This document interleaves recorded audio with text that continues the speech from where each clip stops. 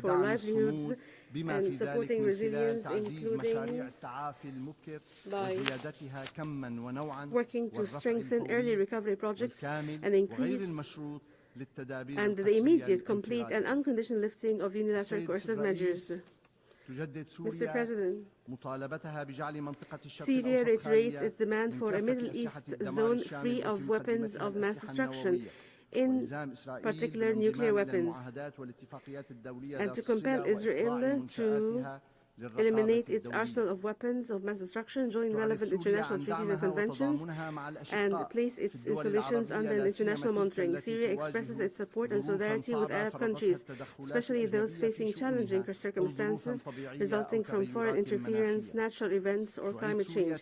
Syria reiterates its support to the right of the Russian Federation to defend itself and to maintain its national security in response to the West's hostile policies and in rejection of the logic of hegemony and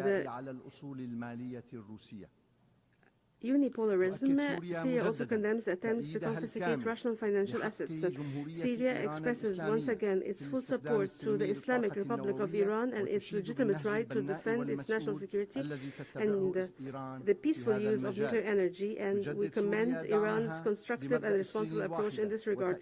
Syria renews its support to the One China principle and the stances of the People's Republic of China as it faces external attempts to interfere in its internal affairs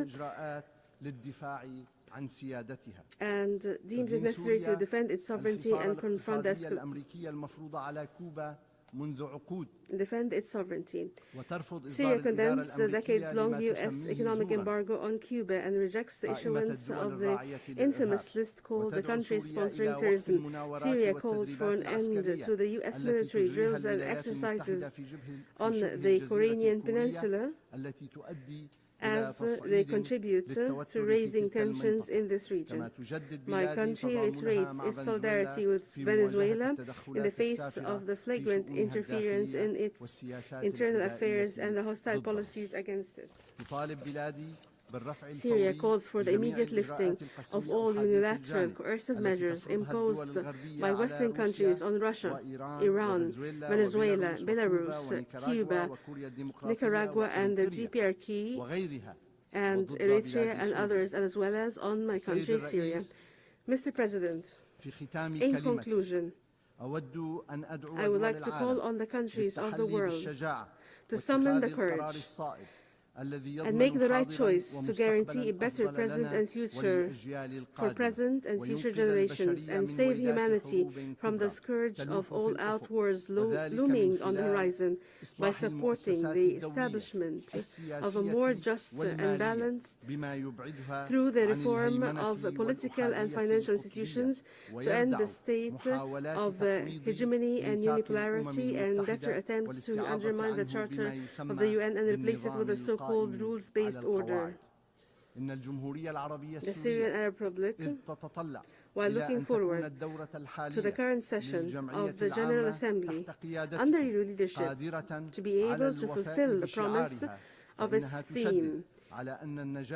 We stress that success in translating this theme into a practical reality requires abandoning the policies of hegemony, exclusion, blockade and collective punishment of peoples, and adhering to the Charter of Organization, respecting international law, multilateral diplomacy, and granting developing countries equal opportunities to advance their societies and achieve well-being, prosperity, and sustainable development for their peoples.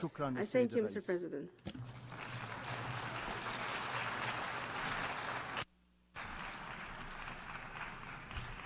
I thank the Minister for Foreign Affairs and Expatriates of the Syrian Arab Republic.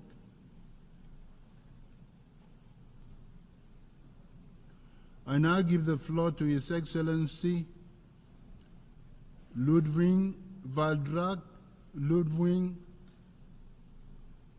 Gentke Wataka, Minister of Foreign Affairs of Nicaragua.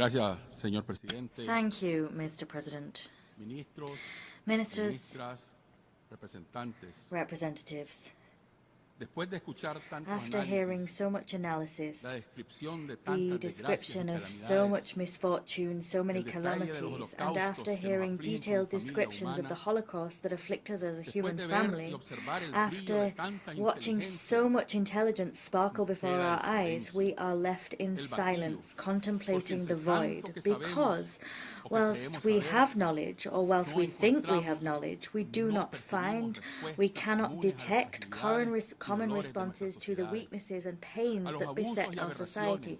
There are a no las agresiones responses de las being found potencias to the y al abuses, injusto orden aberrations, the mundial aggressions que of en global todos los powers, aspectos más to bien the parece ir unjust global order that asfixiándonos from más every y más, angle seems to a pesar increasingly de suffocate nuestro us. And that is happening in spite experiencia of our y el espíritu que knowledge, como seres our humanos experience, and the debemos nutrir spirit that para we have as iluminarnos human mejor. beings, the spirit that we must nourish Las to better light catástrofes de our la way injusticia, forward, the tragedies la of pretensión de injustice, supremacía, supremacist los ambitions, apetitos the perverse perversos de dominio, appetites for sometimiento domination, y barbarie, subjugation, and barbarism como en los más terribles tiempos were those de los que seen in the llamaron worst times colonización that were o known as conquistas, periods of parece colonization or empeorar, conquest. perennizando These la phenomena esclavitud seem to be de la humanidad worsening, a los keeping sentimientos más humankind nobles, perpetually enslaved la to the avaricia, basest a la sentiments, codicia y a la avarice, imposición greed, de and unos the sobre otros, imposition of alejando los models principios y by some valores on others. de This is igualdad all y derechos causing us to que stray con further tanto and further from the sufrimiento la principles and humanidad values of y la equality and inteligencia rights creían haber that, with establecido. sweat and tears, humanity and Cataclismo tras intelligence cataclismo, thought they had vamos won. extendiendo la Disaster guerra after como disaster, método we salvaje continue del to sow imperialismo y war el as the capitalismo, savage MO of también imperialism salvajes, and capitalism. bárbaros y They fieros, too are savage, caminando hacia la barbaric, and extinción de fierce. todos los seres And we're vivos walking y towards the negándonos a extinction of aceptar all que human solo la beings. paz We are puede refusing to vencer. accept that only Porque peace la can paz es la triumph. justicia, That is true because es la peace is convivencia justice, armoniosa, peace is es la peaceful cooperación coexistence, respetuosa, peace es is el avance respectful de la libertad, cooperation. It la is the dignidad y la furtherance of soberanía freedom, de los dignity, and the pueblos sovereignty que of nos all asegura a peoples. todos y todas Those mejores philosophies, tiempos those de la principles historia. will guarantee that Pero we la can paz live a life aparece hoy better than como ever una de las before. más But today, ardientes peace stands fantasías del before sueño. us as one No of the vivimos most caminos de distant paz illusions. We're y por not on a supuesto journey tampoco to conocemos peace. esa paz justa y And duradera que incidentally, pueda verse we're como el not camino hacia acquainting un mundo ourselves de with this hermandad, just and lasting alegría peace y that solidaridad. could place us on a path Cada towards a mañana world of brotherhood, amanecemos happiness, en and tantas solidarity. partes de Every nuestro morning, planeta in so ante many corners of muertos our y más planet, we muertos, wake up to death sacrificados en and las more hogueras death. de la We wake insulsa up to people being superioridad de sacrificed unos, on the bonfires muertos of y más the muertos insipid que supposed pesan superiority o of deben some pesar en la over others. conciencia de los We guerreristas, wake up before comerciantes y killings traficantes de guerras apocalípticas, and massacres which impuestas should por quienes mark the sangre y consciences fuego, of warlords, arrasando seres, magnates, and culturas, those that tierras, traffic in apocalyptic worlds. Wars. These wars are imposed on some people and by some people on others, and they lay waste to beings, cultures, lands. They crucify, and they do all of this to ensure that life meets their tastes, whims, and interests. In these daily massacres, how much do we lose, particularly when it comes to the most deeply rooted human emotions that we have: love, brotherhood, and hope. These are values that human beings seem to be casting aside. These values are undoubtedly victims of the hell that they sell to us as a heaven, victims of these satanic kings that dismiss the tragedies they visit upon us, and in so doing they forget the core principle of civilization, which should be power enjoyed by all for the good of all of us. Every day we lose heart, we lose our soul, not because we sell it to the devil and his satanic underlings, but rather because our generations that should have learnt so much from the millions of human beings that have sacrificed throughout history on the bonfires of vanity and ambitions, these people are the victims of deadly selfishness, lessons that they fail to learn from. We forget all of that, and instead, enemies of peace try to convert the world into the most arid of deserts, spiritually arid. And we ignore all of this, and we fail to harness our human strength. We're faced with so much aggression, barbarism, attacks, crimes, satanic assaults are being waged on all of us. Evil seems to be trumping good. But in the face of all of that, peoples are left, those peoples that know how to fight, peoples of culture, spiritual experience, and dignity and national decorum. That is our great asset. That is our most invaluable heritage. That is the kingdom of God on earth. This is the beginning, the dawning of a new world, which is being born, rising from the ashes of anguish, suffering, and pain.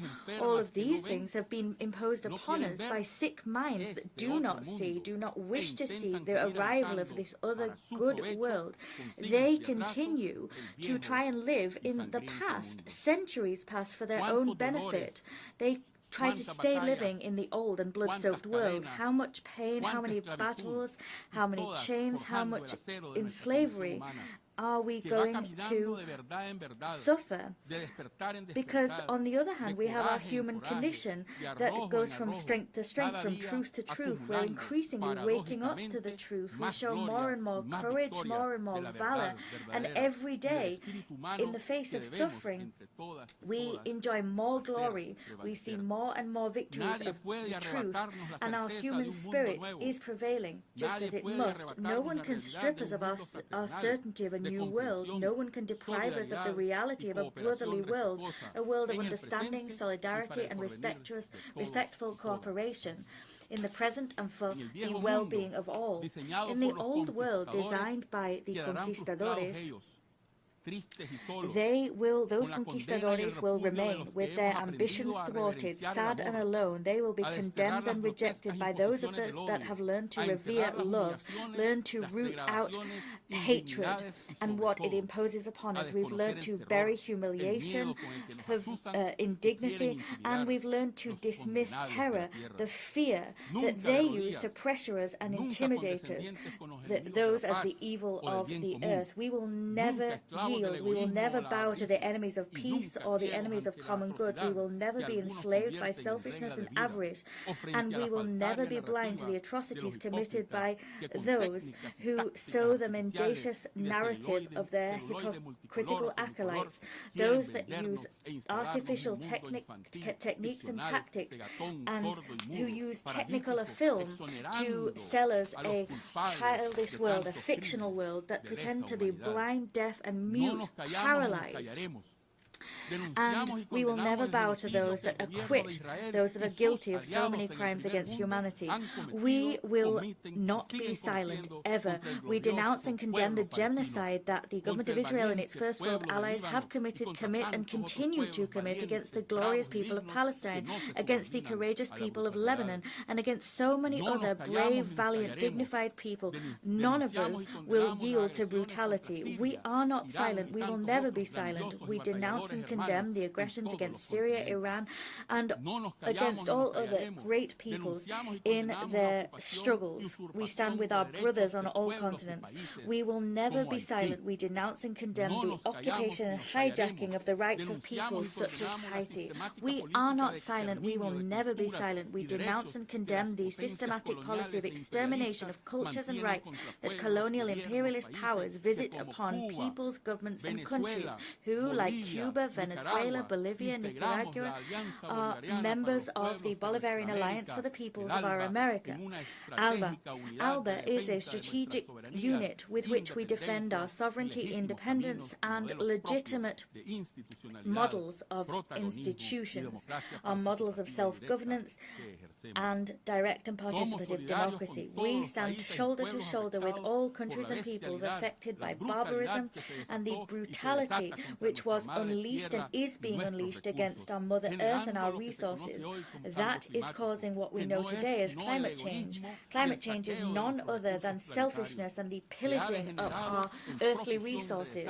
That pillaging has created myriad disasters, disasters which are not natural, disasters which require climate justice, disasters that have been imposed upon us by selfish slave masters, the pillagers of our world, the filibusterers. They've done all of that without regard for what we're losing without compensation, redress, or reparation for what we've lost. We stand shoulder to shoulder in brotherliness, solidarity, in just struggles for food security, health security, education, rights, human security. These are all rights that we will never give up on. Of course, we are fighting an urgent daily struggle against terrorism in all its forms, against drug trafficking, organized crime, all vices and criminal activities that have been imposed upon us to weaken our institutions, models and practices, and in order to increase interference into our ways of life. Those doing that are attempting to instill and establish ways of living which are not our own. They're seeking to, in so doing, create an image of us according to which we are incapable, mere beggars. We will never accept that model. There are invaders, those interventionists that are dressed in sheepskin, that have the faces of wolves, and to them we say we are people rich in culture, resources and community models.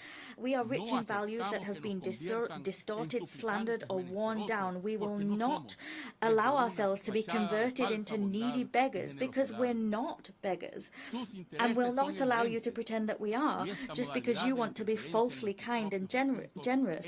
Your interests are patently clear, and you're using them to interfere in our own affairs. That's not only unacceptable, it's despicable and unbecoming. We have a right to our freedoms and the supreme dignity of our spirit and culture. We have a right to our own conscience and our own convictions.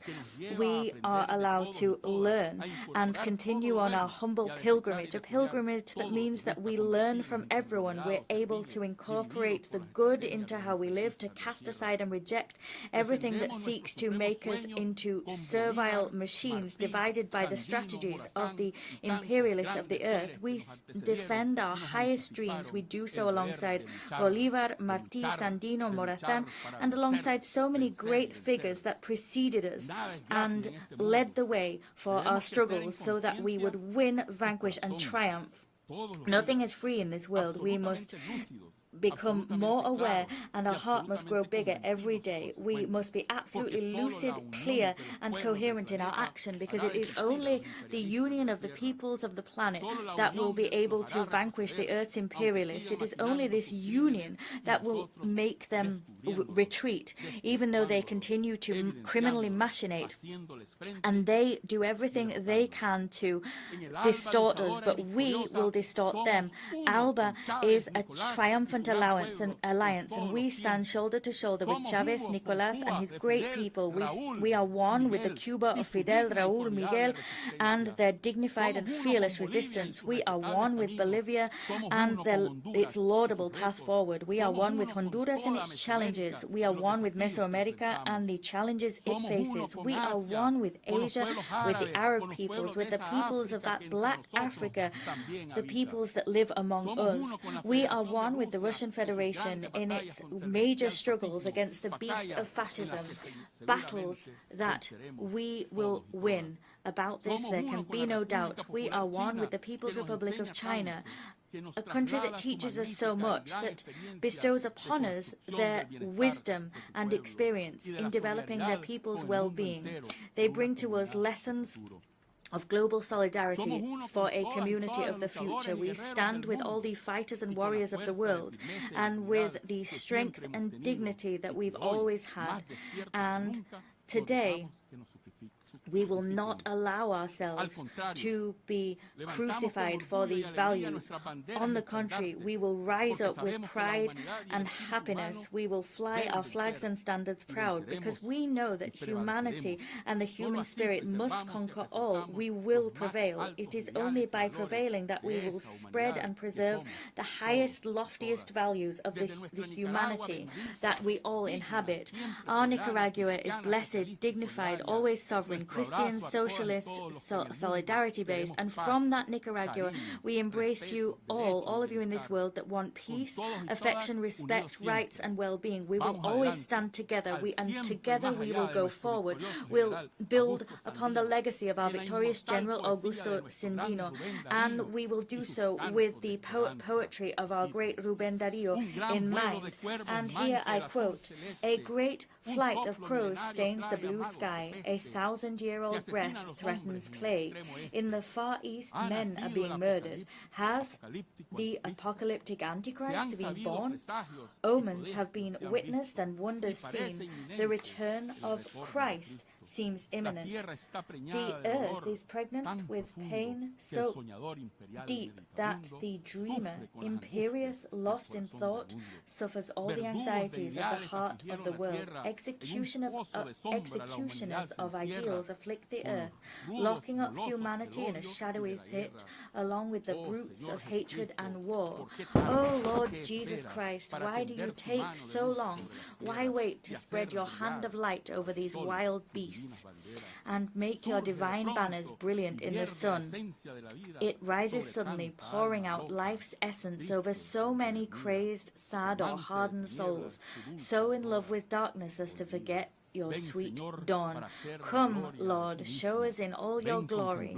Come with trembling stars and the dread of cataclysm. Come bringing love and peace across the abyss. Let your white horse, which the visionary witnessed, come in, and let that divine extraordinary clarion sound, and may my heart be an ember of your swaying incense. Today we remember the Nicaraguan father, priest, ambassador of the dignity and decorum of our peoples, Miguel de Escoto Brockman. He fought and he bequeathed upon us the responsibility to fight for the remodeling of the United Nations so that the United Nations could serve the cause of debate and the struggle for justice, the right to harmony and happiness of the peoples. The United Nations as an instrument belonging precisely to nations themselves, an instrument to denounce, condemn, reject and repudiate all abominations and aberrations perpetrated against all of us. It is an instrument to encourage good, affection, to root out evil, opprobrium and hatred in our relations. Our relations, our ties should be those of brotherly coexistence. Peoples of the world, go forward. The earth must be the paradise of all of humankind. The world will be different and better. That's what we're working for. That's why we are united, and that is what we believe in. Allow me to bring to you the affection of all of Nicaragua's people, that of President Commander Daniel Ortega and Vice President Rosario Murillo. Many thanks indeed.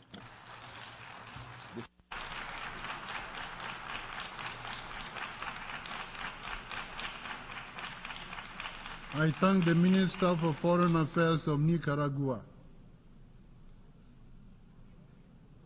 I now give the floor to His Excellency Osman Saleh Mohammed, Minister for Foreign Affairs of Eritrea.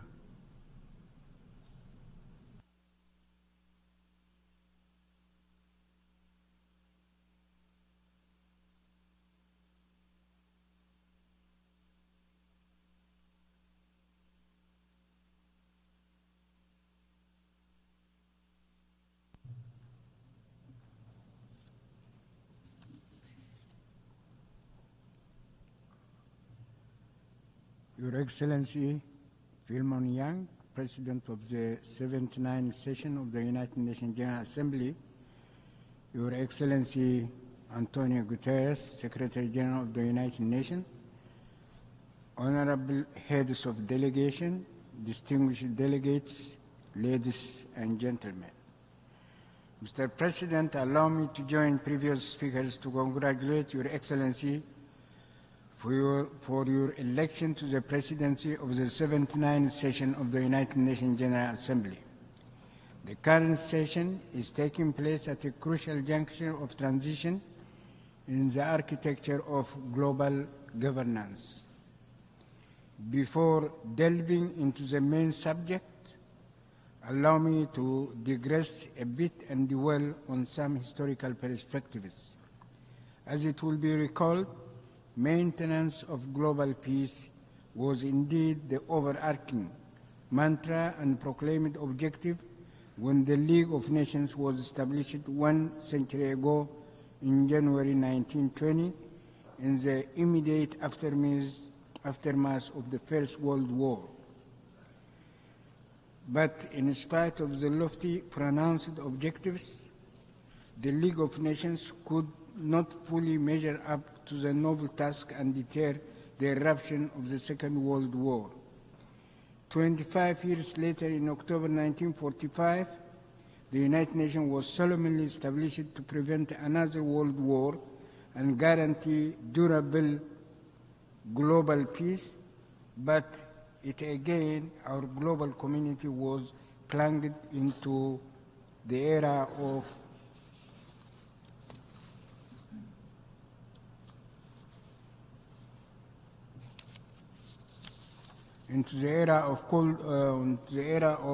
the Cold War, whose hallmark was a controversial bipolar international world order. With all its dynamics and the deleterious consequences to global peace and stability, the Cold War era culminated after 45 years in 1991 in the collapse of the former Soviet bloc.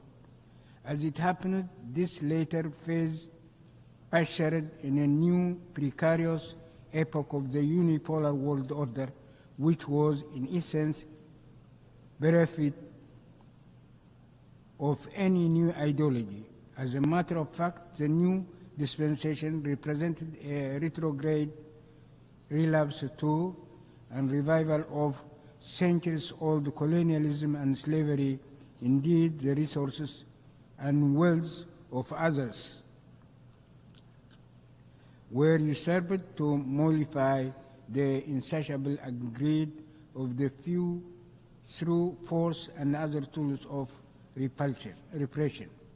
The manifestations of this policy are myriad and include pronounced policies of containment by the architects and proponents of a unipolar world order in the European theater, and especially reckless acts in Ukraine.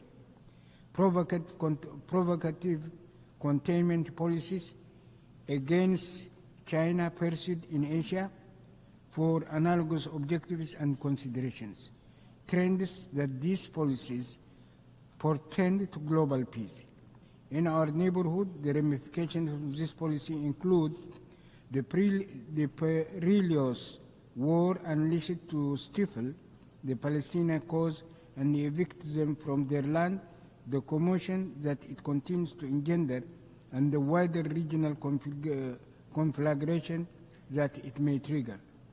Acts of subversion conducted and multiple crises fomented in several parts in Africa under various pretexts to preserve and maintain colonial slavery. Overt interventions carried out in the same manner in Latin America to install surrogate regimes.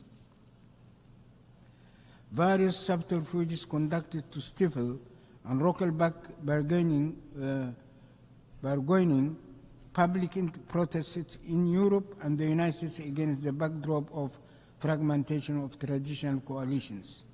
All these distressing developments and trends amplify the innate flaws and dysfunctionality of the reckless policies of the unipolar world order. Ladies and gentlemen, efforts exerted during the various epochs to imbue institutional structure and mandate to the global architecture were not ultimate aims and objectives in themselves. As it is indeed palpable, institutional formats are mere mechanisms and modalities for achieving the desired goals and objectives. Peace and stability constitute indispensable prerequisites for the promotion of prosperity and growth and the attainment of the ultimate human aspirations of justice and the prevalence of a just political order. In other words, the assertion and guaranteeing of a just global order where domination, deceit, coercion, and intimidation plunder and monopolization are not countenanced or tolerated. The unequivocal aspiration of the peoples of the world in the past 100 years were precisely the crystallization through the League of Nations and later the United Nations of a just global order. The perplexing question remains whether these lofty aspirations and profound wishes were achieved. The poignant answer is no, these have not been realized. On the other hand, the logical corollary to failure is not despondency, but redoubled and more vigorous commitment and resilience in order to achieve the cherished objectives and goals.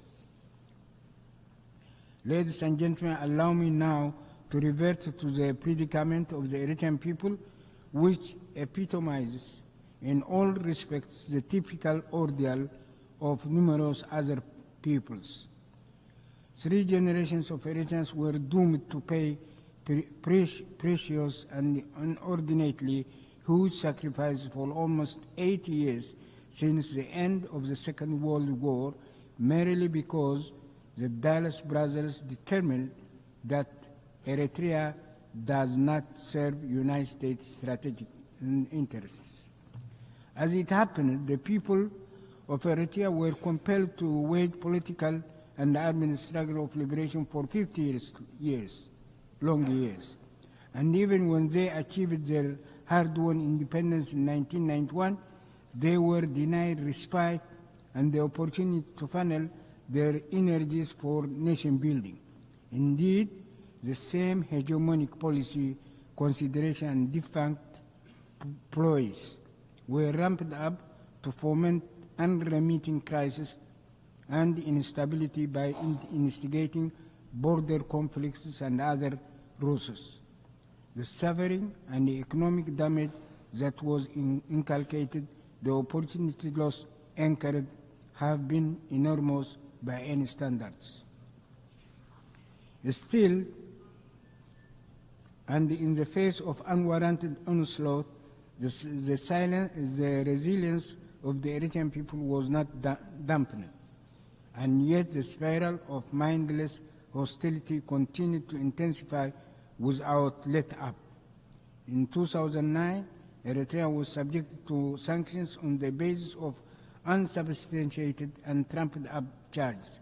As it happened, the forces of hegemony plotted to further punish the people of Eritrea and invoked a preposterous pretext for a people and the countries that have waged a relentless struggle against terrorism and domination for decades. The sanctions were ultimately lifted in 2018, but the question remains, why was it imposed in the first place? Furthermore, it must be borne in mind that illicit unilateral sanctions, futile demonization campaigns, as well as subversive acts to instigate conflicts in the region still continue unabated. Ladies and gentlemen, the ordeals meted out to the people of Eritrea is only the tip of the iceberg.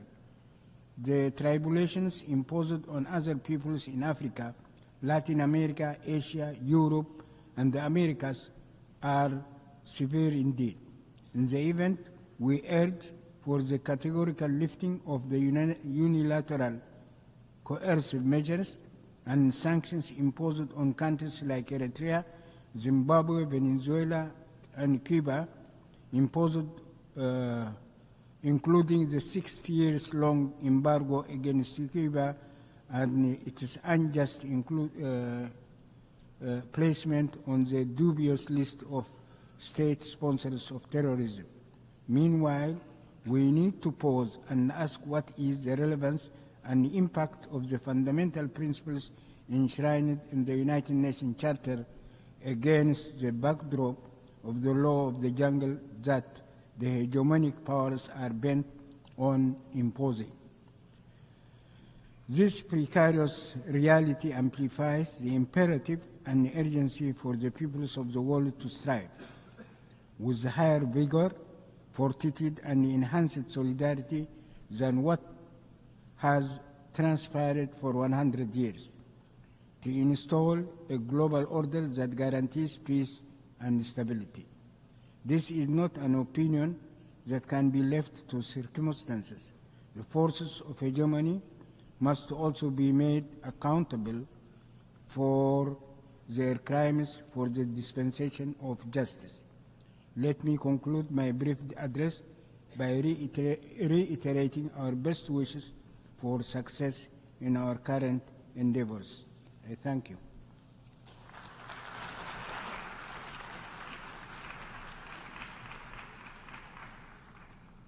I thank the Minister of Foreign Affairs of Eritrea. I now give the floor to His Excellency Bakari Yau Sangare,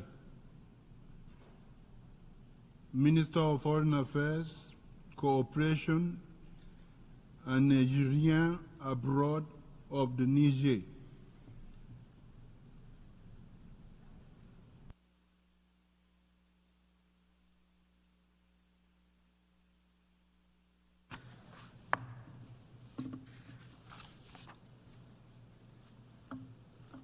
Bismillahirrahmanirrahim.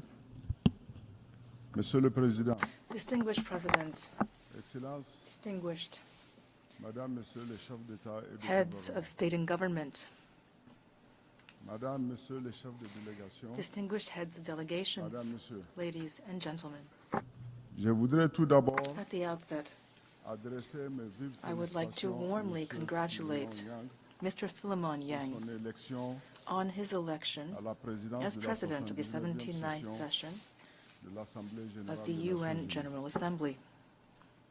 Je souhaiterais par la même I occasion also exprimer à son would like to prédécesseur, express to his predecessor, Monsieur Mr. Denis Dennis Francis de of Trinité Trinidad Tobago, and Tobago, mes chaleureux remerciements pour le my travail sincere remarquable thanks for accompli durant his son mandat outstanding work malgré un contexte during his mondial mandate, plein de despite bouleversements. the turbulent global Hélas, context.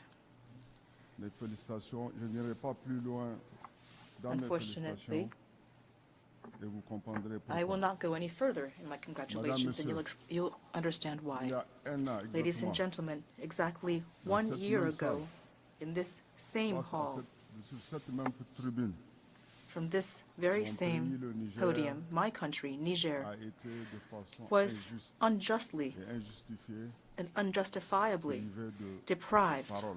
of its right to speak. Ce n'est pas ça le plus grave. That wasn't the worst of it. Le débat sur le bien fondé de cette décision, This nous l'avons decision eu à son temps.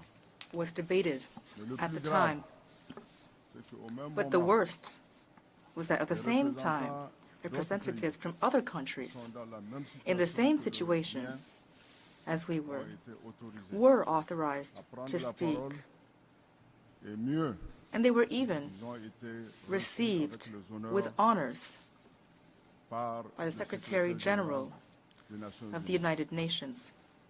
Vous comprendrez très aisément avec moi, You can easily understand qu'il y a and agree with me deux poids, deux that we're mesures. looking at Il y a le double un standards, qui est de nature à entamer double la standards crédibilité de that notre tarnish the organisation credibility commune. of our common organization. A pris cette décision My avec country dignité, accepted that decision with dignity, laissé pour compte. but we did feel left behind. Mon intervention That sera is why essentiellement axée my remarks today sur les laissés pour compte will focus on those left et behind la dignité humaine. and on human dignity. La dignité humaine, Human dignity. mesdames et messieurs, Ladies and gentlemen, cadre parfaitement is avec perfectly les in idéaux keeping with the de la ideals refondation qui est en cours au Niger. behind our transformation in Les laissés Niger. pour compte, par contre, Those résultent des conflits, left behind, des on violences the other hand, result from conflict, multiples, des inégalités, violence in many forms, des déficits de inequality, solidarité and the lack of solidarity, as well as the marginalization of a large portion of the population of our planet, people who aspire for a better world.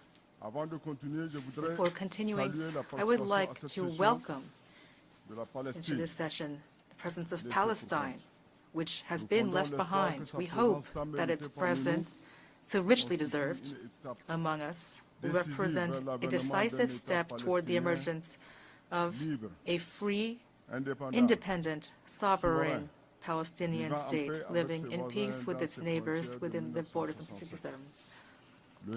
Niger reaffirms its support to the Palestinian cause. We believe only a two-state solution can end the cycle of violence and can guarantee peace and security in the region. My country also laments the situation in Lebanon and calls for an immediate cessation of hostilities. Ladies and gentlemen, every year we engage in the ritual of lamenting the situation of poor countries and pleading for a more equitable world. But we're forced to observe that we are holding too many meetings and taking too little action. We are stagnating. Poor countries see what is happening.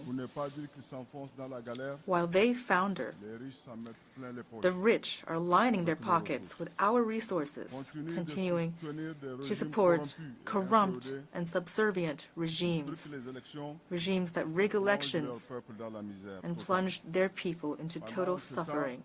Meanwhile, the international community stands aside in silent complicity, which once again demonstrates their double standards. Ladies and gentlemen, from this podium, I call upon the exploited peoples left behind, to tell them that it is not the affluent countries that will be finding solutions for us. I affirm that these solutions are within us. They consist in refusing to demean ourselves by begging for aid. They consist in building worthy partnerships in which our natural resources are paid for at the price that they deserve and benefits invested for our population. It is in this spirit that my country is using its own funds to address the damages and the humanitarian crisis caused by unprecedented flooding that occurred this year. We don't need any lessons about democracy. What's important is the interests, the choices, and the aspirations of our brave peoples. As stated by the President of the National Council for the Salvation of the Homeland and Head of State, His Excellency Brigadier General Abdurrahman Tiani, no state and no interstate organization shall dictate to my country what conduct to adopt, let alone its agenda in terms of strategic or diplomatic partnerships.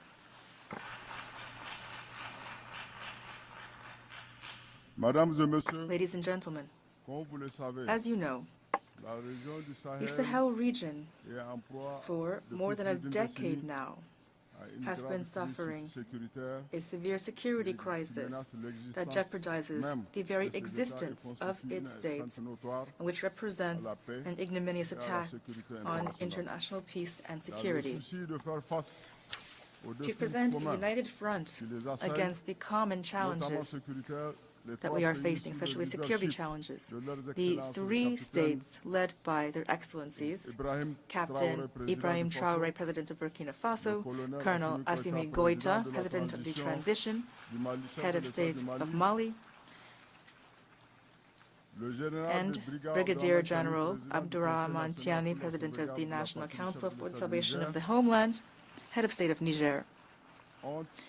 Signed on September 16, 2023, the Liptako-Gourma Charter, thus establishing the Alliance of Sahel States, or AES. Today, We can see the strong support of the population as well as the military successes won on the ground by the AES defense and security forces in their battle against terrorism and crime. Here I would like to commend the creation of the unified force of the AES and the excellent coordination the units have demonstrated.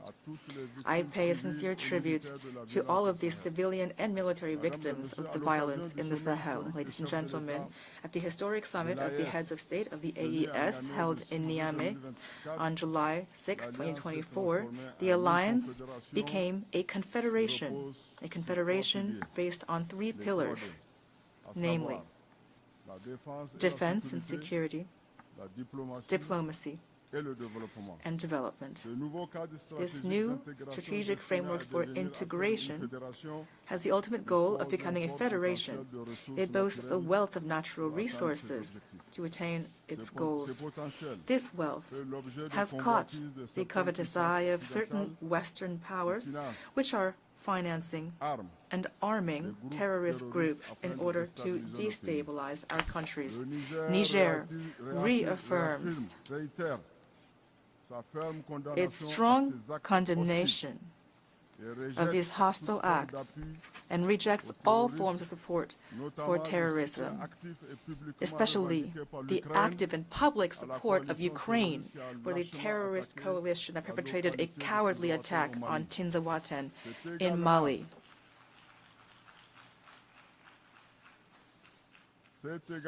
Here I also would like to condemn the subversive actions and new strategy of recolonization espoused and pursued by France, which trains, finances, arms, and provides intelligence to the terrorist groups of the Sahel. It provides food and lodging to its local lackeys, some of which occupy the diplomatic premises of Niger in Paris in flagrant violation of the Vienna Convention of 1961 on diplomatic relations. So far from halting the momentum underway in the Sahel, these attempts at destabilization are only strengthening our country's resolve to forge ahead as we pursue our goals. In spite of all these adversities, the AES caravan goes on. Mr. President, the Confederation of Sahel States is now, as much as some might be displeased by it, a new geopolitical deal which will fully play its role in the international arena while respecting the sovereignty and the freedom of choice of its partners, as stated by His Excellency Colonel Assimi Goïta, President of the Confederation of the AES, on the first anniversary of the alliance, quote, "In our spirit of independence and regained sovereignty, we remain open to cooperation with brotherly and friendly peoples based on fraternity and mutual respect." Ladies and gentlemen, on the national level, the inclusive vision of the President of the CNSP and Head of State, Brigadier General Abdurrahman Tiani, is based on 4 strategic pillars as follows: bolstering security and social cohesion, promoting good governance, developing production bases, and accelerating social reforms. These pillars aim to ensure the security, political, and socioeconomic sovereignty of our countries. They inform all of the actions of the state and its partners to pave the way for a structural transformation of the Nigerian economy and to improve the population's well-being. To guide this transformation, especially in the mining and oil sectors, my country is willing to sign partnership agreements with foreign investors based on the principle of win-win cooperation and while respecting the dignity of our peoples, which have until now been left behind.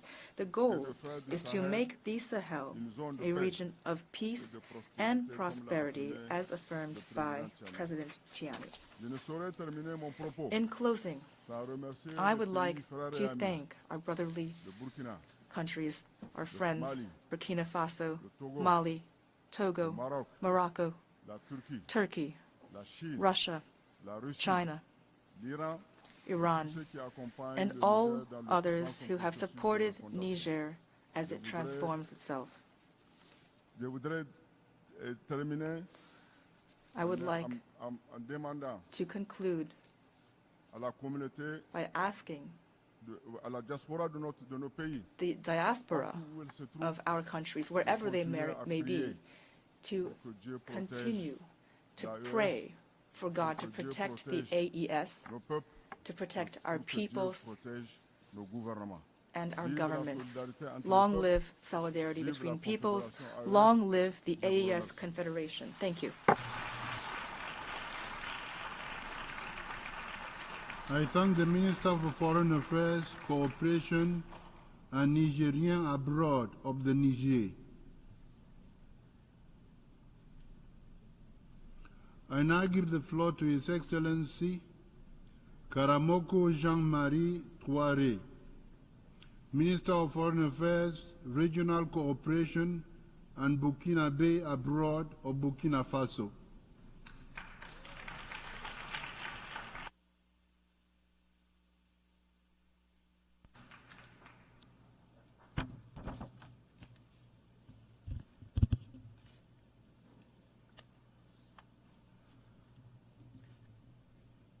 Monsieur le Président, Mr. President, Monsieur le Secrétaire Général, Secretary General of the United Nations, distinguished delegates,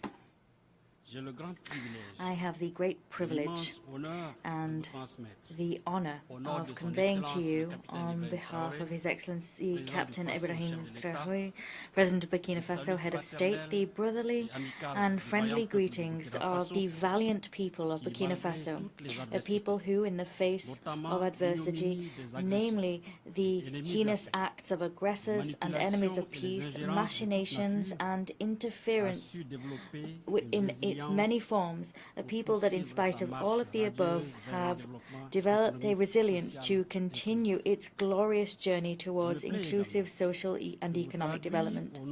I'm also delighted to bring to you, on behalf of the people and government of Burkina Faso, my warm congratulations, Mr. President, on your brilliant election to steer this 79th session of the General Assembly.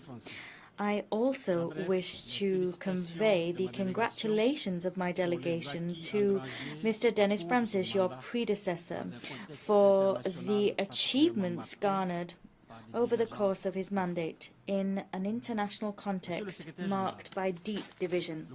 Secretary General, Burkina Faso quite rightly appreciates the work done by the UN system and its partners under your leadership, work that they continue to do on the ground to support my government's efforts.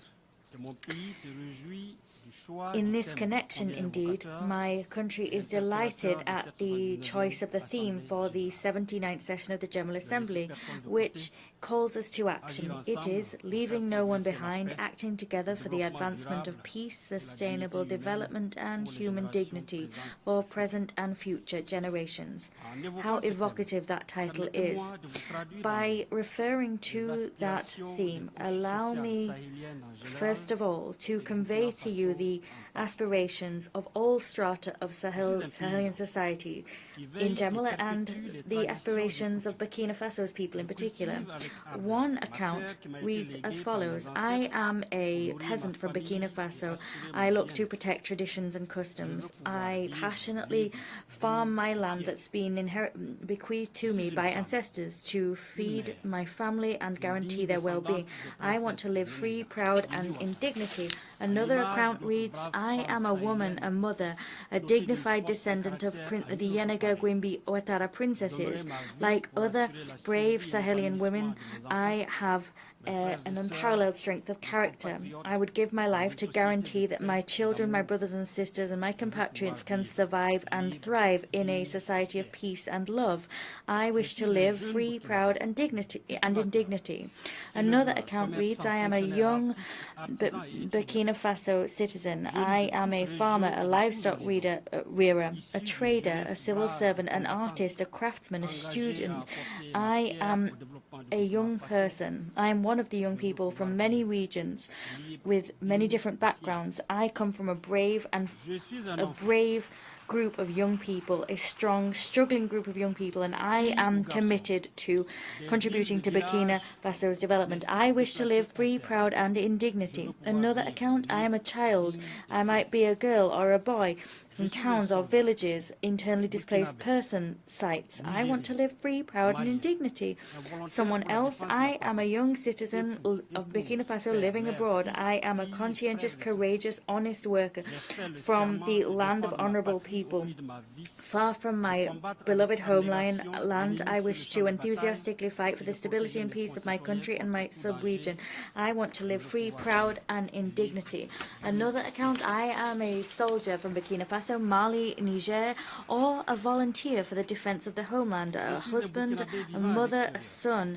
I took an oath to defend my homeland, and I will sacrifice myself on the battlefield to protect my co-citizens against all danger. I wish to live free, proud, and in dignity. I am contributing to the development of my sub-region. Mr. President, these aspirations are the beacons which guide my government's action. The struggle of that government is to create a society in which the men and women of the Sahel can live free, proud, and in dignity. The theme of our session is one we highly appreciate because it is so relevant. In reality, it unveils a concern as crucial and long-standing as the United Nations itself, a theme which is tackled by almost all of the debates that occur here. What the theme really conveys is that now we're no longer simply thinking about what to do or how to do it. What we need to do now is give life to our speeches through tangible actions. We must go beyond words and finally take action to usher in a fairer world rid of prejudice and stereotypes which seek to treat certain peoples or certain parts of the planet as second class, treat them as people doomed to wait in the prisons of isolation and scorn, waiting for handouts, living at the mercy and whims of great powers that claim to be the only ones able to indicate the path that others must follow, and they dictate how others must live. We must focus our efforts on the common goals of our organization, an organization whose primary goal is to promote the well-being of peoples by guaranteeing that they can live in peace and security. This urgent and overriding need to build a new world together and work together to create a fairer world is entirely valid in the current context. A context dominated by protracted crises, complex conflicts, and unequal economic governance, which further divides states and exacerbates differences between people. The consequences of such division are human tragedy. This disastrous state of affairs is the result of a multilateralism standing at a crossroads, a multilateralism which is exhausted, a multilateralism whose reputation has been neutered time and time again by predatory actions by certain member states who've decided that they are the masters of the world, and as such they've built their foreign policy on subjugating and exploiting other states. We need to be properly concerned by this issue because the harmony and the cohesion of our world is at stake. For that reason, Burkina Faso would like to take this opportunity to once again appeal to reason, to the wisdom of all of us. We'd like to appeal to the powers of our world to prioritize an inclusive global governance, which is rid of hegemonizing visions. And if we can do that, the UN's glory will once again be restored. Mr. President, restoring the integrity of our territory by ensuring our people can live safe and enjoy their property, remodeling political, administrative, economic and financial governance so that they can further the ambitions is one of our people can further their ambitions is one of our goals. We also need to usher in reforms and development initiatives which will lead to shared prosperity and economic and social progress which is sustainable. These are all areas of focus of our President, Captain Ibrahim Traoré. And with his leadership and far-sightedness, we shall prevail. The people of Burkina Faso has decided to affirm and embrace its sovereignty, putting an end to its subjugation. It has demonstrated extraordinary resilience, just as all the people of the Sahel have done. They have understood the importance and magnitude of our struggle, and as such have joined the ranks of our defense and security forces. With this tireless support, thanks to patriotism, the genius, the bravery and the spirit of sacrifice of the sons and daughters of Burkina Faso, our country has notched up success we couldn't even have hoped for. We've also had significant successes in our committed fight against terrorists instrumentalized, deployed from a distance and financed by neo-colonial powers. Here I wish to pay a much-deserved tribute to civilians and members of our military who have fallen on the battlefield, and I bow down before their memory. Mr. President, we're seeing strategic reforms and visionary reforms where our troops are concerned. We've built their capacity, we've reorganized our fighting forces on the ground, and in so doing we've increased our means of our resources to act, and that has been our salvation, because ultimately we have won back all of the areas that were overrun by criminals and their allies. Turning now to statistics, almost 70% of our territory is now under state control. That compares to 40% in 2022. That turning tide has allowed displaced persons to return. Schools have been able to reopen in less than 2 years. Our taking back of our territory has allowed more than 700,000 people to return to their villages. That action has allowed almost 1,500 schools to reopen their doors, offering the opportunity to so many pupils to return to school and continue their studies. They've long yearned for that time to come. These results compel admiration and spark great hope. They've been made possible by the endeavors of our defense and security forces, by the patriotic commitment of our volunteers for the defense of the homeland, and by the staunch support of the diaspora and the outpouring of solidarity they've showed. This patriotic mobilization of all of our society has allowed us to collect some 99 billion CFA, that is $165 million in 2023 alone. That far exceeded initial estimates. In other words, you can see here how determined our people are to finance and wage a struggle against terrorists and their allies. Mr. President, at this very moment, we are notching up successes in our offensive against obscurantist forces, against the acolytes that have a questionable, shady reputation. At the same time, we're seeing that we are the victims of a defamation and smear campaign being waged against our soldiers. They are being accused of violating human rights without the slightest smidge of evidence being brought forward. This propaganda has been cobbled together and aims to lower the morale of Burkinabe patriots and to sabotage their legitimate struggles.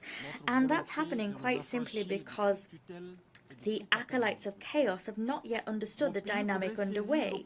They haven't yet understood our desire to free ourselves of all paternalism and condescending guardianships. My country would like to take this opportunity to convey its deep gratitude to all countries and sincere partners who have supported us in our glorious journey towards inclusive social and economic development. Here, I'd like to invite all UN member states to pay no heed whatsoever to this media smear campaign, which, and this is patently clear, is none other than the expression of the distress of terrorists and their sponsors because they have been thwarted. I'd also like to reassure you of the professionalism and stellar conduct of our defence and security forces that has been demonstrated through their participation in peacekeeping operations and recognised time and time again at this very podium. The ongoing training and examination of our defence and security forces and volunteers in international humanitarian law guarantee that our professional conduct is unimpeachable when it comes to respecting human rights. Mr. President, we all seem to agree that we need to combat international terrorism.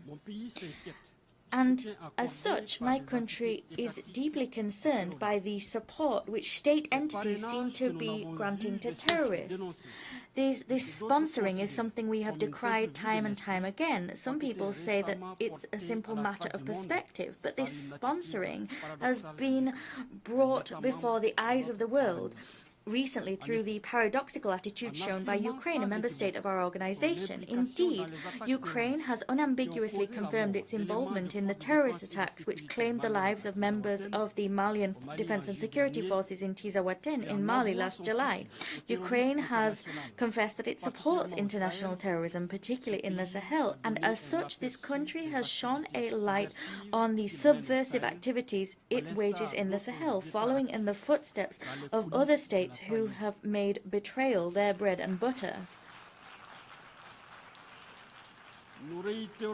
We reiterate our staunch condemnation of these acts of aggression and this apology for terrorism, which violate the United Nations Charter and the relevant international conventions.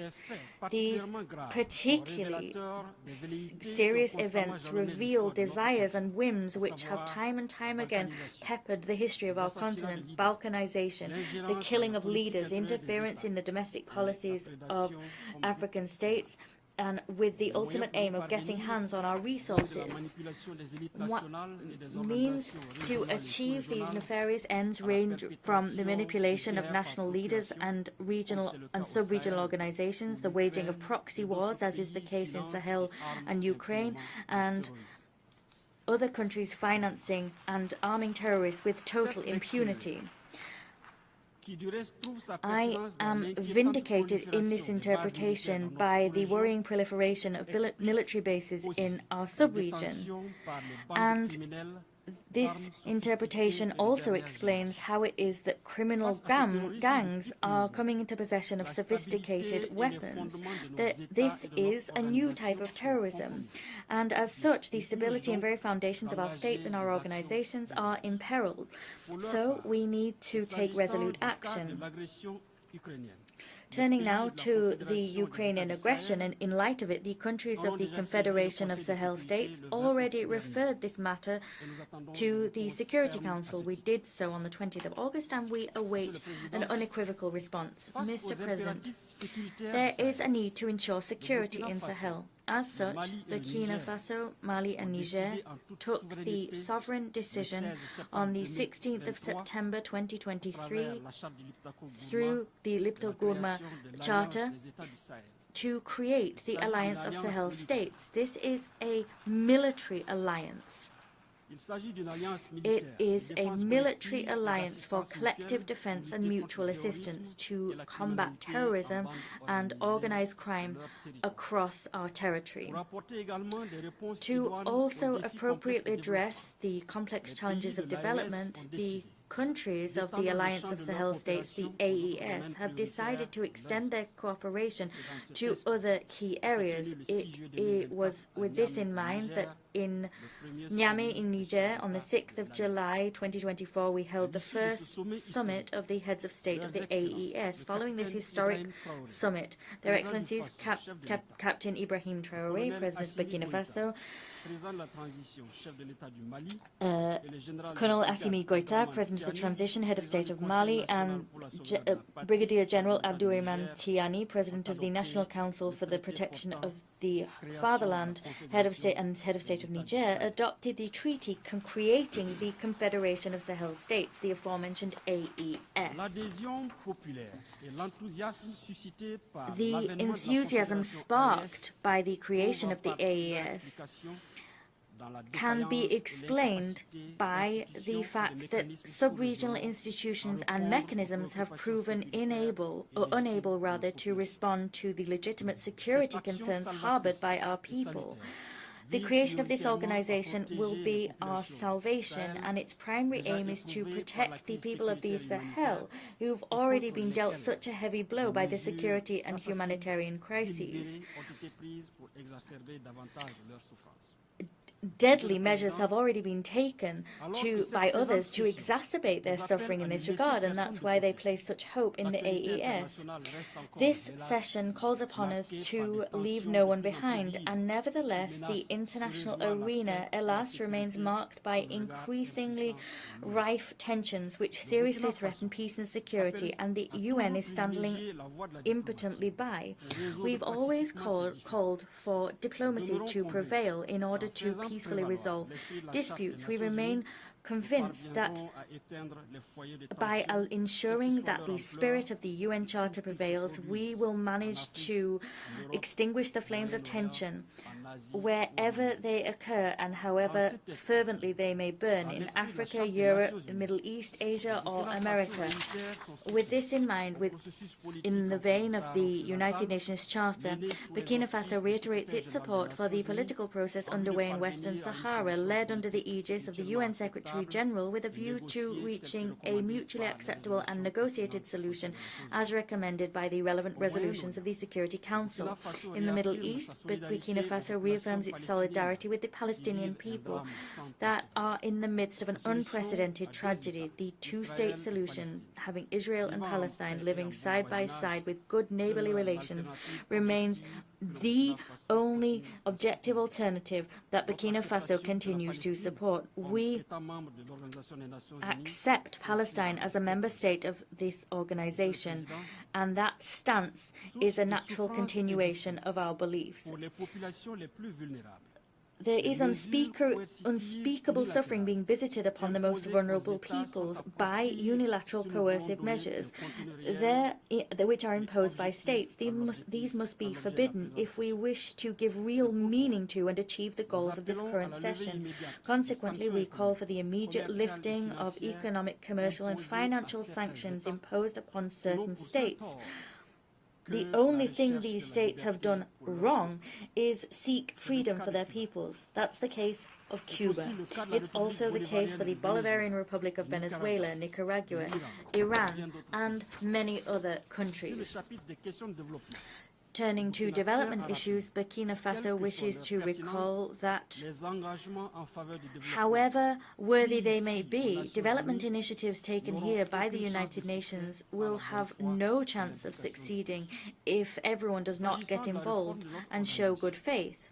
In terms of our organization's reform, it is time for the African continent to fully participate in the UN Security Council in accordance with the African position reflected in the consensus agreements that produced that position. Giving Africa its rightful place would cement the universal nature of the UN and repair the historic injustice which continues to be done to Africa. Mr. President, to conclude, I wish to make it clear that Burkina Faso has deep faith in the UN. However, this organization must take action with full respect for the sovereignty of member states, for their strategic choices and their fundamental interests. In the Sahel, we're seeing renewal and hope burn bright, and that has been born of the AES Confederation. We remain convinced that this new sub-regional community, which is not taking aim at any country or any people, can contribute, working together with sincere partners to move forward without any hypocrisy and fight against terrorism and insecurity in the Sahel. May God bless Burkina Faso. May God bless the AES Confederation. May God bless Africa. Fatherland or death, we will prevail.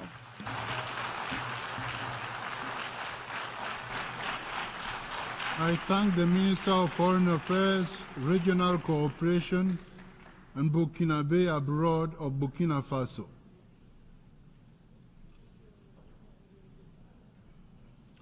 I now give the floor to His Excellency Jean-Claude Gakoso, Minister of Foreign Affairs, Francophonie, and Congolese abroad of the Congo.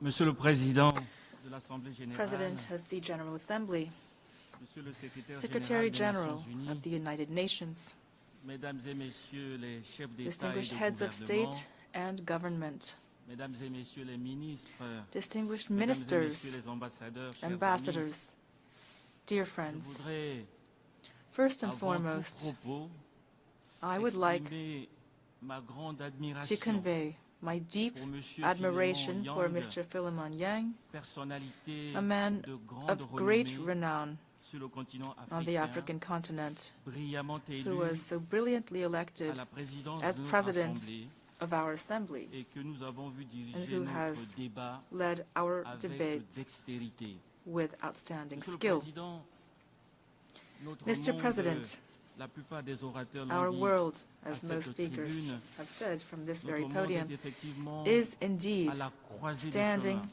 at a Il est crossroads. confronté à une sorte de It is facing spirale a sort of deadly funeste spiral de crises of imbriquées overlapping et de crises conflits and dangereux dangerous que l'on conflicts, croirait presque which one might think irréconciliables. are all but En unresolvable. effet, les situations de Indeed, guerre ou de violence armée situations involving de tous war ordres and en armed Ukraine, violence of all en forms in Palestine, Ukraine, in Palestine, in Lebanon, au Soudan, in Sudan, dans le Sahel, in the Sahel, dans la Corne de l'Afrique, in the Horn of dans Africa, l'est de la in the République east démocratique of du the Congo. DRC. Situations These are dont situations la liste that I could n'est malheureusement pas unfortunately exhaustive continue et to auxquelles il list faut bien ajouter for quite some time. la crise climatique, And that is on top of the le climate fardeau crisis, insoutenable de la dette crippling debt et burdens, bien sûr le and of course, spectre the apocalyptic apocalyptique specter d'une guerre of nuclear nucléaire war.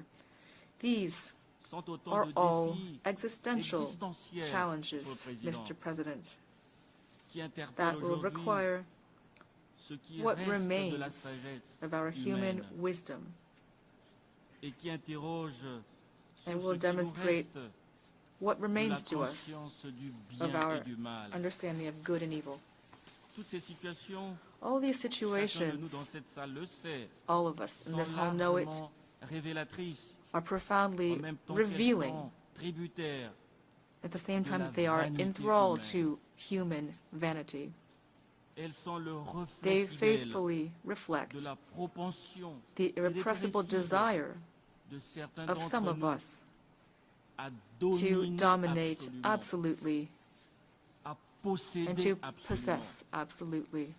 Un vice This is an pernicieux insidious vice, qui plonge ses racines surely certainement rooted dans in la the genèse de very l'humanité, origin of mais que humanity, nous ne sommes toujours pas which parvenus we à éradiquer. have yet to eradicate completely. Du haut de cette tribune, From au nom this de la podium, paix, j'en appelle speaking au ressaisissement for peace, de la part de tous ceux qui exercent le I pouvoir call politique. for all de those par with le monde. political power throughout the Au world nom de la paix, to hear me. j'en appelle à la sagesse For the sake collective. of peace, I Cette call vertu cardinale upon que their prodiguaient collective wisdom, inlassablement this les cardinal anciens virtue that was dans taught by toutes the nos ancients sociétés, in en all of our Afrique, en societies, Asie, in Africa, en Europe, Asia, dans les Amériques, Europe, dans le the Pacifique, Americas, in the Pacific. Au nom de la paix, For the sake of j'en peace, appelle à la pleine I'm calling upon conscience the de ce que nous sommes conscience une of all of race us, humaine,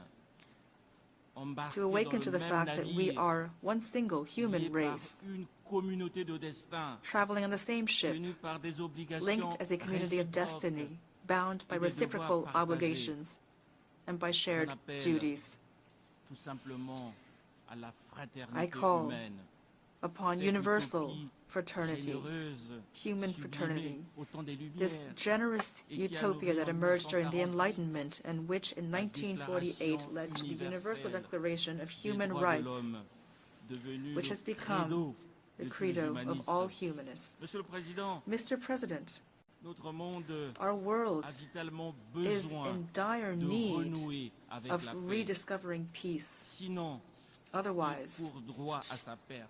it is La paix n'est rushing pas une toward its own option. perdition. Peace is Elle not ne peut pas être just une an option. It alternative. is not an alternative. La paix est Peace un impératif. is an imperative. Et cet impératif And this doit s'imposer à imperative tous, falls upon all of us, partout et en tout lieu. everywhere.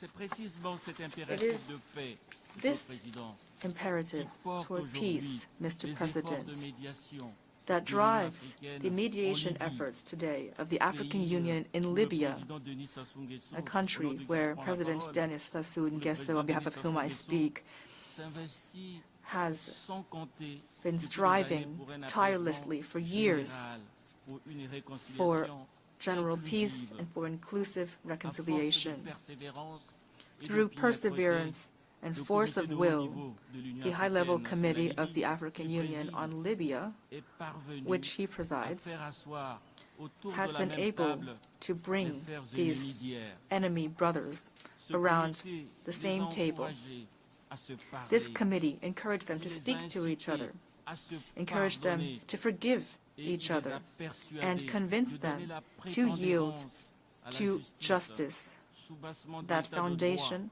auquel of aspire the rule of cette law Libye which qui renaît Libya aujourd'hui has de been ses aspiring cendres to, comme Libya l'invincible which phénix. is now emerging from its ashes Cet apaisement like the invincible recherché phoenix. obstinément This peace, et cultivé so patiemment diligently sought and so des années patiently durant, devrait cultivated bientôt for se years now, matérialiser will par soon la signature culminate solennelle in par toutes les the parties à official Addis Abeba signing by all parties in d'une Addis charte Ababa de la of réconciliation. a reconciliation Ainsi, charter. le chemin devant mener aux élections From there, générales, libres et démocratiques tant general, attendues free, democratic serait elections, so largement long awaited, balisé.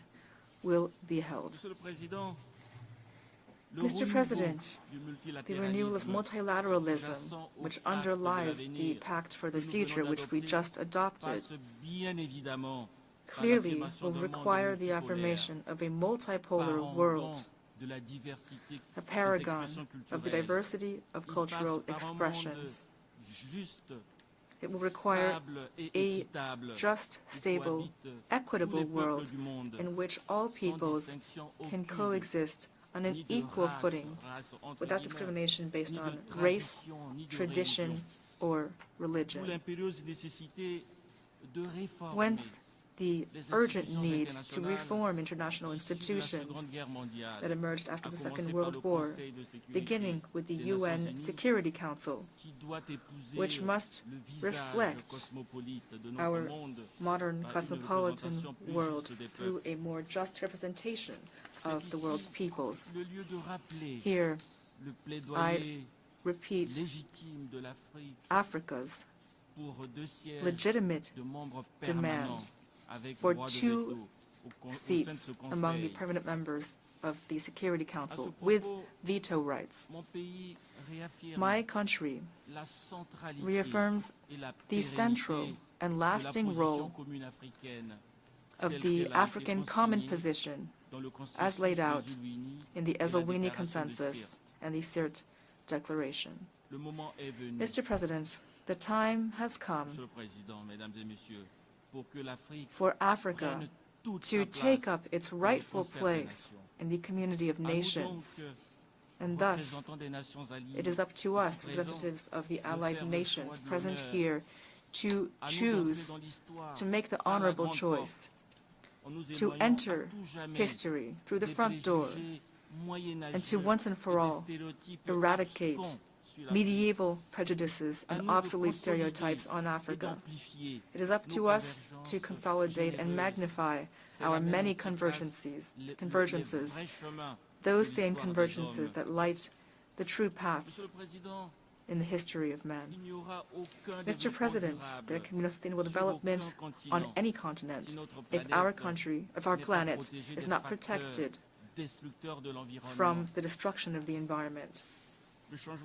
Climate change has now become an existential threat. And this threat, as we know, is multifaceted. Rising temperatures, melting glaciers, disastrous flooding, rampant desertification, the destruction of biodiversity, epidemic outbreaks, and the exodus of populations caused by all of the aforementioned factors. All of these clearly illustrate the fragility of our beautiful blue planet. The community of nations has no choice. It must take action here and now. It must act without hesitation, with rigor, with responsibility, to save our world from an irreversible cataclysm. One of the pillars of this action, of course, is intelligent reforestation and universal reforestation of the planet. We must all contribute as far as we can. The Republic of Congo and the African Union have come to the 79th General Assembly with a well-developed strategy, which my delegation has already registered as a draft resolution for the upcoming work of our committees. This strategy, for which I here call for the support of our Assembly, aims at a significant, steady, and irreversible increase of global forest cover based on international cooperation, which combines reforestation and forest rehabilitation activities throughout the world. All of this will be based on a cooperative, coordinated, concerted, consensus-based approach between states. Mr. President, before leaving the podium, I would like to speak about a situation that is pricking our conscience. It is a situation that will not allow us morally to stand idly by. I'm speaking of the protracted blockade inflicted on Cuba, this embargo, which will soon have lasted a century, an embargo that is causing unthinkable suffering to the innocent people of this country. Mr. President, this embargo, which many Americans themselves find archaic, this embargo should long ago have been simply abolished.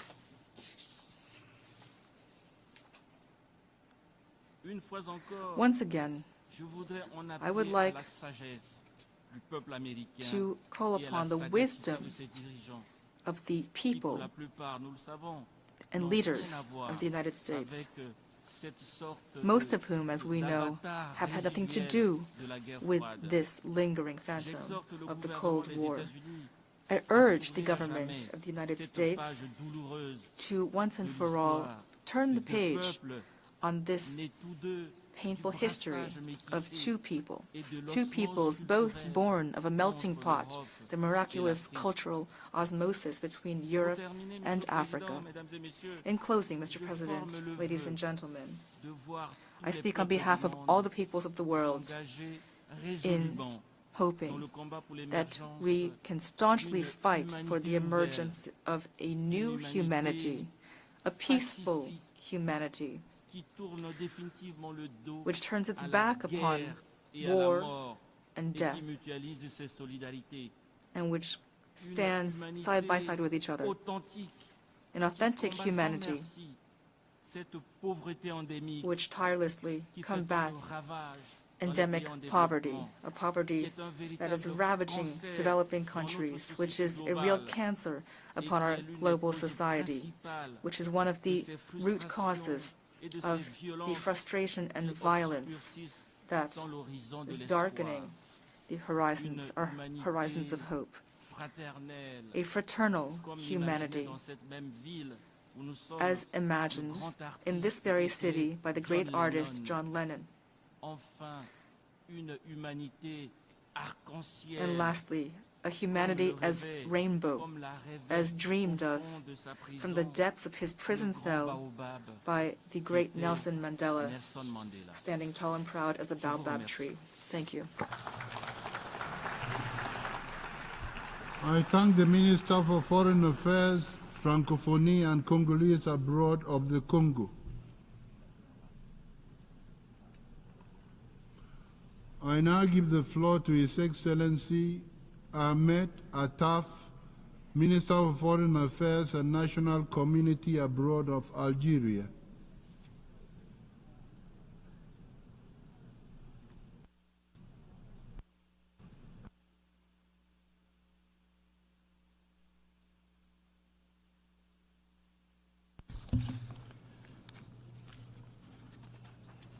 شكرا سيد الرئيس.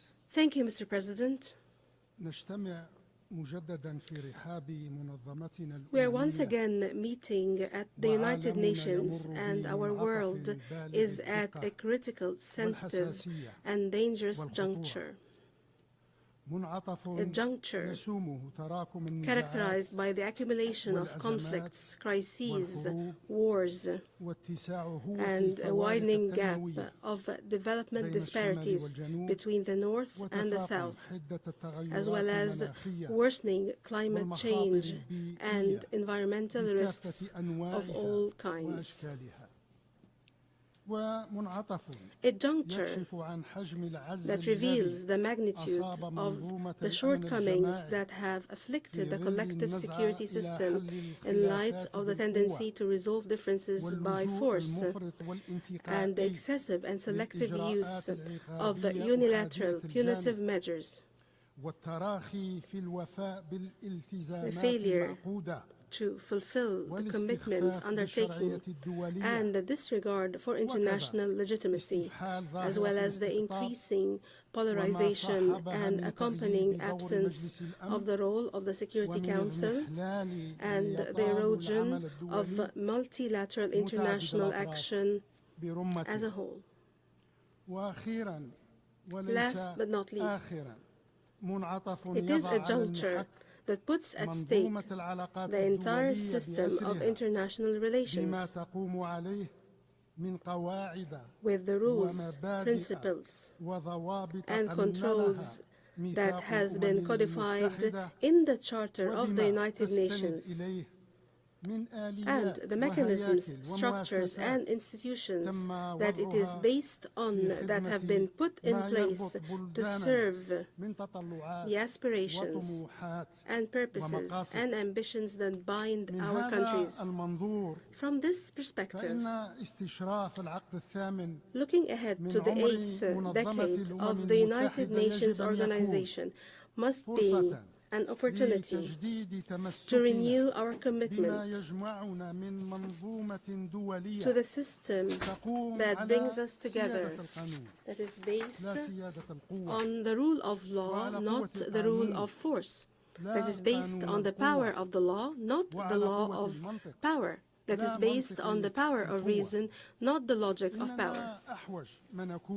We are in a dire need today to restore our commitment to and respect for the United Nations Charter and the rules of international law,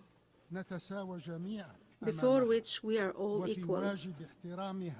والتقيد بها. We all have a duty to respect and abide by those rules. The ongoing genocide in Gaza that has continued for almost 1 year, and the recent spillover of this war into the West Bank and Lebanon,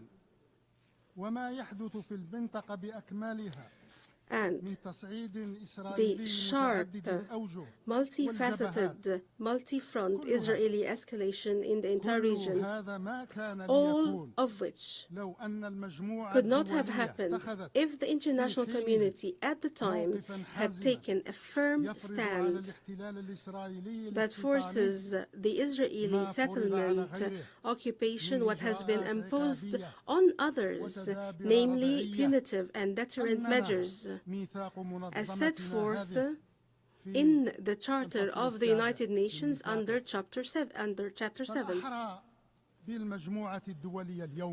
The international community today should hasten to put an end to the inferno against the Palestinian and Lebanese peoples, and to rein in the Israeli occupier and its desire to engulf the Middle East region into a state of crisis, conflict, and endless war. The international community should also realize that it is facing a decisive phase in the history of the Palestinian question. A phase that does not accept a return to the status quo ante, a phase that does not accept hesitation or inaction in supporting the national Palestinian project, a phase that does not allow for procrastination in supporting the move towards the establishment of an independent and sovereign Palestinian state as a just, lasting, and final solution to the Israeli-Palestinian conflict.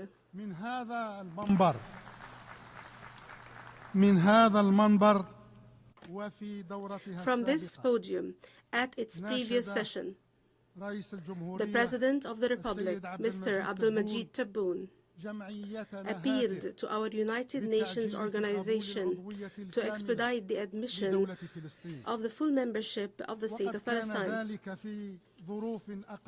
This has been done in a less volatile, tense, and tragic circumstance in the occupied Palestinian territory and throughout the neighboring region of Palestine.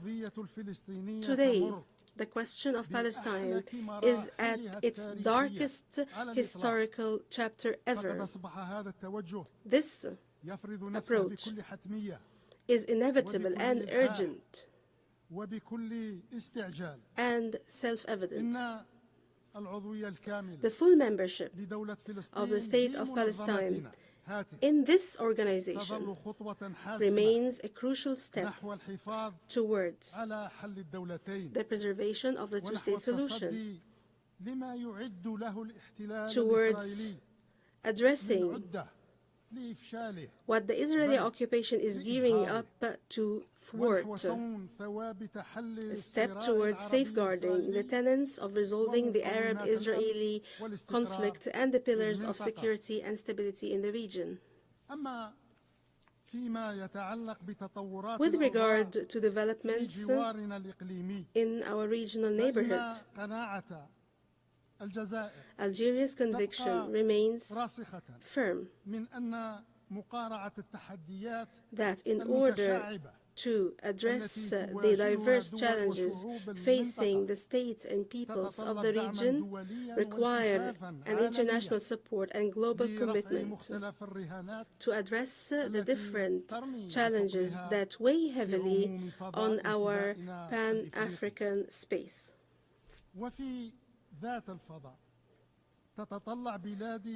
This is fully the case for the Sahel region.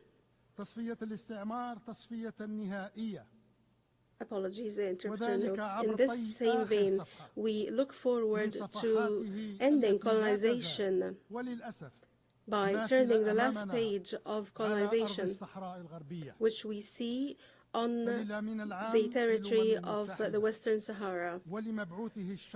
We provide all support for the Secretary General and his personal envoy in their efforts to enable the two parties, the Kingdom of Morocco and the Polisario Front, to resume the path of direct negotiation to reach a political solution that would guarantee for the Sahrawi people the exercise of its inalienable right of self-determination that is not subject to the statute of limitation.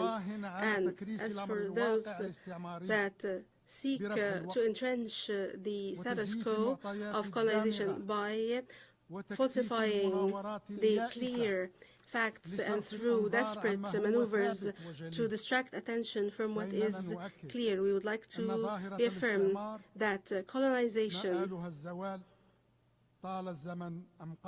must end, no matter how long the time passes, and that legitimate rights of the Sahrawi people will be implemented sooner or later.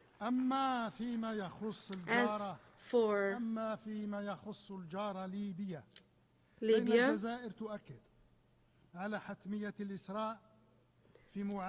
Algeria calls for the expeditious addressing of the scourge of foreign interference, which is sowing discord in that brotherly country and fueling clashes and conflicts among its people.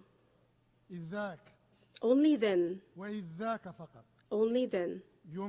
can our Libyan brothers come together on a consensus that begins to achieve the goals of national reconciliation and fosters a trend towards the organization of fair and free and transparent elections. All of this in the service of the high purpose that we desire from the bottom of our hearts, which is the unification of Libya, its people, its territory, its government, and its institutions. At the continental level, Algeria is continuing its efforts and endeavors to make a qualitative contribution to the African overarching action in light of the priorities firmly set by the continental agenda.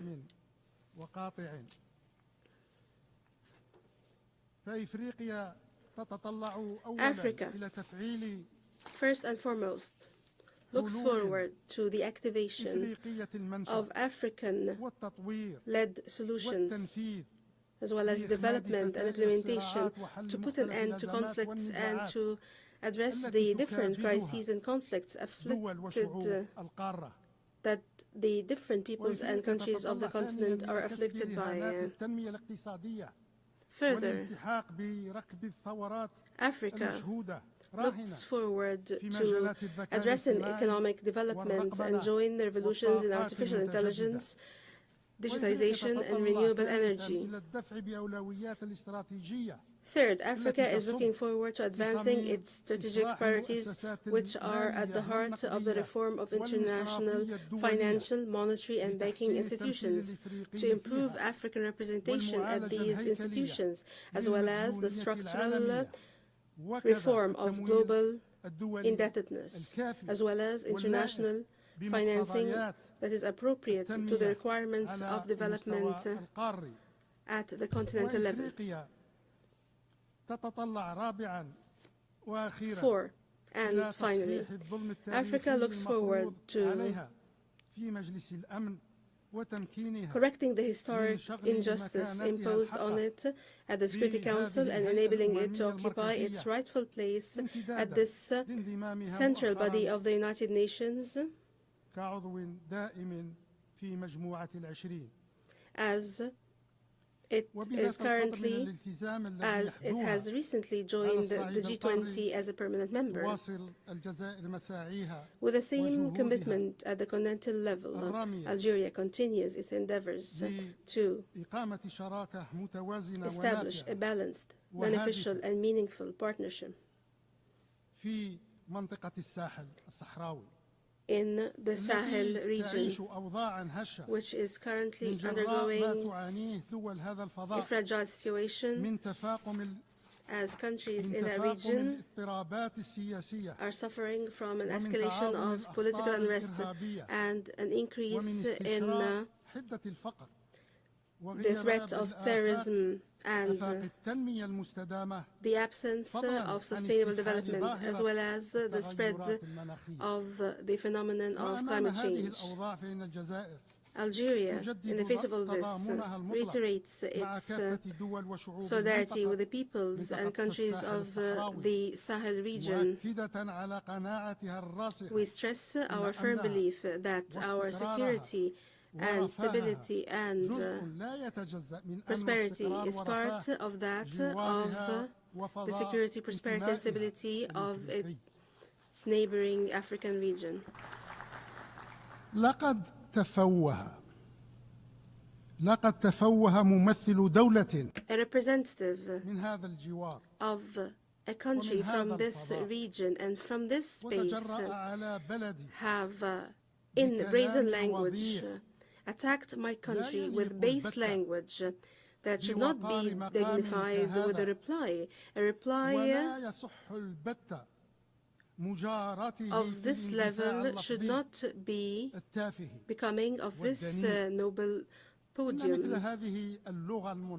This base language, impolite language, will not be met by my country except by a polite language, one that truly reflects our loyalty and sincerity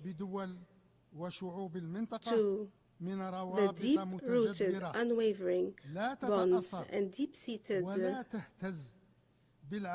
desires and links in the region, which cannot be shaken by transit circumstances and the triviality of those who are behind it.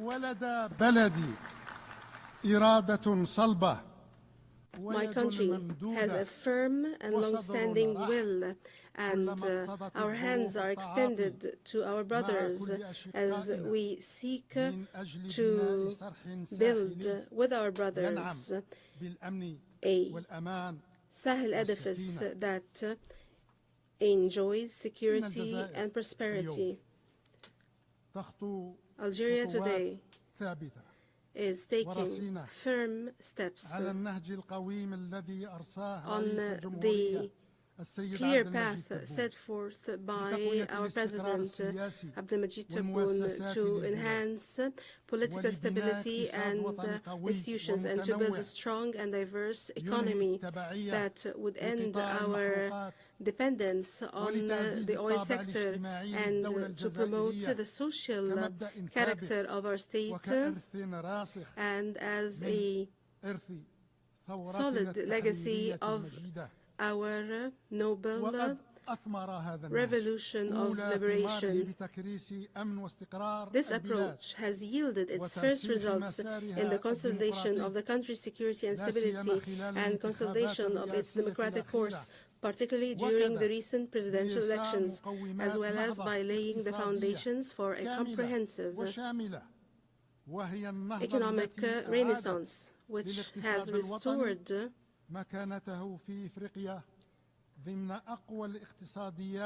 our national economy's position at the African level among the powerful economies on the continent and has opened up opportunities for profitable cooperation and partnership for all parties. In light of these achievements, Algeria is endeavoring to strengthen its relations with all brotherly, friendly, and partner states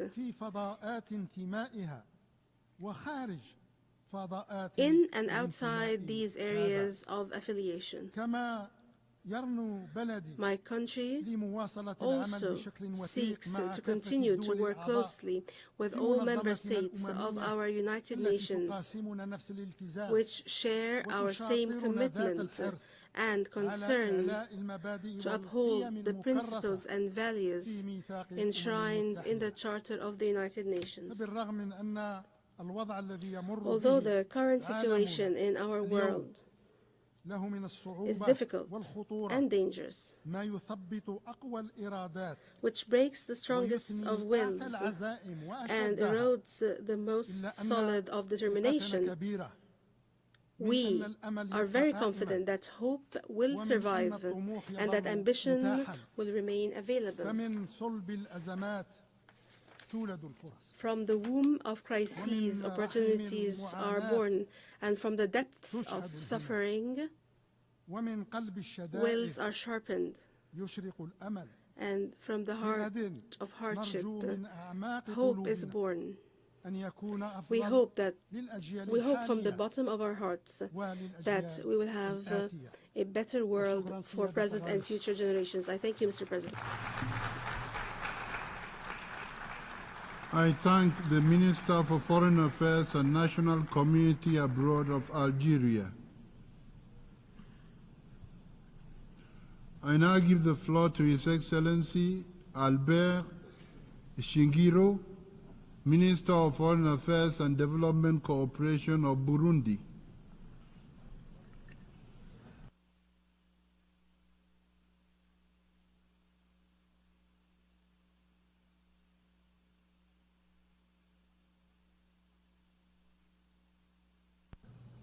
Monsieur le Président, Mr. President, Excellencies, ladies and gentlemen, heads of state and government, Excellencies, ministers, dear colleagues,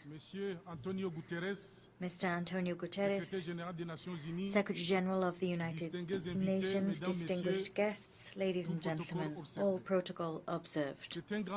It is a great honor and a privilege for me to address this august assembly on behalf of the President, His Excellency Evariste Ndayishimiye, President of the Republic of Burundi. He wasn't able to be with you this morning, and he entrusted me with the task of representing him here to bring to you the voice and position of Burundi regarding the global challenges facing today's world. Allow me now, Mr. President, to convey to you my warm congratulations on your brilliant election to the presidency of this session. Your wisdom, Mr. President, your long and rich political and diplomatic career, your qualities as a keen listener, and your experience as a seasoned negotiator are, for us, all things that will guarantee the success of this session. You can always count on the full support and cooperation of Burundi as you discharge your mandate, Mr. President. Mr. President, your predecessor, Ambassador Denis Francis, deserves just as much admiration and recognition because he discharged his mandate with devotion, skill, and brilliance during the session that we have just closed.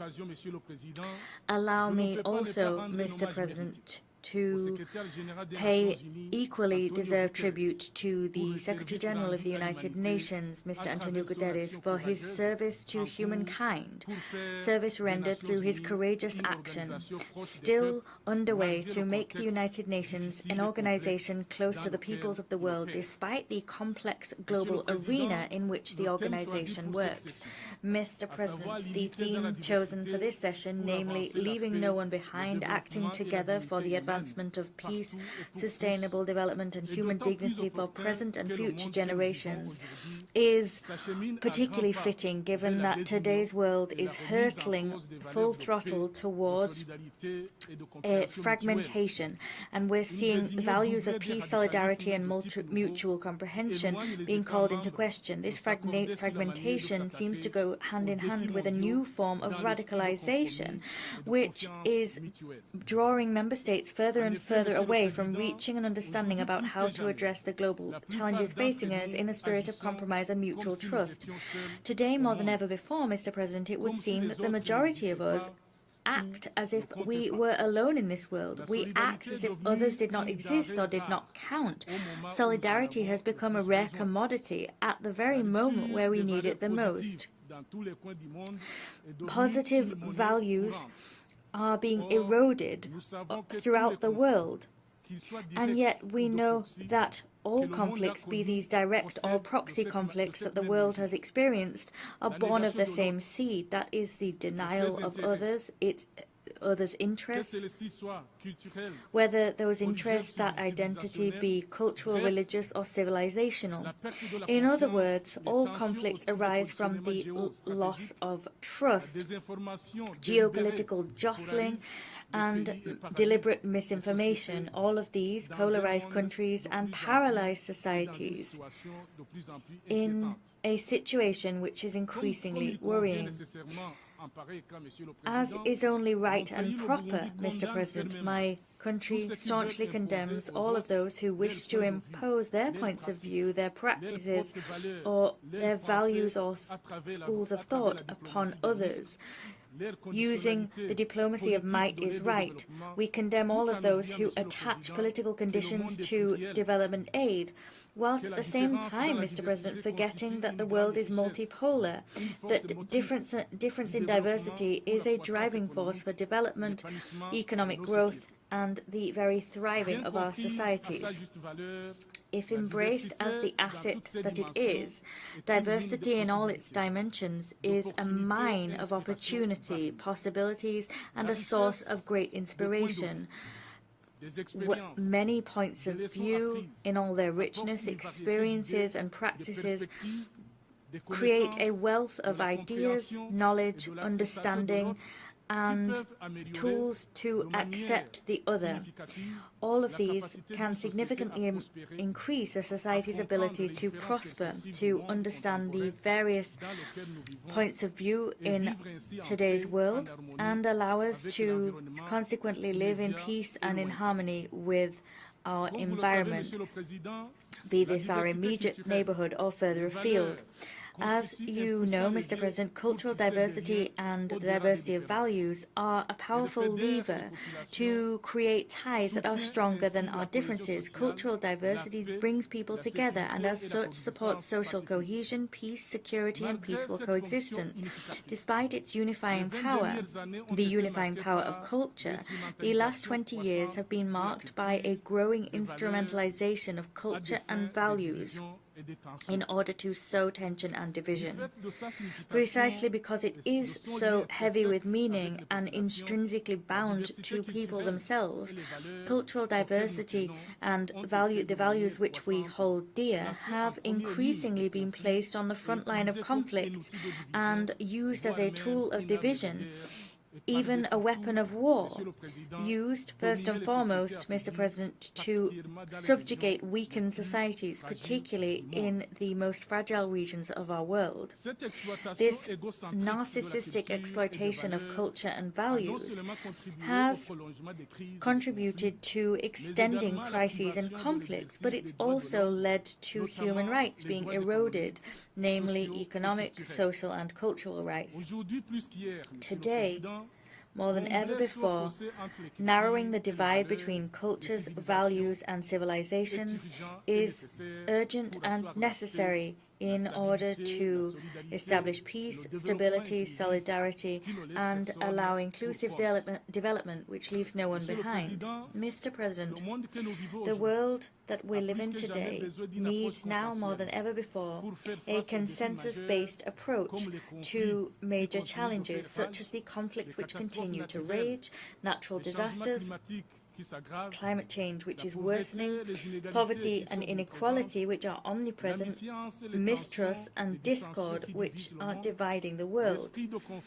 Our spirit of compromise is fading, international solidarity is losing momentum, and of course there are the Sustainable Development Goals which are very far indeed from being achieved. In terms of its role in building a better future and a global order based on the rule of law, a peaceful, equitable, prosperous and solidarity-based world, Burundi, my country, continues to pursue its ambition of building relations of friendship and cooperation based on the principle of sovereign equality and the principle of mutual trust. Our goal is to make Burundi a country that is a friend of all and an enemy of no one. Mr. President, Burundi is a true advocate of multilateralism, a multilateralism in which all countries, whatever their size, level of development, have a role to play in addressing the challenges of our time. You yourself, Mr. President, and our Secretary General already said as much, quite rightly indeed. In this regard, Burundi opposes unilateral measures imposed by certain stakeholders. These measures can unravel and destroy social fabric in the countries and societies targeted. Turning now to the implementation of UN Agenda 2030, Mr. President, if nothing is done to reverse current trends, we are slowly heading towards a situation where we fail to uphold the promise that we made to humankind in 2015 in this very same hall. We stand only 6 years from our deadline. The Secretary General's report on the SDGs and their achievement clearly demonstrates that only 17 to 18% of the SDGs are on track to be achieved. Almost half have seen only scant or moderate progress. More than a third have seen no progress at all, or progress has even been undone.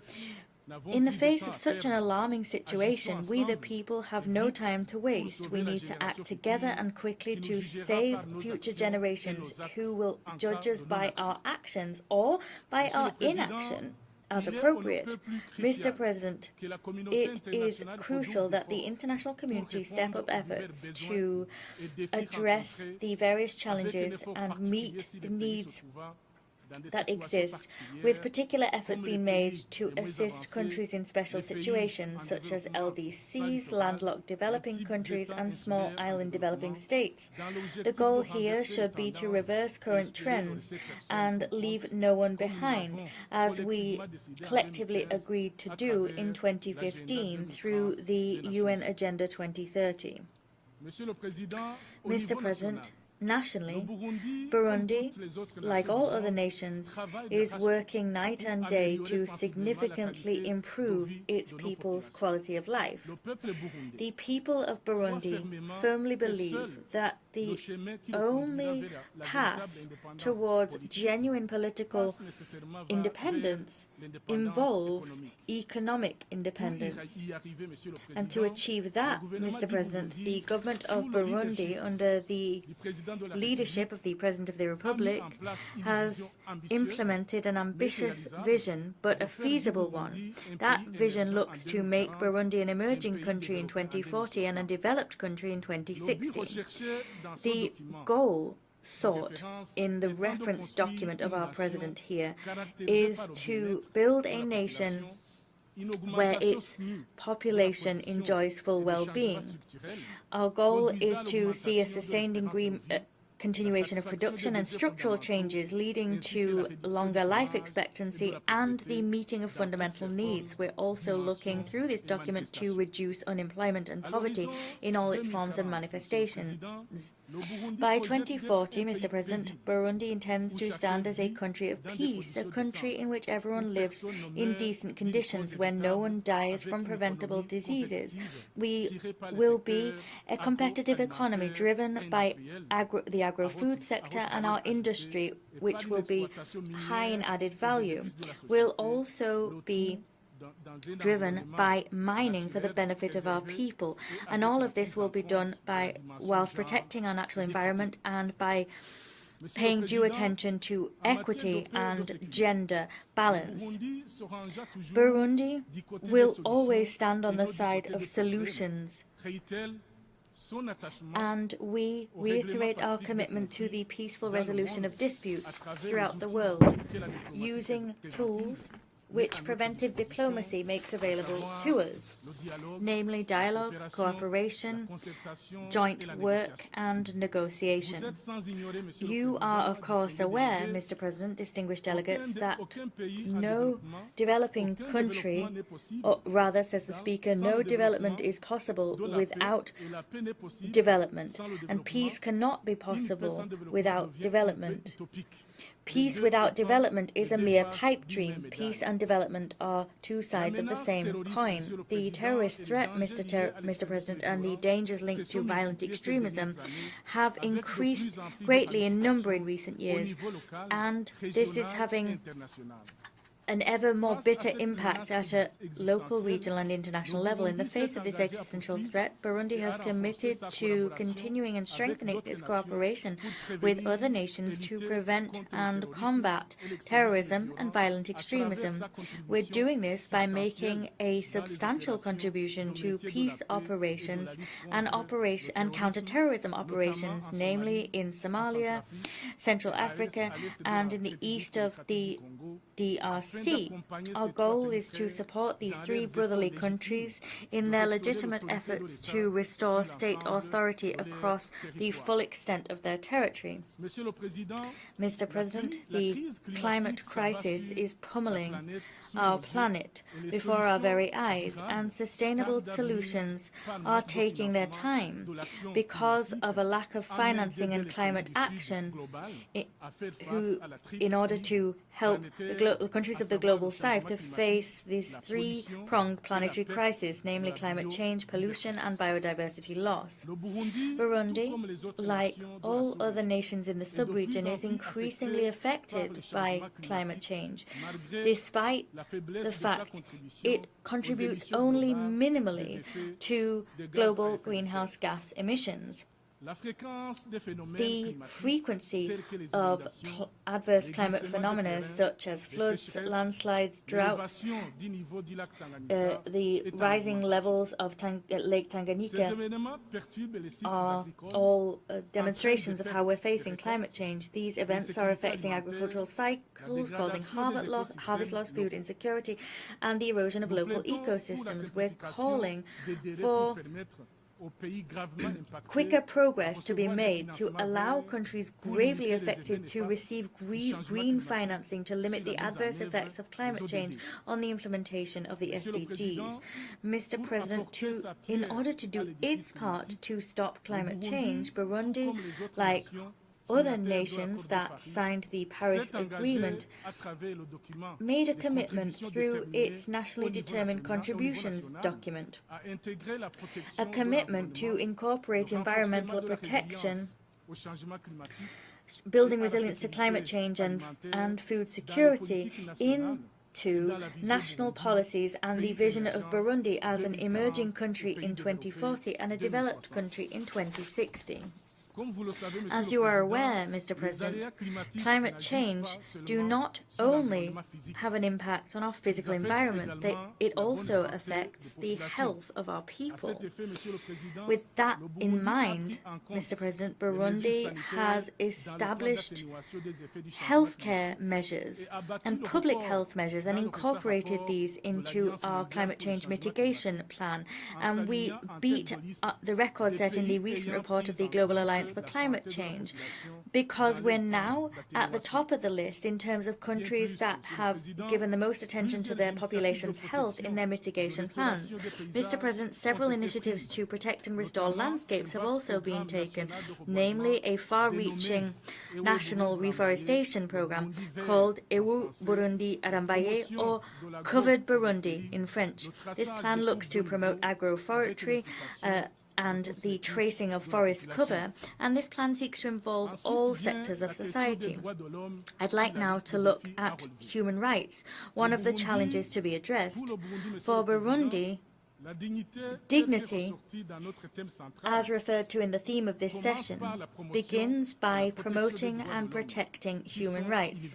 These are universal, indivisible, interdependent, and inextricably linked. My country, Burundi, firmly believes that human rights must be strengthened and fully incorporate the fundamental principles of universality, transparency, impartiality, non-selectivity, non-politicization, and objectivity, as well as the rejection of two standards as a principle.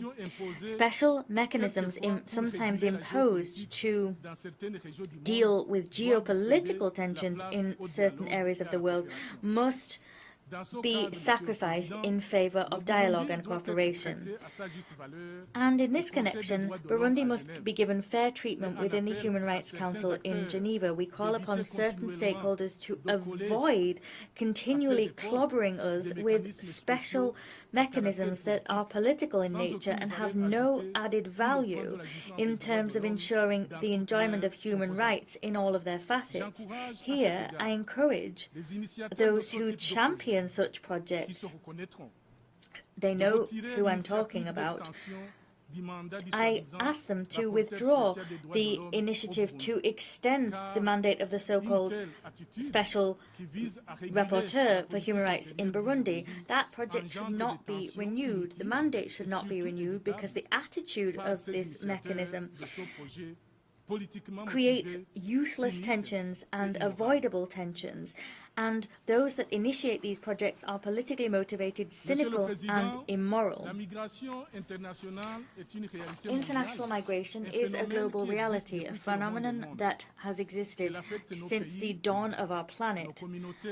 Our country, our communities, migrants and families are affected unpredictably and all in different ways. Burundi recognizes a need for a holistic approach to human mobility. There needs to be strengthened cooperation at a bilateral, regional and global level in order to facilitate safe, orderly and regular migration. Nationally, Mr. President, Burundi is currently in the process of signing cooperation agreements with countries of destination for labour migration. This cooperation-based approach aims to ensure legal, social and human rights protection for migrant workers, and it also aims to significantly curb human trafficking. Mr. President, the issue of multilateralism has received particular attention since the very beginning of this session. After 79 years of existence of the United Nations, the overriding conclusion is that in spite of its limits, of which the world is well aware, the multilateralism has served to significantly improve global problems. The most recent evidence that multilateralism is not dead and buried was the adoption by consensus in this very hall on the 22nd of September of our Pact for the Future and its annexes. This is a concise and action-oriented document. However, Mr. President, despite this encouraging results, there are signs that portend the gradual weakening of our spirit of compromise. There are harbingers of indifference when it comes to collective rules. In an increasingly globalized world where we're increasingly interdependent, no state, however powerful that state might be, can alone hope to address the challenges it faces.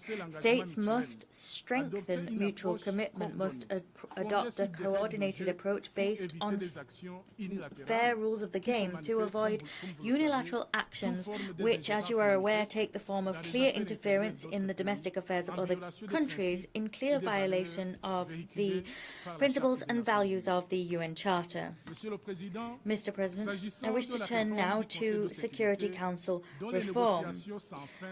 Negotiations on this matter have finally become more flexible. We're seeing movement. Through me, Burundi reaffirms its commitment to the Common African position reflected in the Esselwini Consensus. Mr. President, we will never be able to hammer home enough the following fact. The multilateral system is demonstrating that its capacity is limited to effectively guarantee proper global governance. Notable injustice, unprecedented injustice is being done to Africa. It's the only continent absent from the Security Council among the permanent members, and we are underrepresented among the elected members. That injustice must stop now.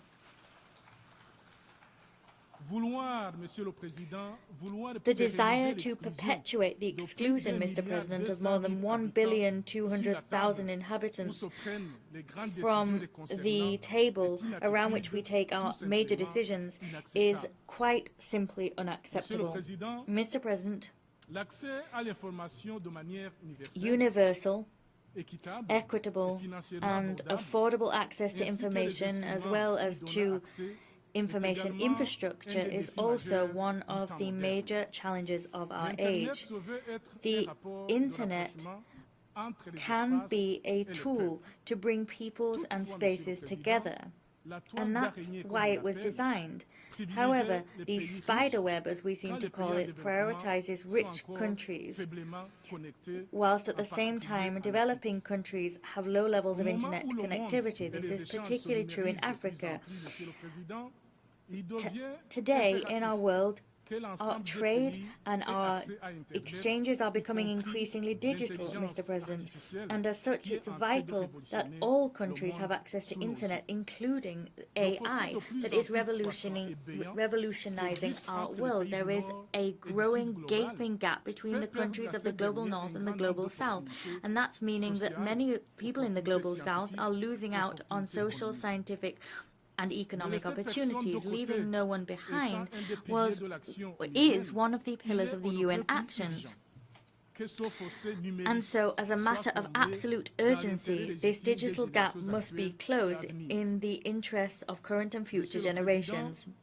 Mr. President, I would be remiss if I did not inform this august assembly and that our country is committed to implementing the theme of our assembly, that is unity and diversity, to bring communities to a state of peace, sustainable development, and ensuring that everyone can enjoy human dignity. That is our commitment. I thank you.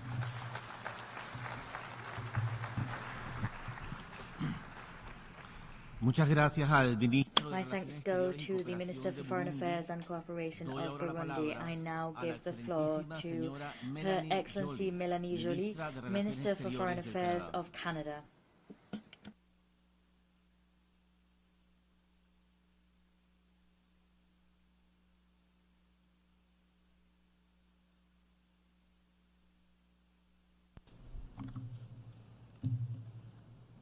Monsieur le Vice-Président, Mr. Vice President, distinguished colleagues, it is an honor for me to take the floor before you today on behalf of Canada and the Canadians.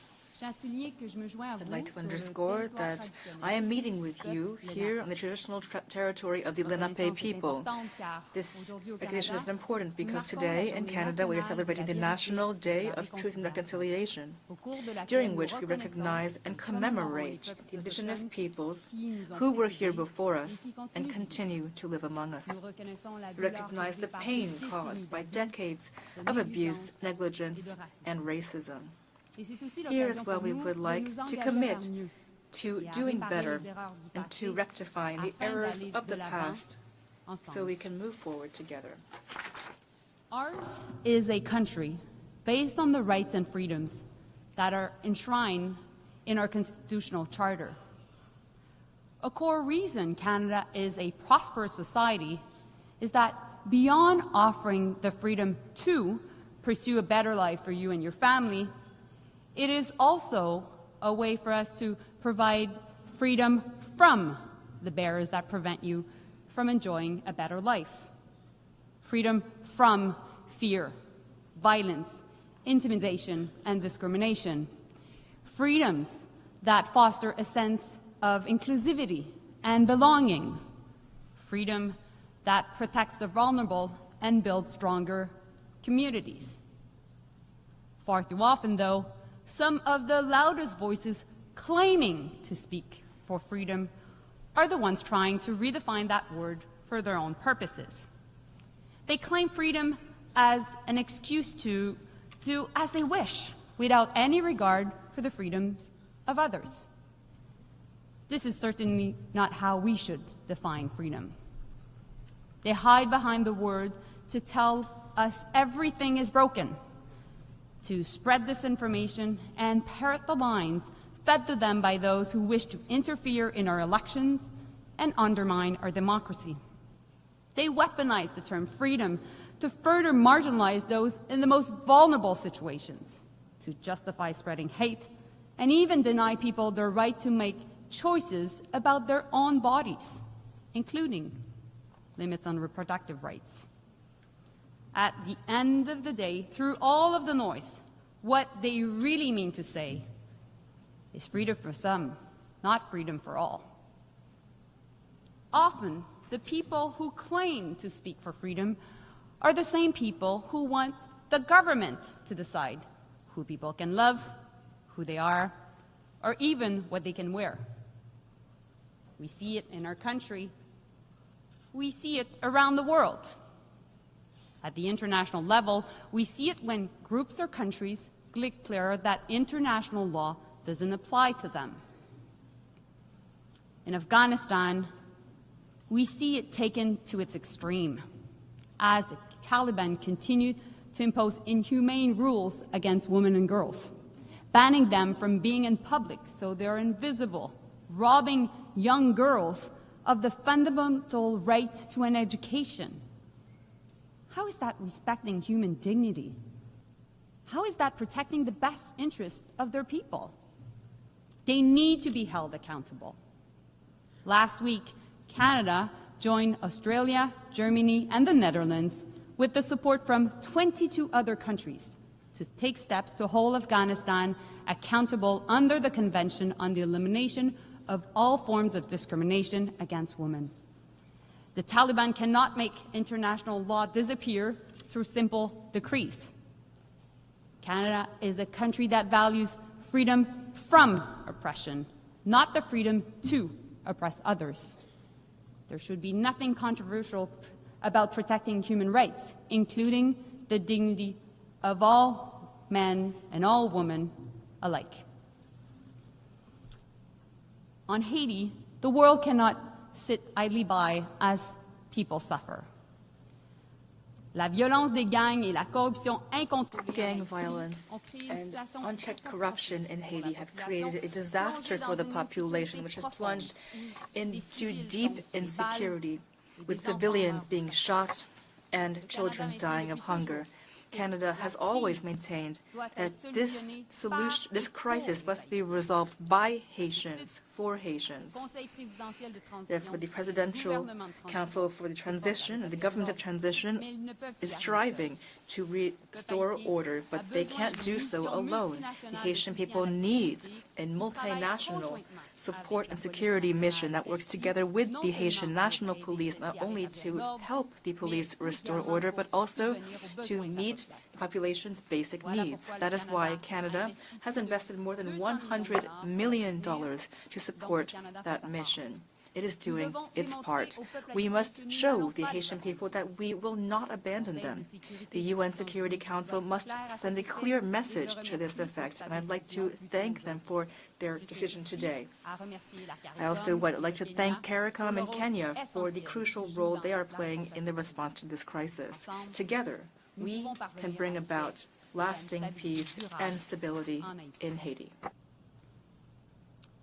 Mr. President, what is happening in the Middle East is an unspeakable tragedy.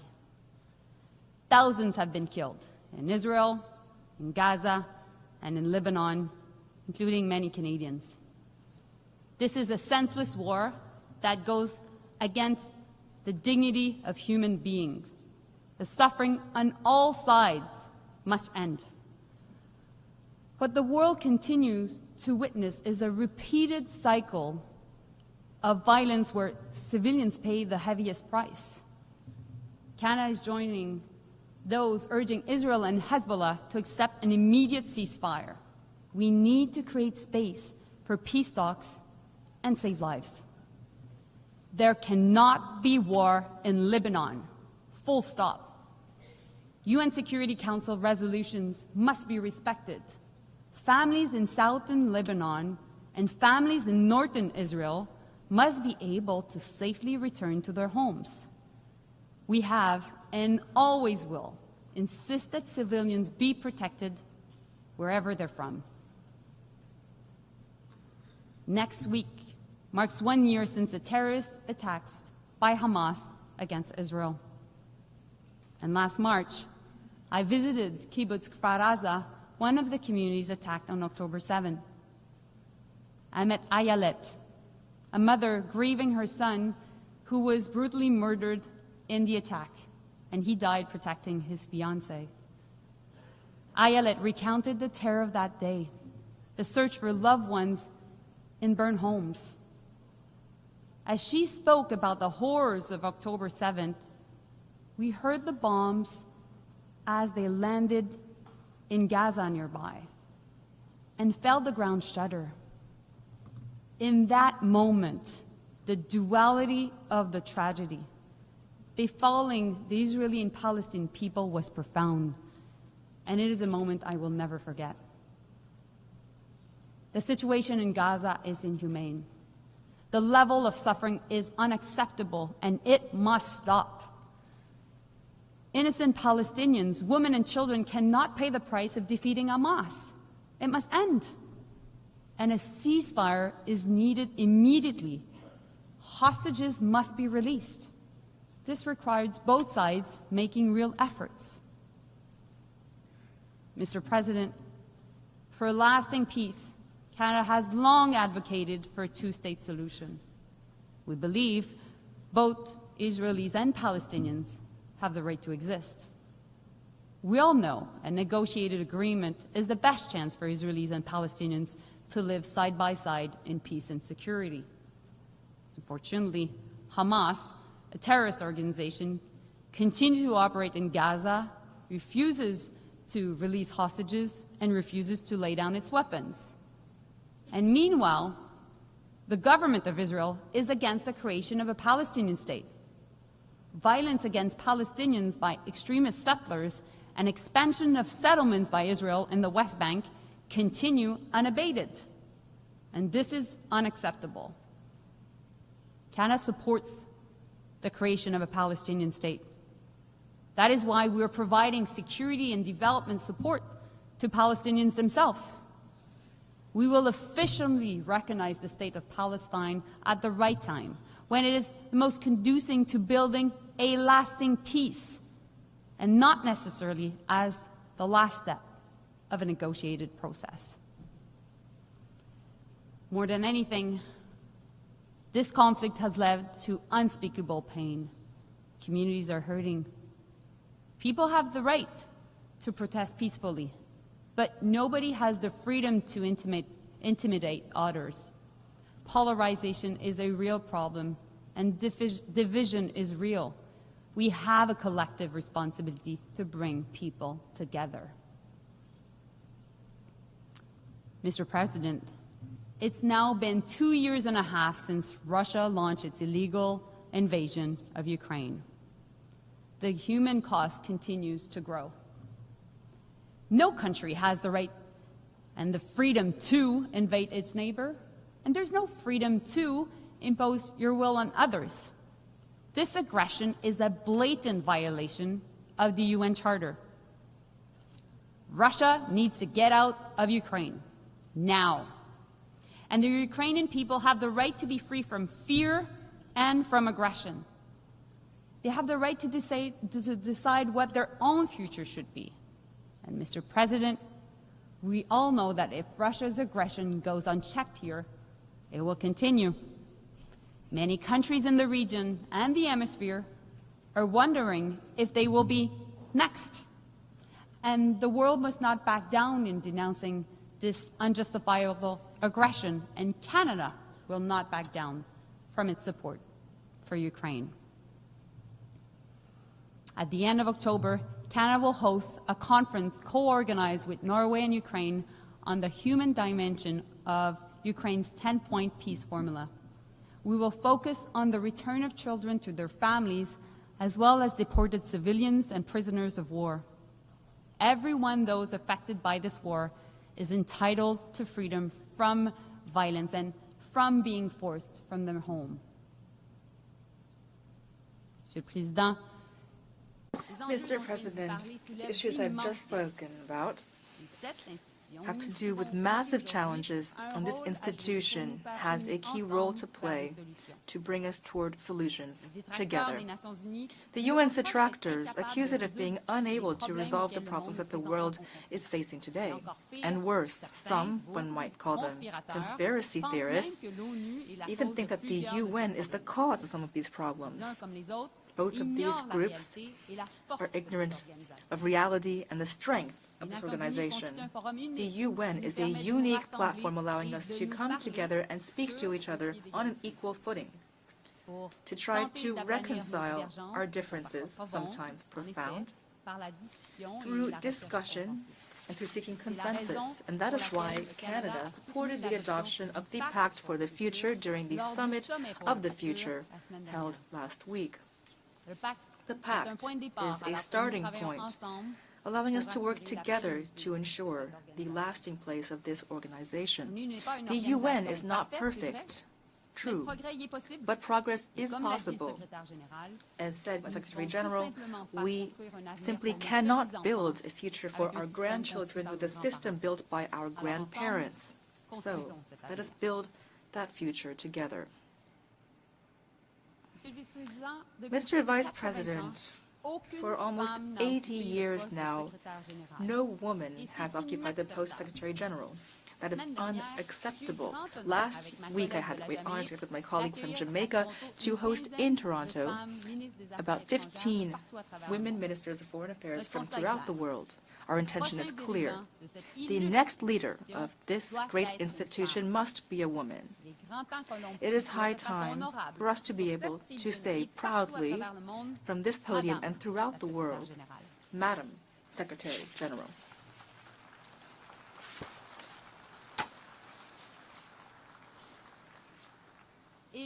And I will say the same thing for the post of President of the General Assembly. Mr. Vice President, with all due respect, which you inspire in me as well as the President, I hope that next year delegates will be speaking to a Madam President. And I think that many of us here today share that desire. Mr. President, let me speak to you about my mother. She will be so pleased to know that I'm speaking about her here at the United Nations. You know, my mother and my grandmother are among millions of women throughout the world who fought fiercely for equal rights. They did so alongside the mothers and grandmothers of many of those present here today in this room. Recently, my mother said that we are now part of the consolidation generation. And she's quite right. Being part of our generation means that we need to consolidate the gains that have been made over time and fight against those who are trying to roll back this progress. It also means that we need to continue to fight so that women and girls everywhere have the right to make choices about their own bodies and their own lives. We see the difference this gap in freedoms creates. When women are robbed of the right to decide when to have children, they lose out on education and job opportunities. And when women don't have access to safe abortions, their lives are put at risk. And when women are denied access to safe contraception and fertility treatment, they lose the power to make choices that have the most profound impacts on their lives. Attacks on sexual and reproductive health rights are an attack on equality rights, and they're an affront to basic dignity. We must all have the right to choose for ourselves what kind of birth control to use, And we must be able to choose for ourselves whether to resort to abortion or assisted reproduction. We, women, have the right to be equal in everything, education, employment, and every other opportunity. We are women, and we are proud of being women. We will never back down. Together, we'll continue to move forward for our sisters, our daughters, and our granddaughters.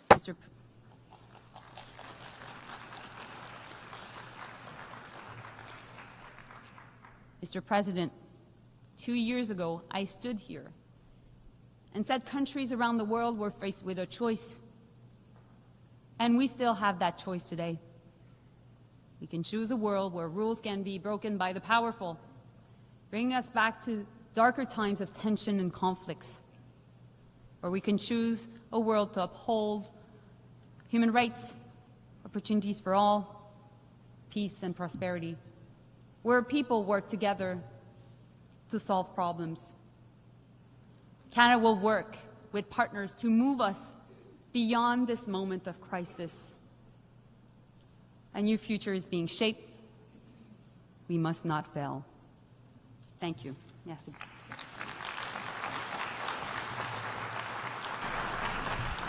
Muchas gracias. Thank you very much. My thanks go to the Minister for Foreign Affairs of Canada. I now give the floor to His Excellency Charles Fleming, Minister of State of Ireland. Sean Fleming, you have the floor.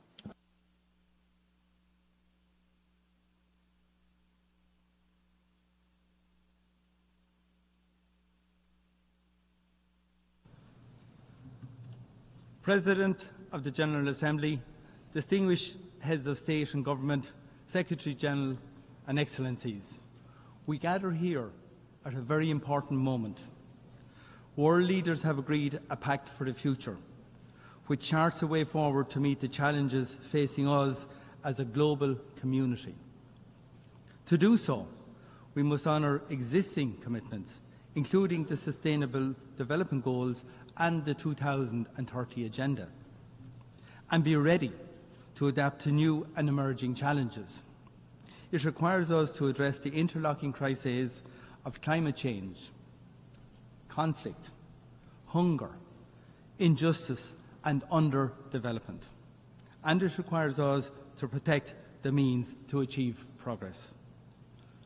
For generations, the multilateral system, with the UN Charter at its heart, has driven our best advances. I believe we have a shared responsibility to bring about a world in which each of us can thrive in safety, dignity and peace. We are accountable to those who will follow us and accountable to each other to uphold the UN Charter, to stand up for international law, to ensure the peaceful settlement of disputes, to defend the universal and indivisible nature of human rights, and to pass on to the next generation a functioning multilateral system. Mr. President, the rules-based international order and the international human rights system are our greatest assets in achieving and sustaining peace. Human rights provide a common binding framework. We believe every state has a duty to support and strengthen the international human rights regime and to defend it where it is challenged. That is why Ireland is seeking membership of the Human Rights Council for the period 2027 to 2029. We are doing so because we deeply are committed to human rights. We wish to further contribute to the UN human rights system and the valuable work of the Human Rights Council. We hope that we can count on the support of many of you in this room here today who share our belief in the values and principles we have collectively established. We also have a duty to uphold international law and international legal order.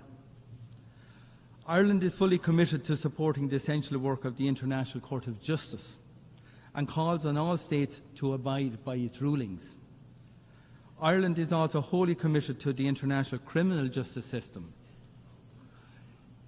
The International Criminal Court is a cornerstone of that system and must be allowed to pursue its mandate without fear or favour. We strongly condemn all attempts to intimidate or threaten the ICC, its officials, or those cooperating with the court. There can be no impunity for the most serious crimes of international concern.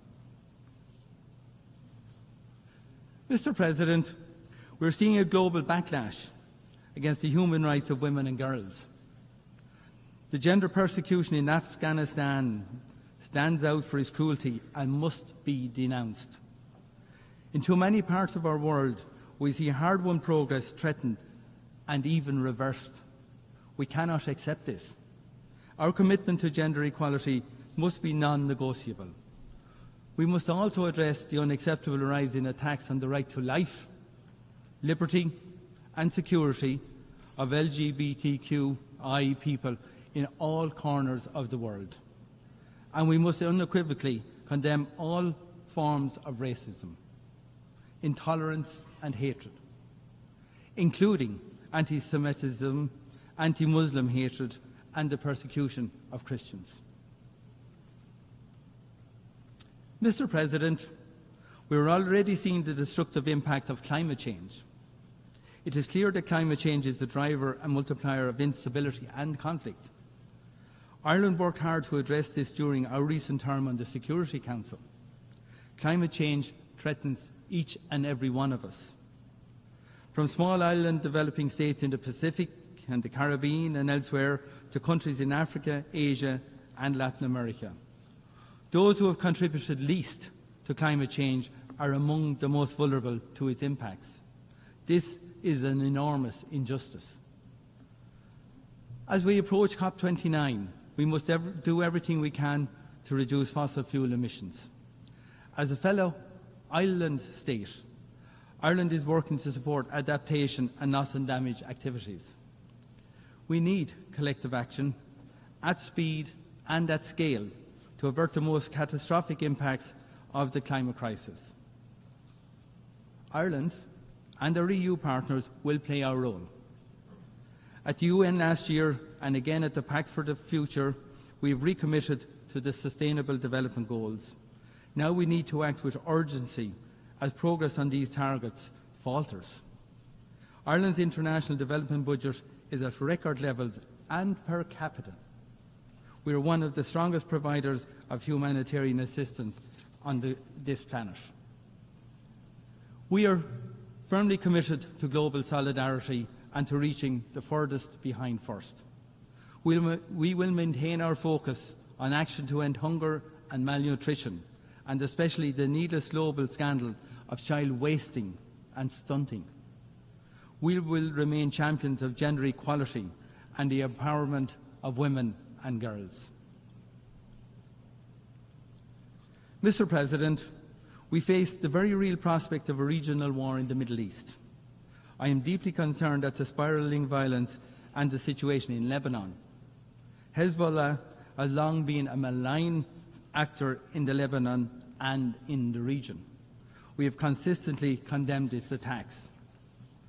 But massive and ongoing Israeli airstrikes on densely populated areas are causing indiscriminate death of civilians and destruction on a vast scale. Hundreds of thousands have been forced to flee. A ground war would be truly catastrophic. All parties to conflict have an obligation to abide by the international humanitarian law. There can be no exceptions. I call on all parties to immediately de-escalate, to step back from the brink and to exercise restraint. And I call on all states that have influence, including Iran, to use it constructively. We need to create the space for political and diplomatic solutions and to ensure urgent humanitarian assistance can get to those in desperate need. The violence must stop now. Mr. President, the scale of death and destruction and human misery in Gaza is truly horrific and completely unacceptable. Ireland has consistently condemned Hamas for its heinous attacks in Israel on the 7th of October. The taking of hostages is unconscionable. However, Israel's response has been and is completely disproportionate. We need an immediate ceasefire and hostage deal, followed by a massive surge of humanitarian aid into Gaza. Instead, we are seeing an alarming escalation of the conflict in the West Bank and now in Lebanon. The violence and killing must stop. It has long been clear that the only viable basis for a lasting peace and security for Israelis and Palestinians is a two-state solution. The recent adoption by the General Assembly of a resolution on the advisory opinion of the International Court of Justice is a step in the right direction. The international community must now act to implement it. Ireland supports the global initiative launched last week here in New York to support the two-state solution. I encourage states to join in this shared effort. Mr. President, Russia's unjustifiable war of aggression against Ukraine represents a severe threat to the global multilateral system. A challenge to the norm that borders cannot be changed by force should concern us all very deeply. We should all be deeply concerned by defiance of the UN Charter by a permanent member of the Security Council. Undermining the rules-based order on which each of us of our security depends should concern us all. The transfer of ballistic missiles by Iran to North Korea to Russia for use in Ukraine is totally unacceptable. These transfers are unlawful and threaten international peace and security, and they must stop. This is not just a European security concern. This is a war with global impacts on food security and on energy and commodity prices. Too often, it is those who are least able to respond who suffer the most. And it is a colonial war about annexing the territory and destroying the identity of a United Nations member state. That is why Ireland is committed to holding Russia accountable for its actions and to bringing about a comprehensive, just and lasting peace in Ukraine. As the global community reaffirmed at the first summit on peace in Ukraine, the UN Charter can and must serve as the basis to achieve that peace. It is shocking that Russia has threatened the use of nuclear power in this conflict. The mere possession of nuclear weapons brings the risk of human and environmental disaster. That is why Ireland will propose a resolution to this General Assembly to further our collective scientific understanding of the dangers of these weapons. I urge all countries to join in this resolution. We cannot allow a new nuclear arms race.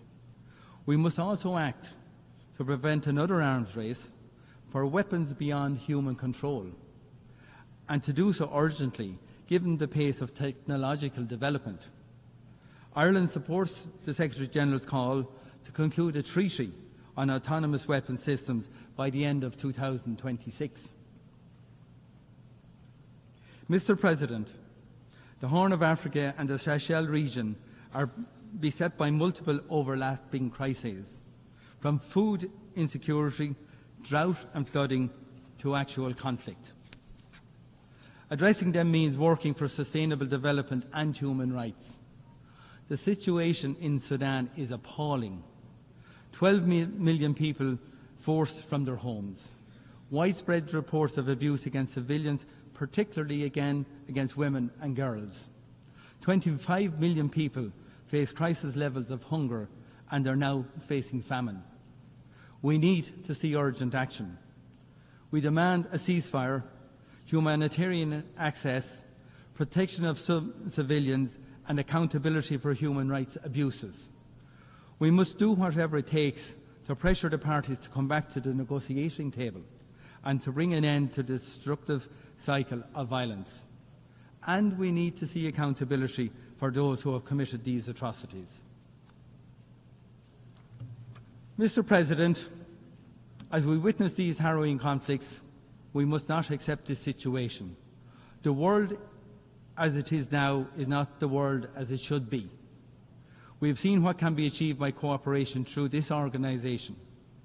that the fundamental international community has managed to come together in a time of heightened tension to endorse that vision, to agree a way forward, a pact for the future, shows us what can be achieved. We continue to be united in our shared humanity. Ireland will work hard with others during this General Assembly to follow through on our words with action. Thank you very much for listening to me on behalf of Ireland.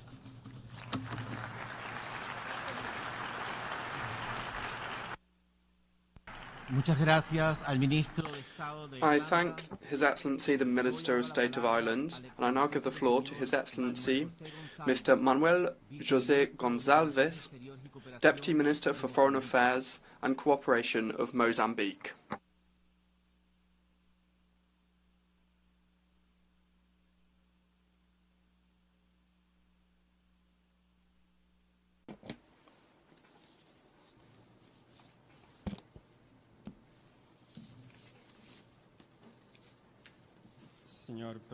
Mr. President of the 79th session of the United Nations General Assembly, Mr. Secretary General of the United Nations, distinguished heads of delegations, excellencies, ladies and gentlemen. It is with great honor that I address this august assembly and convey to your excellencies and all participants in this session a special greeting from His Excellency Felipe Jacinto Nyusi, President of the Republic of Mozambique. We congratulate His Excellency Philemon Yang on his election as President of the session and wish him success in fulfilling his mandate. Our greetings are extended to the other members of the Bureau. We assure you of our full support in carrying out your duties. We also commend the positive work carried out by your predecessor, His Excellency Ambassador Dennis Francis, which contributed to the strengthening of our organization towards a greater approach to the peace and development agenda. We extend a word of great appreciation to the Secretary General of the United Nations, His Excellency Antonio Guterres, for his tireless dedication and advocacy in promoting multilateralism for global peace and security. Mr. President, the current session of the General Assembly constitutes a sovereign opportunity to reinforce multilateralism, our collective action to consolidate international peace and security and global security for the well-being of humanity. These renewed commitments are reinforced through the deliberations of the Summit of the Future and other important high-level events recently held. We therefore welcome the theme of our general debate, which has particular importance due to its connection with the future, which requires urgency in strengthening international cooperation so that together we can face the challenges faced by humanity today to build a prosperous present and a promising future for humanity. We are aware that in just 6 years, the 2030 agenda will expire, and the progress made on its implementation is still tenuous. It is urgent to mobilize the necessary resources for its financing, as well as for other internationally agreed development objectives in order to achieve the Sustainable Development Goals. Therefore, we encourage all member states to accelerate the materialization of the commitments made, including the reinforcement of mutually beneficial cooperation to respond to prevailing challenges, including the fight against poverty, conflicts, terrorism, and climate change. Mr. President, Excellencies, we express our optimism about our collective future, where an environment of peace and security reigns. The functioning of our global institutions must keep up with the current dynamics that are imposed upon us. Thus, we align ourselves with the voices that defend the urgency of the reform of the United Nations, especially at the level of the Security Council, for greater inclusion, particularly giving a permanent voice to the African continent, thereby correcting the historical injustice to which it has been subjected. We are encouraged by the continued collaboration between the United Nations and the African Union to overcome conflicts within the context of maintaining a peace, international peace and security. Resolution 2719, adopted by the United Nations Security Council on 21 December 2023, is a significant milestone for African Union-led peace support operations. It strengthens collaboration between the United Nations and the African Union, promoting greater regional and national ownership of peace initiatives. We hope that it will effectively ensure access to adequate, predictable, and sustainable financing required for the operations of the African Union. We believe that this collaboration will contribute to giving greater strength to efforts to prevent and resolve conflicts towards a prosperous and peaceful Africa, the Africa we want, as established in Agenda 2063 of the African Union. Mr. President, Excellencies, the concert between nations has been feasible throughout these times due to the collective observance of the sacrosanct objectives and principles of the Charter of the United Nations, including the defense of the right to self-determination of peoples, respect for the sovereignty and territorial integrity of states. It is deeply concerning the escalation of conflicts and tensions in various parts of the world. In Ukraine, unfortunately, there is still no encouraging signs for an end to the conflict. We believe that the safest path is dialogue between the parties. It is up to all of us, as members of the United Nations, to persuade the parties to the conflict, to end hostilities, and opt for a dialogue towards peace between these two countries. In the Middle East, in violation of the principles of international law and international humanitarian law, the conflict continues to take human lives among the civilian population, particularly children, women, and the elderly, as well as destroying civilian infrastructure, causing the tragedy that we unfortunately witness. We call for the cessation of hostilities and the protection of innocent civilians from the conflict.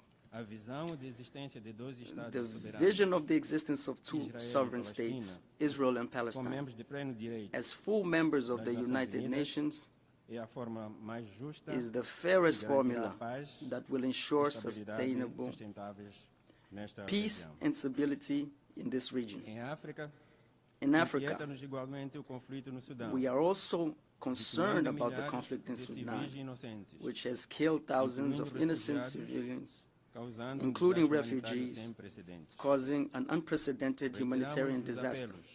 We reiterate our calls to the parties to the conflict to end hostilities and the need for dialogue in order to restore peace and stability. Mr. President, the use of sanctions and other unilateral coercive measures does not contribute to the preservation of peace, security, and sustainable economic and social development. Unilateralism is contrary to the multilateralism enshrined in the Charter. In this context, we reiterate our firm call for the total lifting of unilateral coercive measures imposed on Zimbabwe and Cuba, as they have significant negative impacts on the populations of these countries, harming their rights and well-being, so as to allow for more fair and equitable development. Mr. President, Excellencies, in January 2023, Mozambique assumed the biannual 2023-2024 term as a non-permanent member of the United Nations Security Council. With 3 months remaining until its end, we would like to reiterate the honor and privilege we have had in serving in that United Nations body responsible for maintaining international peace and security. In the last 2 years, Mozambique has made its direct contribution to peace and security in the world, collaborating in addressing all topics on the Security Council's agenda, amongst which we would like to highlight peace and security in Africa, combating terrorism, women, peace and security, and the nexus between climate, peace and security. We presided over the body in March 2023 and in May 2024. We are leading the ad hoc working group for preventing and resolution of conflicts in Africa. We will soon end our mandate. We reaffirm our commitment to continue collaborating with a view to pursuing the goals that guide the United Nations Security Council to strengthen international peace and security. We therefore thank all member states for the support provided to Mozambique during its mandate and reaffirm our commitment to multilateralism and the principles and objectives set out in the United Nations Charter, which have guided our mandate since the beginning. Mr. President, Excellencies, in Mozambique, we continue to consolidate our young democracy and citizenship, strengthening dialogue and seeking consensus in the various fora of participatory representation. In this spirit, the 7th presidential and legislative elections and for the provincial assemblies will take place on the 9th of October. In the fight against terrorism in the province of Cabo Delgado, our vigorous action against this phenomenon has resulted in progress with the support of SADC and Rwanda and international cooperation partners, despite the prevailing challenges. In this regard, we would like to reiterate our appreciation and gratitude to all bilateral and multilateral partners who have spared no effort in supporting us in the fight against terrorism and for the restoration of peace and tranquility to the victim populations and for the reconstruction of economic and social infrastructures in areas affected by terrorist actions.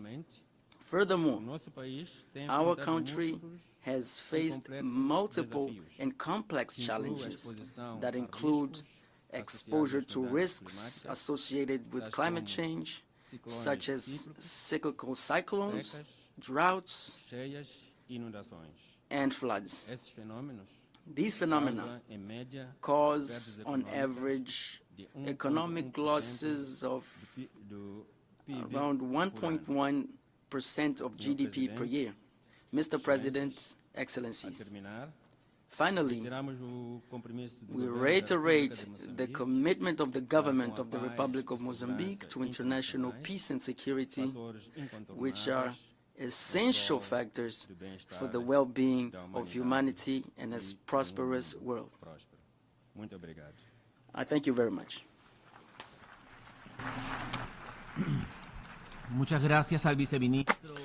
I thank the Deputy Minister for Foreign Affairs and Cooperation of Mozambique. And I now give the floor to His Excellency Sheikh Shakbout Nayan Al Nayan, Minister of State for the Minister of Foreign Affairs of the United Arab Emirates.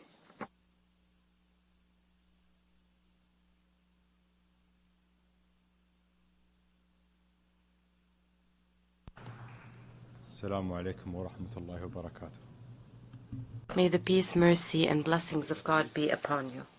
Mr. President, at the outset, I would like to thank His Excellency Dennis Francis for his outstanding leadership of the previous session. I also congratulate His Excellency Philemon Yang on assuming the presidency of the 79th session of the General Assembly, and I wish him success in this endeavor. From the podium of this General Assembly, a place that has always embraced our ambitions and agonies, we call upon all of you to join hands and work together to create a better world for our sons and daughters and for future generations.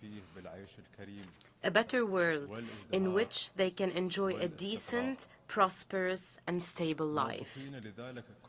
A world in which all political, diplomatic, and economic capabilities and the latest technological and scientific advancements are harnessed to preserve life in all its forms.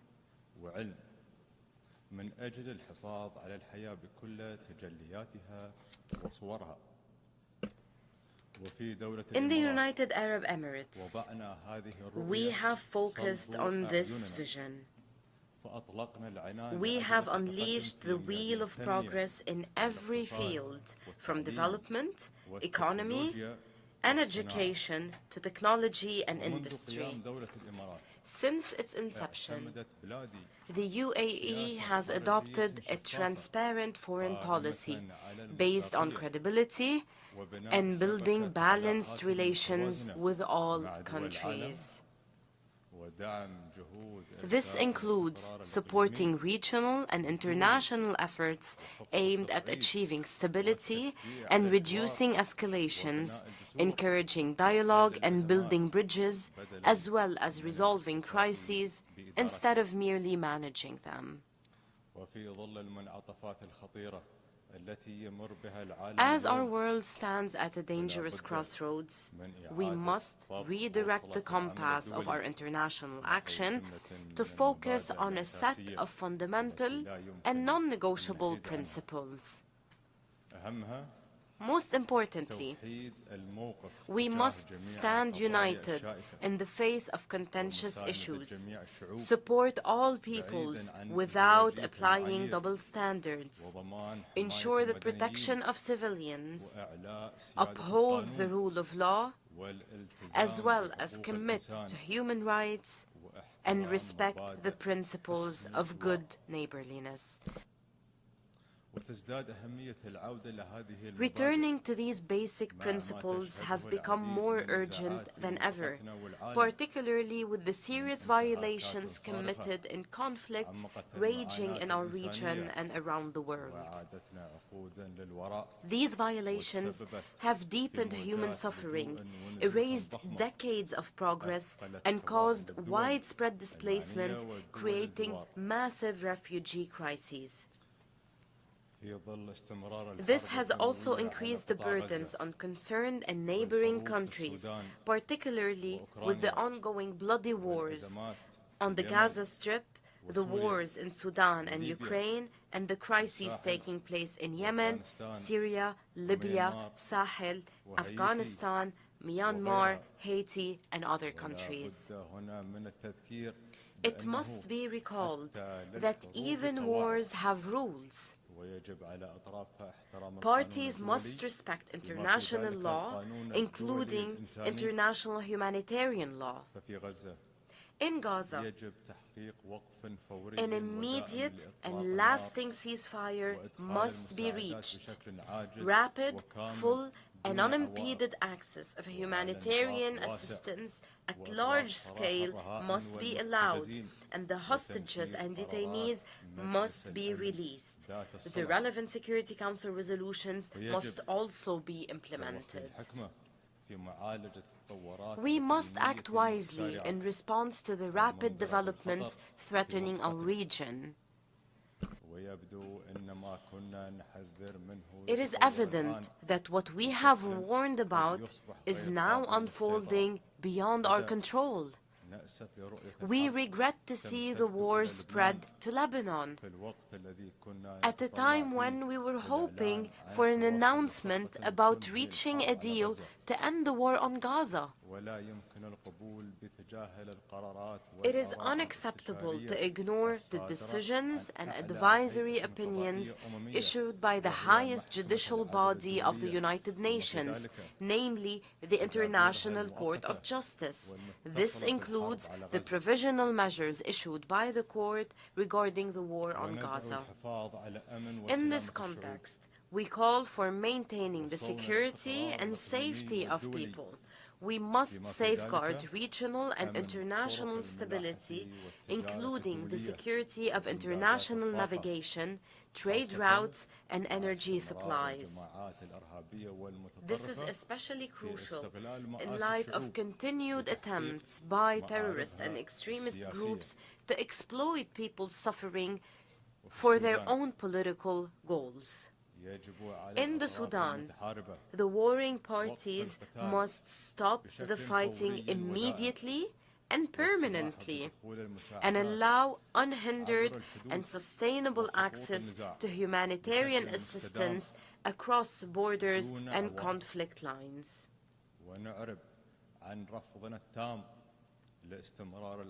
We completely reject the continued targeting by the warring parties of civilians and their obstruction of the delivery of humanitarian assistance. We strongly condemn the blatant attack launched by the Sudanese armed forces on the residence of the ambassador of the United Arab Emirates in Khartoum on the 29th of September 2024. In flagrant violation of the fundamental principle of the inviolability of diplomatic premises and of international conventions and norms, particularly the Vienna Convention on Diplomatic Relations. We call on the warring parties to engage seriously in peace talks. In this regard, we emphasize the importance of building on the positive outcomes achieved in the meetings of the Working Group of the Aligned for Advancing Life-Saving and Peace in Sudan Group, ALPS. We commend all initiatives aimed at finding a comprehensive solution to the crisis. We must all continue working with regional and international partners to alleviate the suffering of the Sudanese people to ensure a safer and more prosperous life for them. In Ukraine, The impacts of the ongoing war have transcended seas and continents. Therefore, it is imperative to find a peaceful solution to end this conflict, which has increased global polarization, created refugee and prisoners crises, and affected global food security. Through our continued engagement with all parties, my country contributed to the release of around 2,000 prisoners of war through mediation efforts between the Russian Federation and Ukraine. We continue to push for dialogue and de-escalation, and we support recovery and reconstruction.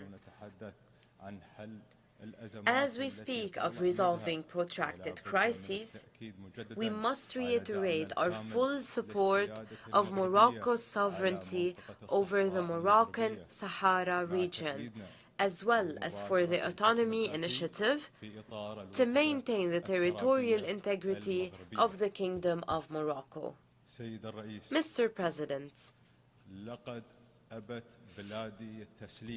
in numerous crises, my country refused to allow the international response to be obstructed by growing global polarization or obstacles imposed by warring parties. To this end, my country has sought to overcome these challenges and has utilized all available means to enable humanitarian work to continue. To help all those in need around the world, in line with our commitment to the legacy of Sheikh Zayed bin Sultan Al Nahyan, the founder of the UAE. Today, His Highness Sheikh Mohammed bin Zayed Al Nahyan, President of the UAE, may God protect him, directed $100 million in urgent relief aid to the brotherly people of Lebanon to support them in facing the current challenges. When the war intensified in the Sudan, pushing millions of people towards a multidimensional humanitarian disaster, the UAE devoted its efforts to supporting the Sudanese people. We recently contributed $100 million to support UN efforts to address the humanitarian repercussions of this war in the Sudan and neighboring countries. In addition, we established 2 field hospitals in Chad to provide medical services to all those in need, including Sudanese refugees. Similarly, we spared no effort in supporting the innocent people besieged in Gaza. To this end, we have sent urgent aid by land, air, and sea, and provided treatment to the sick and injured Palestinians through the field hospital we established in Rafah and the floating hospital in Al-Arish. The UAE also continues to help in evacuating the wounded and sick and their families from Gaza, most of whom are children and cancer patients, to receive the necessary treatment in UAE hospitals. We also maintained our support to UNRWA, which plays a vital role in Gaza. We welcome its recent launch of preparatory programs to resume its educational services in the Strip. We applaud the humanitarian workers for all their efforts, who provide a ray of hope in the dark shadow of war.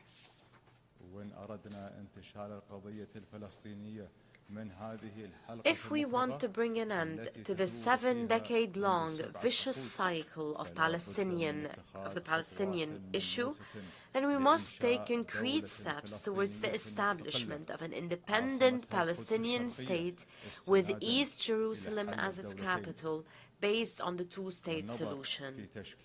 We must also consider the establishment of a temporary international mission in the Gaza Strip upon an official request from the Palestinian government to address the humanitarian crisis, re-establish security and law, and reunite Gaza and the West Bank under a reformed Palestinian Authority. This would enable the Palestinian Authority, after it is reformed, to take firm steps towards reaching a comprehensive and just political solution for the Palestinian issue. My country believes that the state of Palestine, which just a couple of weeks ago took its new seat in this hall, like every other nation, has fulfilled the requirements for full membership in this organization. It deserves to be recognized by all states as a fully fledged state under occupation. Mr. President, in parallel with our efforts in these files, my country renews its demand to Iran to end its occupation of the 3 UAE islands, Greater Toom, Lesser Toom, and Abu Musa. These islands are an integral part of the UAE. We will continue to urge Iran to respond to our repeated calls to resolve this issue, either through direct negotiations or by resorting to the International Court of Justice. In all other issues, the UAE believes that the best way to resolve crises is through diplomacy. We cannot fight fire with fire. When traditional approaches are no longer effective, it is our duty to renew these approaches to be able to move forward during the darkest moments of our history. Mr. President, building a secure and prosperous future requires renovating the mechanisms of multilateralism to better address the serious challenges surrounding us. Therefore, we must undertake important roles in finding solutions for conflicts and crises, particularly as the current international system has proven ineffective in preventing the most serious crimes or holding its perpetrators accountable. This requires, in the first place, reforming the Security Council through a comprehensive effort that includes all member states of the United Nations. This would allow the Security Council to restore its credibility, fulfill its mandate of maintaining international peace and security, and combat impunity, even in situations where polarization and political considerations prevent the Council from taking action. Developing and poor countries must also be at the center of any international effort. We also must ensure that women and young people are empowered to play their critical and meaningful roles in all aspects of collective action. While we are preoccupied with addressing the current reality, we must not lose sight of the importance of crisis prevention efforts. The deadliest wars in history did not break out overnight. They were a result of extremism, hate speech, and intolerance accumulating over years, if not decades. This requires taking concrete steps to uphold the principles of tolerance and peaceful coexistence and coordinate regional and international efforts to extinguish the sparks of conflict before they even start. Furthermore, collective action is the only way to address the challenges threatening the future of humanity and our planet, including climate change. The outcomes of the 28th session of the United Nations Climate Change Conference, hosted by the UAE, demonstrated what we can achieve when we work together.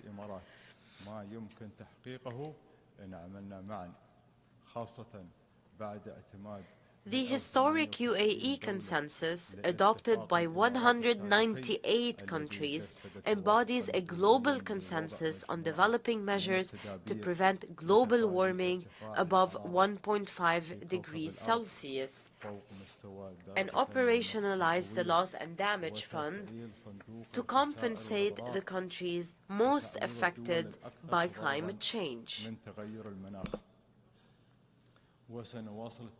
We will continue to cooperate with everyone to support climate action and clean and renewable energy solutions, including through the Troika of the Presidencies of the Conference of the Parties initiative with Azerbaijan and Brazil to provide a concrete response that contributes to the achievement of the objectives of international climate agreements.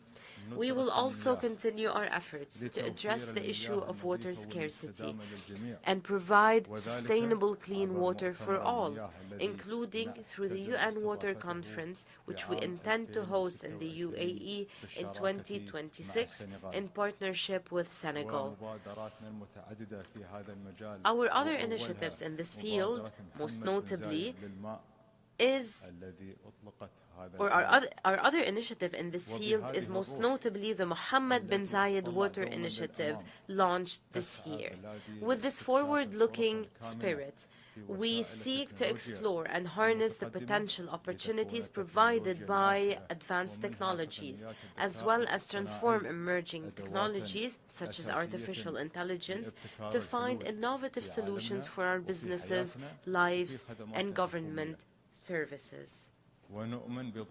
We believe that international attention and investments should be directed towards these technologies to accelerate sustainable development and achieve transformative shifts in addressing the challenges we face in different fields. This will allow the bridging development gaps and supporting progress for all. Mr. President, let us seize this opportunity to reform international collective action, our refuge in difficult times. Let us work together, hand in hand, to create a bright future that the next generations will be proud of. Thank you, Mr. President.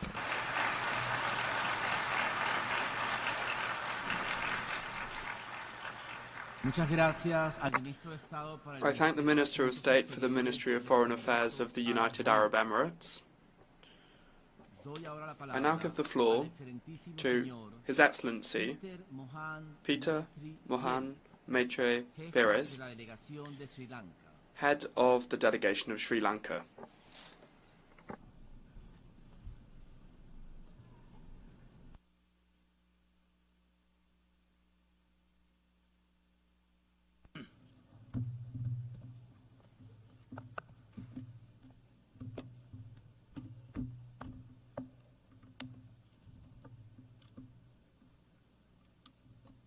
Mr. President, Excellencies, distinguished delegates, ladies and gentlemen.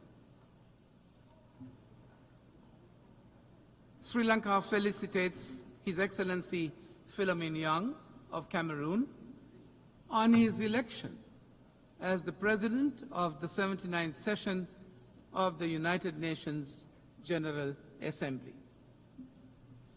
Mr. President, against the background of global turmoil, setbacks and transformations, the aspirations of this year's Assembly for a better global future resonate with those of the people of Sri Lanka.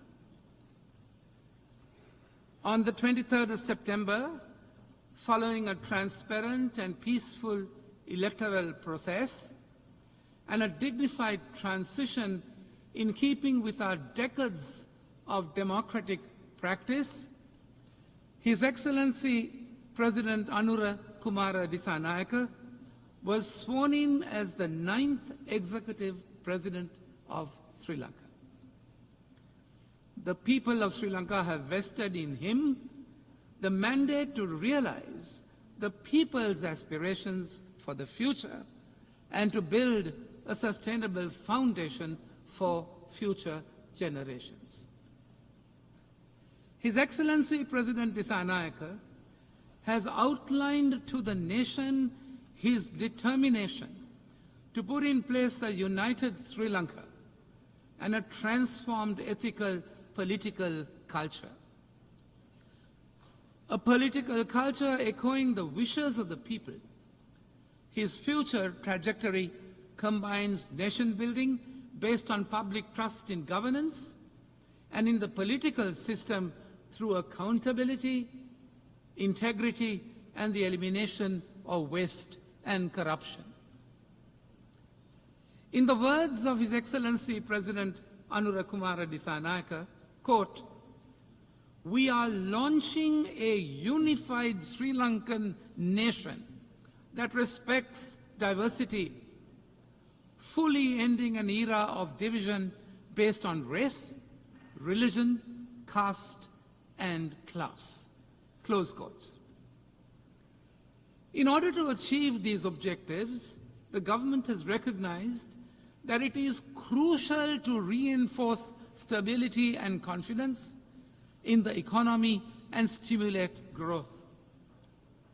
The government will work within commitments to reach macroeconomic stability through the framework of international financial institutions and in negotiations with sovereign and private external stakeholders. The government is acutely aware of the hardships that have been faced by the people in the process of economic transition. Measures will therefore be put in place to generate greater resources for enhanced public expenditure and welfare to raise the living standards of our people with equity and justice.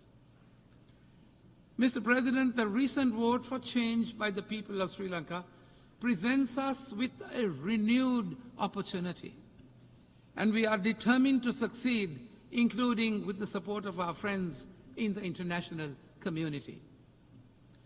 Mr. President, despite our consensus on the Pact of the Future, this year's UNGA takes place at a moment of profound global crisis on multiple fronts. In the Middle East, we are closer to wider regional conflagration than when we convened last week, and the humanitarian suffering in Gaza gets worse by the day. The achievements of the SDGs now appears beyond our reach, and we are off target on the Paris climate goal to limit the temperature increase to 1.5 degrees centigrade above pre-industrial levels. Big power rivalries and geopolitical tensions have reignited and widened, and new rifts are reappearing on north-south lines. Racism, intolerance, discrimination, and xenophobia against migrants are on the rise. Theaters of conflict and tension have opened up on land and in oceans. The developments in the digital realm provides a fertile ground for proliferation of disinformation and hate speech, with the potential of violence. Mr. President, the lingering impact of the pandemic have reverberated throughout the global economy, creating profound economic insecurities, threatening free trade and leading to protectionist barriers. We are spending more on weapons than ever before in the past, and regrettably, the use of nuclear weapons is in mainstream discourse. New domains are being weaponized, including outer space and cyberspace, while the use of AI is challenging international humanitarian law in the battlefield. Excellencies, today a large number of developing countries, including my own, face a debt crisis of unprecedented proportions. This debt distress severely impedes our ability to invest in sustainable development, as we are unable to meet these financial obligations while simultaneously investing in the future and the well-being of our people. It is a fact that financing challenges remain at the heart of the sustainable development crisis. As per the Financing for Sustainable Development Report of 2024, the SDG financing gap is between US dollars 2.5 to 4 trillion. Staggering, isn't it? Mr. President, given these immense challenges, the need for comprehensive reform of the global financial architecture has never been more pressing. The current international debt resolution framework has failed to respond adequately and efficiently to contemporary challenges. The global landscape has changed dramatically, with global debt, particularly in the developing world, increasingly controlled by international bond markets and non-Paris Club lenders. Think about it. It is therefore time that we review the architecture's traditional moorings.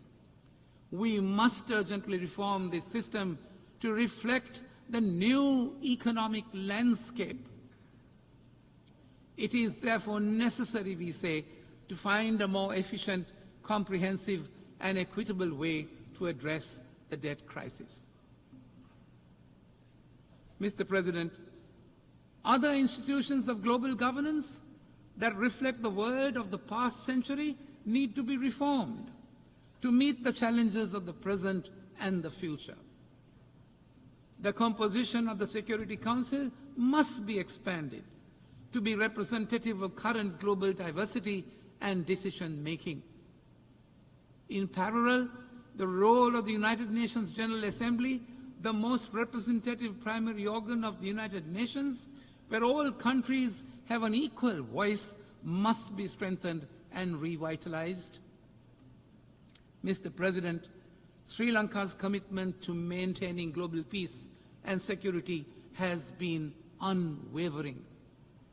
We recognize that peacekeeping is one of the most effective tools to the United Nations to help member states to manage the difficult phase of transitioning from conflict to peace.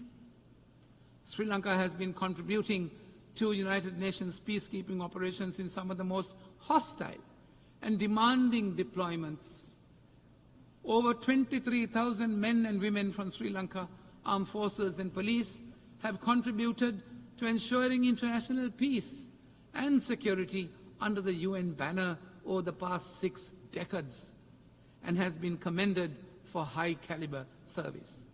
Mr. President, beyond economic recovery, we face an even greater existential threat, the ongoing climate crisis, and the accompanying need for a just energy transition. Although our development strategy has not contributed to climate degradation, Sri Lanka has taken concrete steps to address these challenges. We will increase our nation's forest coverage and increase renewable energy in our energy mix.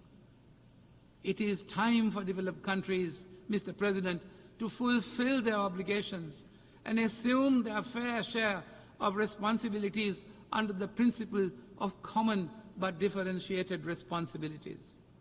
We need their support in mitigation and adaptation efforts, as well as compensation for loss and damage.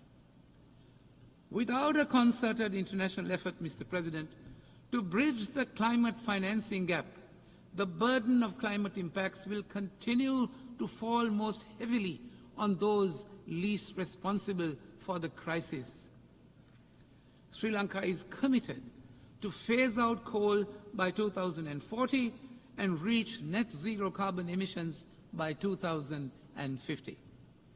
As a climate vulnerable country, Sri Lanka has been advocating for operationalization of the Loss and Damage Fund and called for climate justice. There is therefore an urgent need, we say, for increased climate financing, especially for vulnerable developing nations like Sri Lanka. Mr. President, two other critical issues which are also relevant to Sri Lanka as an island nation were part of the discourse during this year's high-level week. Sea level rise is an imminent reality affecting millions. While Sri Lanka has taken mitigatory measures nationally, as included in the National Adaptation Plan for Climate Change, it is through concerted international action that solutions can be implemented to halt the global warming that is the cause of sea level rise. Sri Lanka initiated the UNGA resolution on declaring 1st of March as the World Seagrass Day to bring international attention and awareness on a small but significant aspect of universal importance of combating climate change. Sri Lanka has further been recognized for its contribution to mangrove regeneration programs as a 2024 World Restoration Flagship by the United Nations under the UN Decade on Ecosystem Restoration. Mr. President, antimicrobial resistance has become a critical public health issue the world over, with bacterial resistance linked to around 5 million deaths worldwide annually. Alarming. AMR, if not contained, has the potential to spiral into a development issue, as well with life expectancies declining worldwide.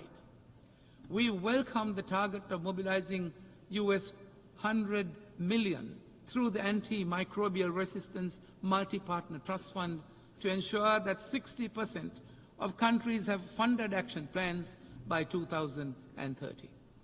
However, international cooperation, Mr. President, and sustainable financing must increase to meet this goal.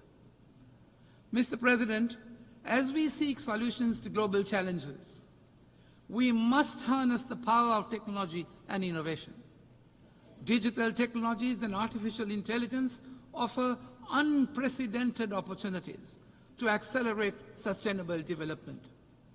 Sri Lanka aims for sustained growth by innovation and envisages an equitable digital transformation through the establishment of accessible digital public infrastructure. At the same time, we call for increased capacity building and technical assistance to bridge the global digital divide and empower all countries to leverage these tools for the betterment of their people. Mr. President, the General Assembly's theme calls on us to leave no one behind and to act together for the advancement of peace, sustainable development, and human dignity for present and future generations. In Sri Lanka, 38% of our total population is youth, which is the most capable and dynamic resource that can contribute to our future development. Sri Lanka advocates for increased youth participation in decision-making processes. After all, the Declaration on Future Generation is theirs. Simultaneously, the new Sri Lanka will realize the aspirations of a just society with greater empowerment for women, who make up to 52% of our population. Mr. President, as we look towards the future, we must also address one of the gravest injustices that this Assembly has inherited from the past. Sri Lanka has repeatedly voiced its concern over the dire humanitarian situation in the occupied Palestinian territories.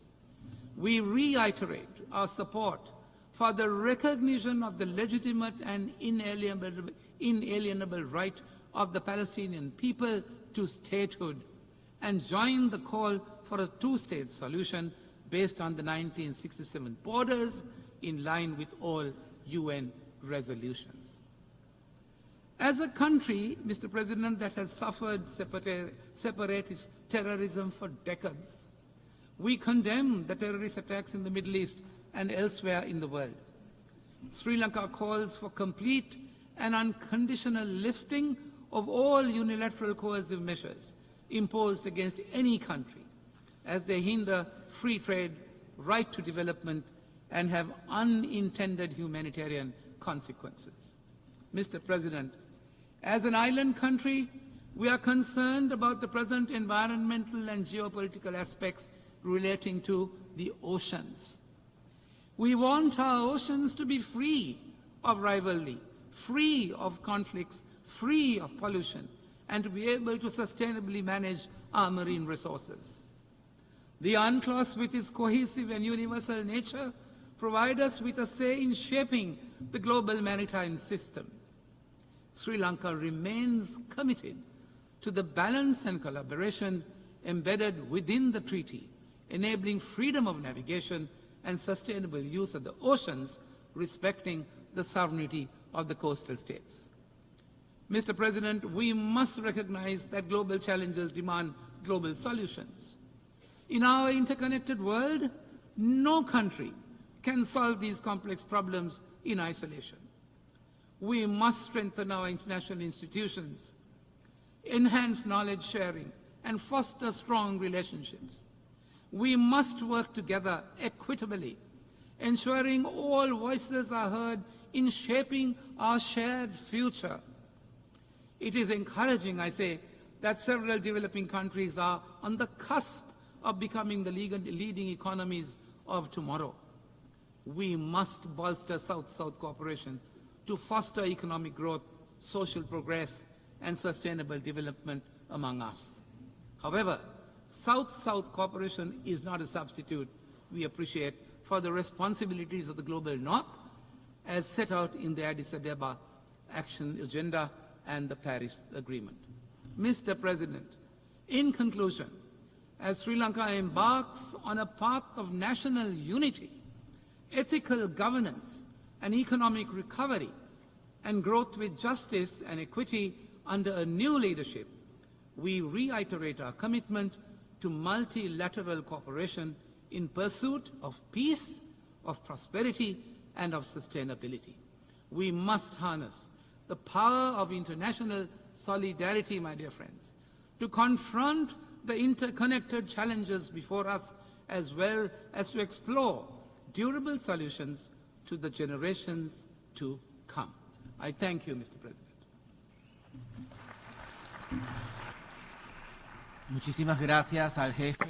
I thank the head of the delegation of Sri Lanka. I now give the floor to His Excellency Mr. Song Kim, head of the delegation of the Democratic People's Republic of Korea.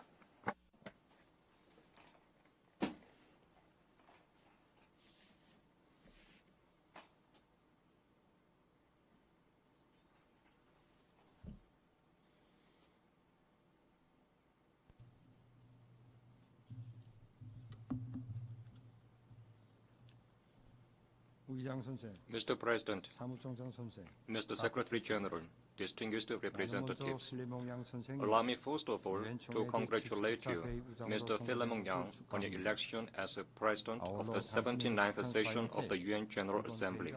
I am confident that your able stewardship will lead this session to an excellent fruition.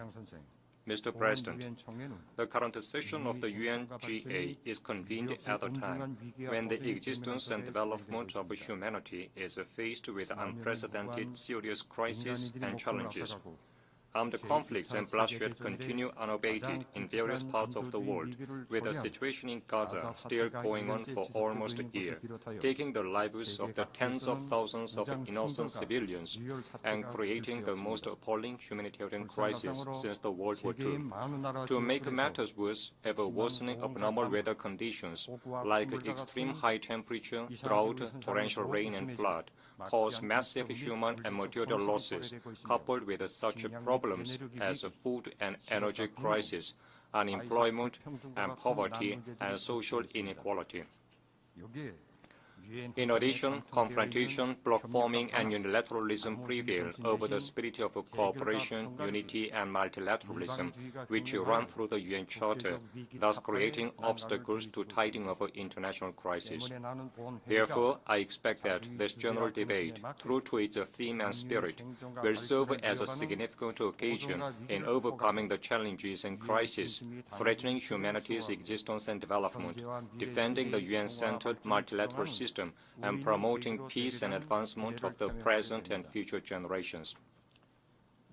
Mr. President, I consider it important for each and every UN member state to fully discharge its responsibility with a view to overcoming present crisis and promoting social progress and better standards of living as stated in the UN Charter. From this viewpoint, I'd like to outline the principal stand of the DPRK government and its efforts directed to achieving socio-economic development, defending regional peace and stability, and realizing international justice. Today, the world is faced with challenges, with no exception to the DPRK as well. However, valuable successes are being recorded in the socio-economic field, thanks to the correct line of the government and its steady implementation.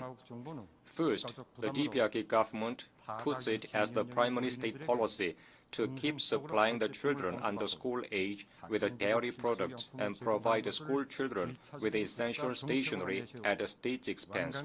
As a result of the strenuous execution of the policy, we witness continued improvement in the quality of child care and education. We also find an outcome of our effort to achieve a sustainable development of the national economy. The trend of growth continues in various fields, such as light industry and agriculture, and remarkable successes are registered in promoting the welfare of the people, including the work to provide all residents of both urban and rural areas with new dwelling houses free of charge. In particular, the DPRK government newly adopted the policy for regional development and is paying primary attention to its practical implementation.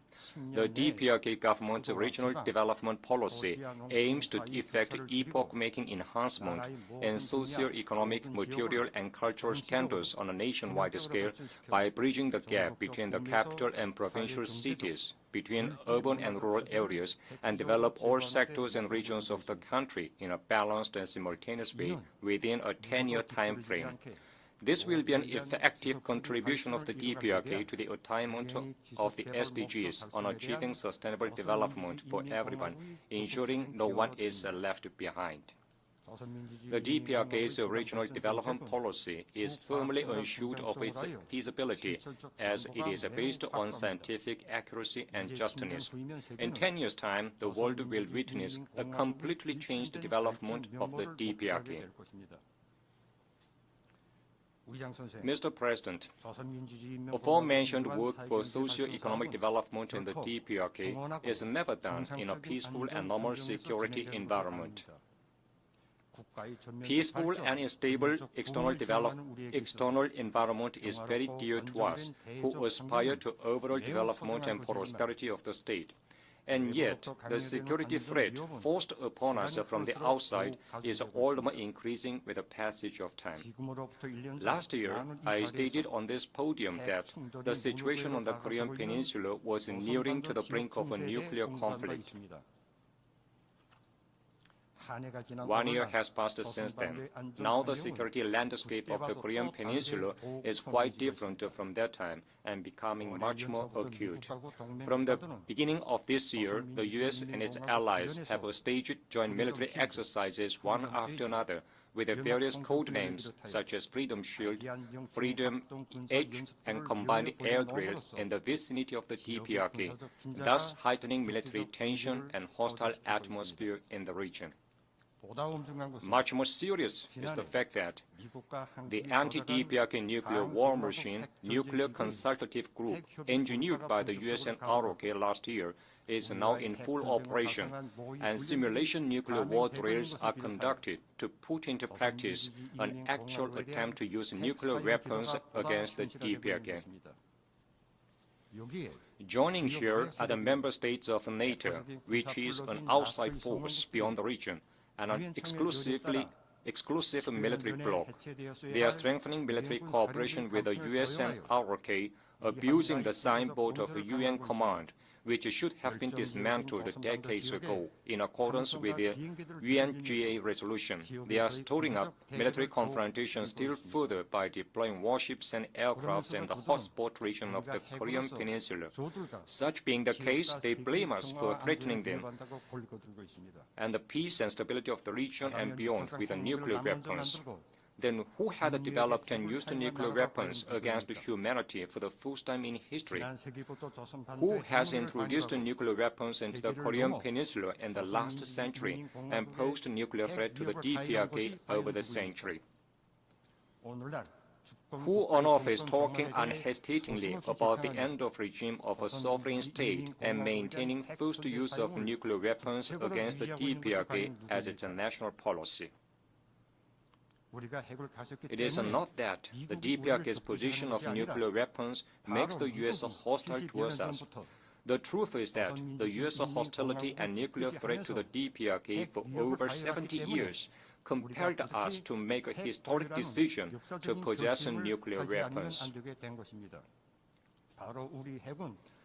Our nuclear weapons were just made and exist to defend ourselves. As such, any talk about our nuclear threat only proves a conceived hostility towards the DPRK. The security environment of the Korean Peninsula is bound to be intricately complicated through to the next generation as well, unless the U.S. and its followers change their confrontational and aggressive nature. Under such circumstances, it is an indispensable exercise of sovereign rights for the DPRK to maintain powerful strength capable of defending national security interests and guaranteeing peaceful development. The situation on the Korean Peninsula has not entered into war, even though it is fraught with extreme tension. It is totally attributable to our country's powerful war deterrence, which helps stave off threat of aggression and keep the balance of power in the region. Therefore, we continue to increase our war deterrence capabilities, not only from our obligation to ensure national security, but also from our mission to maintain peace and security in the region and beyond. Comrade Kim Jong-un, President of the State Affairs of the DPRK, said that we can choose either dialogue or confrontation, but we should go further in getting ourselves fully prepared for confrontation. This is the review and conclusion drawn from the 30-year-long DPRK-US relations, he said. When it comes to the right to self-defense, a legitimate right of a sovereign state, we will never go back to the point in the far past. When it comes to the national prestige, we will never bargain over it with anyone, for it was gained through the bloody struggle of the entire Korean people. Whoever takes office in the United States, we will only deal with the state entity called the U.S., not the mere administration. Likewise, any U.S. administration will have to face the DPRK, which is different from what the U.S. used to think. Mr. President, it is the invariable external policy of the DPRK government to champion justice and peace, aspire after progress and development, and promote friendship and solidarity. This is also the idea running through the UN Charter. From this viewpoint, the DPRK government stands strongly against the acts of dividing international political arena into two camps with unlawful double standards, giving precedence to their hegemonic interests and disturbing peace and stability. At present, many factors obstruct attainment of the SDGs set forth by the UN. The most critical among them are the high-handedness, arbitrariness, and double standards of the US and certain UN member states. Since October last year, the indiscriminate massacre by Israeli authorities has claimed more than 40,000 Palestinian civilian lives in Gaza Strip, including many children and women, and thus exposed a nation to a complete extinction. The UN exists to prevent the recurrence of the scourge of war that had inflicted untold sufferings to mankind. It is really shameful and deplorable that such act against humanity has persisted for 1 year. It is highly imaginable that one state is immune to any censure and sanction, even after committing such a horrible massacre. This is entirely due to the patronage of the US, a permanent member of the UN Security Council.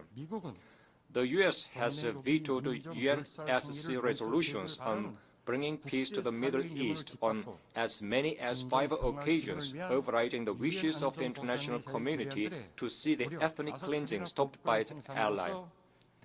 This is how the US has discredited the authority of the UN and incited crime against humanity. This notwithstanding, the US is branding as a threat and provocation the legitimate exercise of the right to self-defense by a sovereign state, which did not do any harm to anyone. As for the Ukrainian situation dragged on for almost 3 years by the US and Western countries, they are shifting the responsibility on other countries, even though it was the result of eastward expansion of NATO and provision of lethal equipment amounting to astronomical sum of money to their ally. The reason behind the US's abusive invectives about the normal developmental relations between other countries is in fact to vindicate its unprincipled political and military support to its ally and justify the forming of military alliances on a global scale. Justice or injustice is judged according to whether the actor is pro-US or an independent country, and the United Nations is misused for political aims of an individual country. Such reality should no longer be tolerated and allowed. I once again express a serious concern with a strong denunciation over the fact that peace and security in many parts of the world are seriously threatened, and the spirit of the UN Charter is debased by the arbitrariness and high-handedness of a single arrogant permanent member state of the UN Security Council.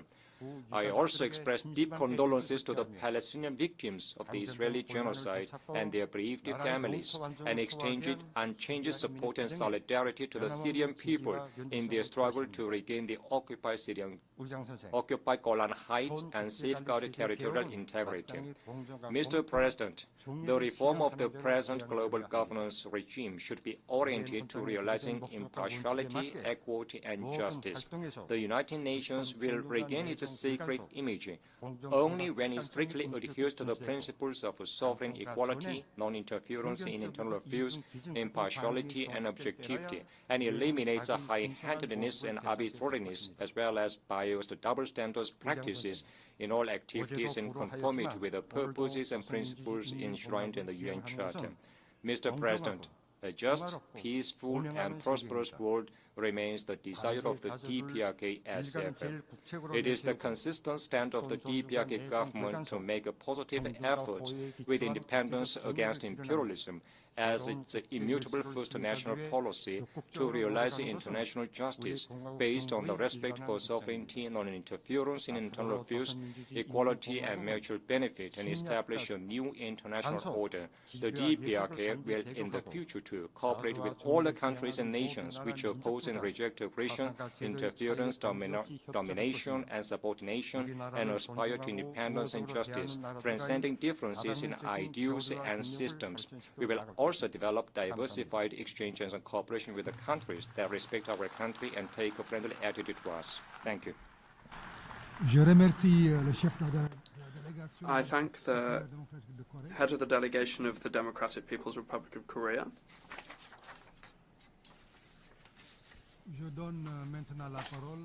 And I now give the floor to His Excellency Tiborori Tito, head of the delegation of the Republic of Kiribati.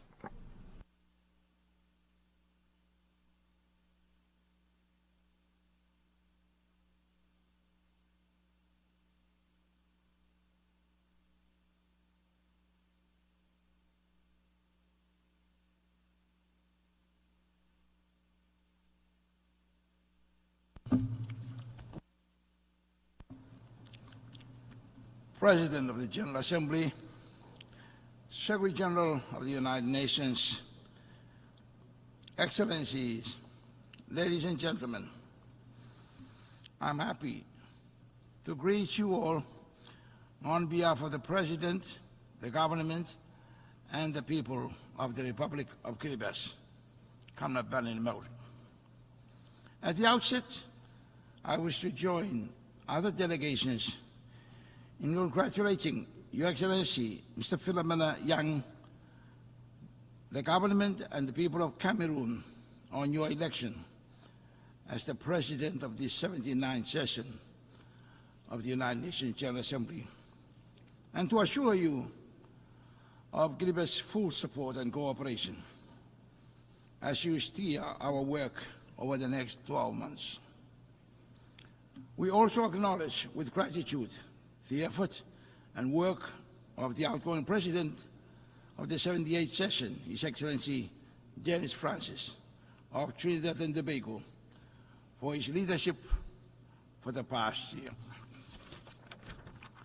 It is with immense pride and a deep sense of responsibility that Kiribati stands before this assembly, marking the 25 years of its membership of the United Nations.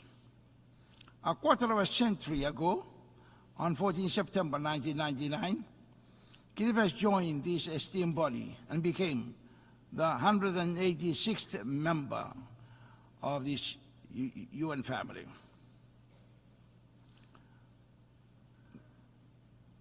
Believing that the challenges we face as a small island nation are inextricably linked to the fate of the global community. As we celebrate this milestone, we honor the path that we have walked with our global partners. And we reaffirm our commitment to the core principles of the United Nations: peace, justice, human rights, responsibility, and respect, and sustainable development. Mr. President, the theme for us now, leaving no one behind and acting together for the advancement of peace, sustainable development, and human dignity for present and future generations, cannot be more relevant and timely as global conflicts escalate, causing widespread destruction, displacing people, and leaving millions neglected and marginalized. The theme reminds us that despite the ongoing crisis, we must stand firmly together as responsible leaders and representatives of the 193 member nations of this greatest multinational organization, and recommit ourselves to do together whatever is necessary to get the world back on the path of peace, progress, and prosperity. Mr. President, what we witness in the world today and for the past 79 years suggests that the Founding Fathers' inspiration for lasting peace is far from being realized. The theme is therefore a timely reminder not to lose hope over the heartbreaking scenes before us, but to re-energize our unity, solidarity, and collective determination to overcome the forces that stand against multilateralism that our United Nations family embodies. This is why Kiribati reaffirms the critical importance of reinvigorating multilateralism. The United Nations must remain the central platform for collective and global action, as no single nation can address the complexities of today's challenges on its own, be it pandemics, terrorism, conflict, human trafficking, climate change, to name a few. Mr. President, it cannot be disputed that the UN that was created in 1945 by 51 founding members to restore and maintain world peace and security out of the ash and devastation of World War II, has now become the largest international organization on earth that deals with all aspects of human livelihood and well-being to such an extent that its core function of maintaining world peace and improving living standards has been greatly thwarted. This is further exacerbated by the lack of unity and solidarity among member states, coupled with a persistent lack of respect for the UN Charter and for the rights and sovereignty of nations under the Charter. The apparent lack of unity and solidarity within the membership of this family is very much evident in the inability of members to stand united on issues of common concern, the increasing polarization of global issues, and the proliferation of exclusive groupings which tend to breed more disunity and distrust among members. Mr. President, the success or failure of the United Nations in its core mission depends not only on the dedication, commitment, and persistence of its leadership and membership, but also on the quality of the collaboration between the two. The theme is a reminder of the need to gauge the performance of the United Nations against its core mission of maintaining world peace, improving living standards, and the promotion of human rights and freedoms. In this vein, our collective deliberation at this 79th session must shape a more effective path for the United Nations, ensuring it meets the pressing challenges of our time and serves all nations equitably. Considering the significant disparity between the United Nations' intended mission and its actual outcomes, an in-depth analysis is needed to explore why the organization has not been successful in preventing and resolving conflicts. It is important that the root causes of these failures are identified and addressed. Equally important is the need to stress the crucial role of the UN Secretary General, jointly with the P5 members of the Security Council, in putting a stop to ongoing conflicts and in preventing new ones from erupting.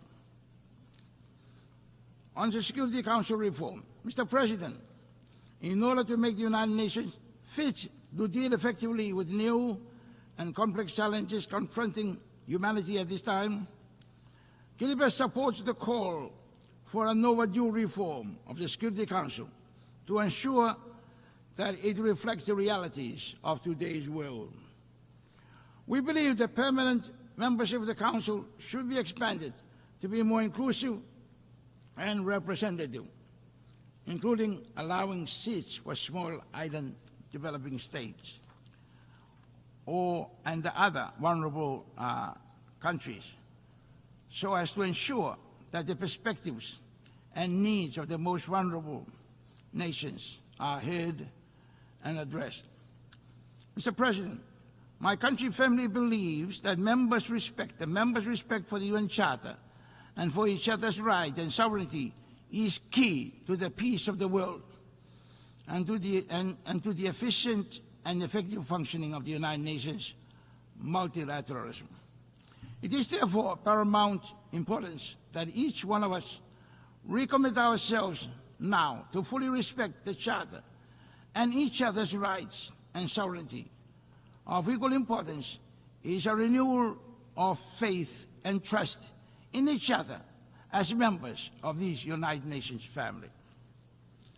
On peacekeeping and international security, Mr. President, peacekeeping remains a cornerstone of international cooperation for maintaining global security and stability.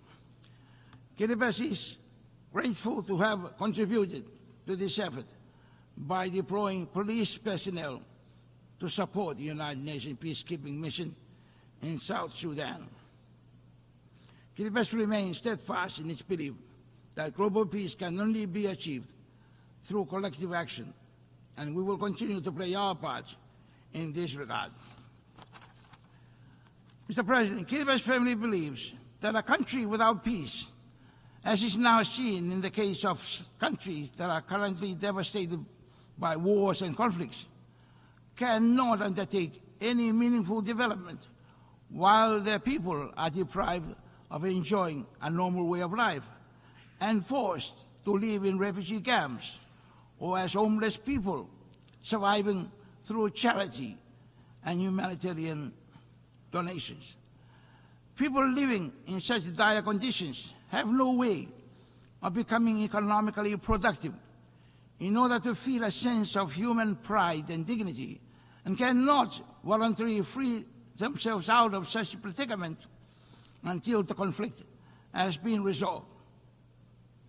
Peace restored and life is back to normal.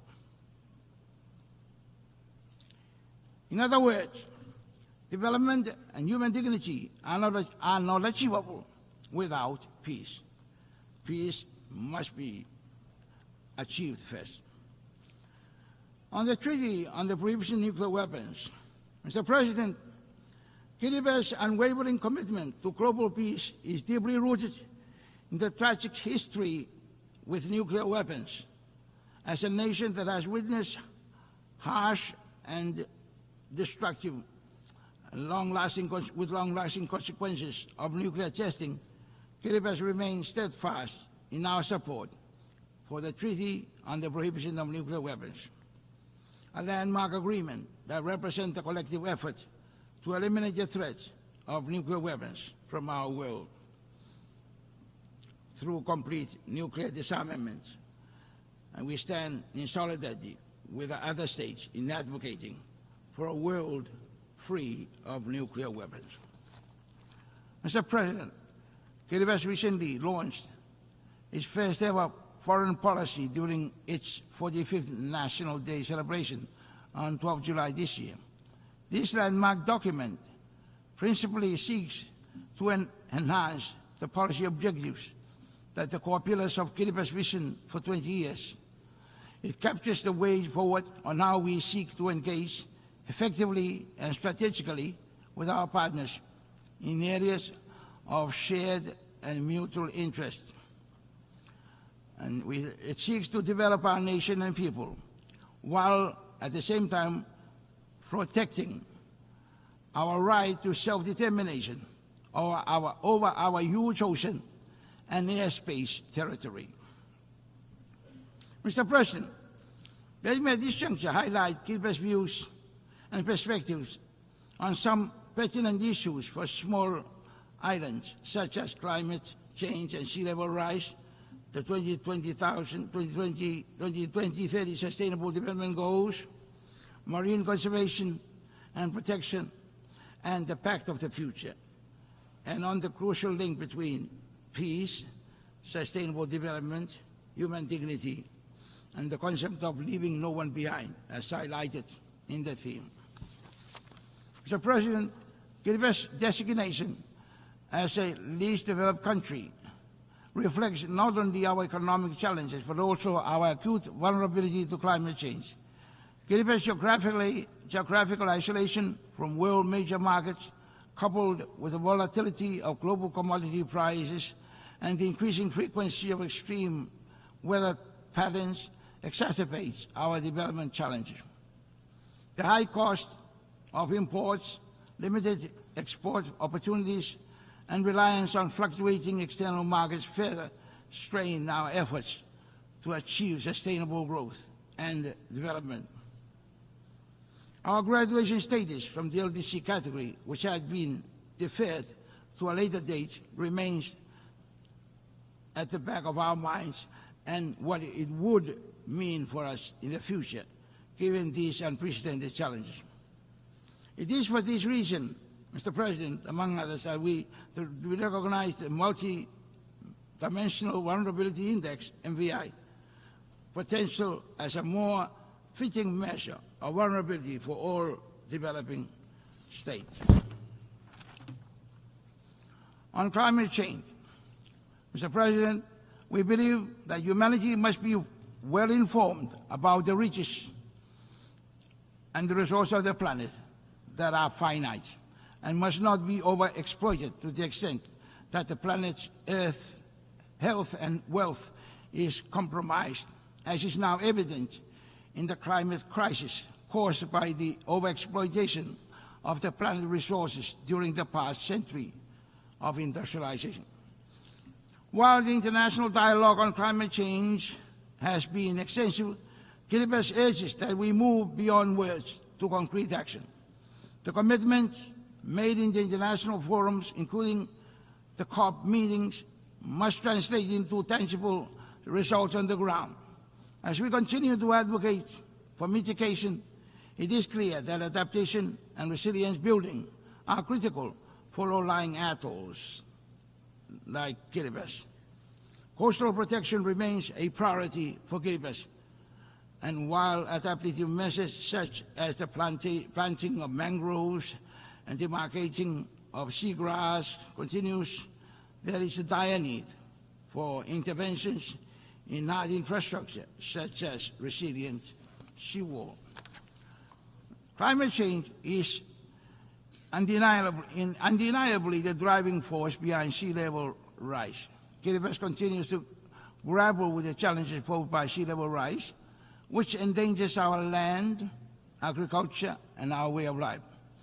The IOC's declaration on sea level rise and statehood encourages our dedication to building resilience against climate impacts and emphasizes the urgent need for global action.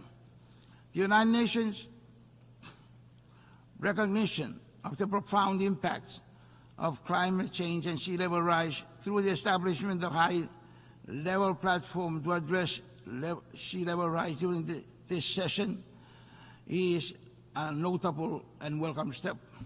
It reflects the urgency of addressing climate change and its devastating consequences on vulnerable communities worldwide, in line with the commitment of the 2050 Blue Pacific Strategy. We strongly advocate for global climate action, including maintaining the 1.5 degree Celsius goal and addressing sea level rise as essential to safeguarding the livelihoods, identity, sovereignty, and security of the Pacific Island communities, especially low-lying atolls, which are only 2 or 3 meters above sea level. On sustainable development goals, Mr. President, as we continue our journey towards achieving sustainable development goals by 2030, Kiribati has localized SDG in a 20-year development roadmap or vision called KV20, with its primary aim to make Kiribati a healthy, wealthy, and most peaceful nation by 2036. This localization effort ensures that the SDGs are not merely theoretical goals that are embodied in our national policy projects and initiatives. Sustainable development is crucial for the long-term resilience and prosperity of Kiribati and other small island developing states.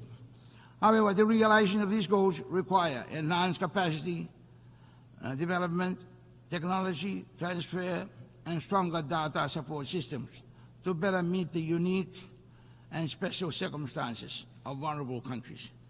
Kiribati also commits and looks forward to the implementation of the Antigua and Barbuda Agenda, ABAS, focusing several key areas aimed at promoting sustainable development, resilience, and addressing the unique challenges faced by small and developing states, such as climate change, resilience, sustainable economic development, access to financing, biodiversity, conservation, to name a few.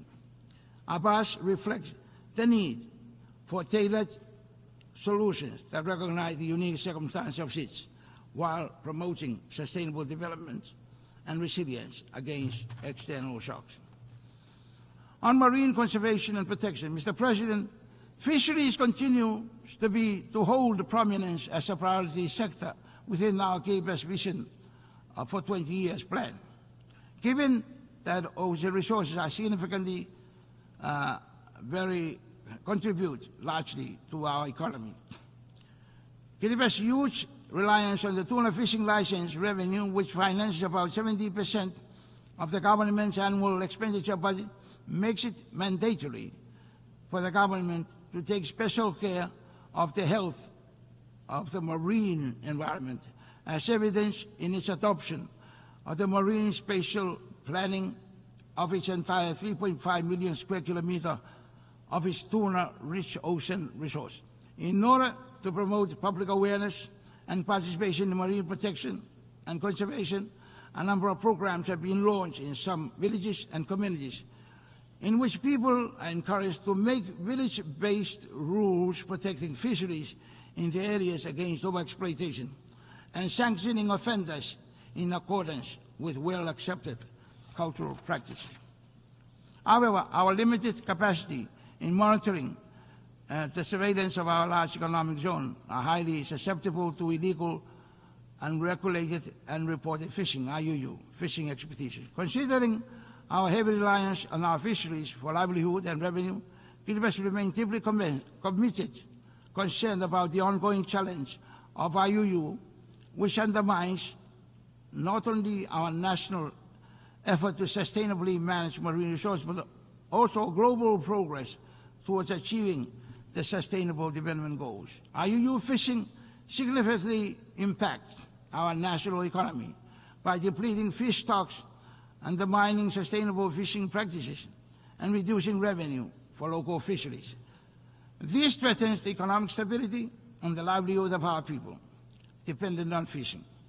We acknowledge the assistance of our partners rendered in addressing this gap and in providing the surveillance support. Kiribati calls upon the international community to strengthen cooperation and action to combat IUU fishing, ensuring that sustainable fisheries management become a reality for all nations, especially those most vulnerable to its impact. Kiribati is acutely aware of the profound significance of the ocean to our livelihood, culture, and environment. And this is why we invest a lot of effort in the preservation and protection of our marine environment.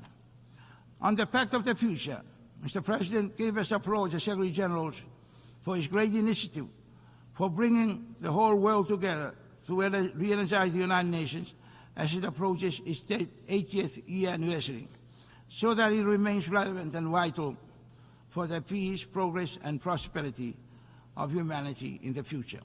The proposed Pact for the Future offers an essential roadmap strengthening global cooperation on key issues including climate change, digital transformation, and peace building. We fully support the development of the Global Digital Compact, which will help bridge the digital divide and ensure that small island developing states like Kiribati are not left behind in the digital age. It is vital that the international community takes bold steps to strengthen global governance mechanisms, fostering inclusive multilateralism that benefits all countries, particularly the most vulnerable. We believe that the success of these initiatives will be key to achieving sustainable development, peace, and security for future generations. Mr. President, as I conclude, I express our hope for the future. Kiribati family believes that together we can unite in action and commitment, ensuring that no country is left behind in our pursuit of a more sustainable and in a world where peace, sustainable development, and human dignity are advanced for the present and future generations. Let us make the 79th session a time to renew our unity, solidarity, and togetherness for the advancement of peace, sustainable development, and human dignity for present and future generations. We believe that together we can make it, and together we can do it. Thank you.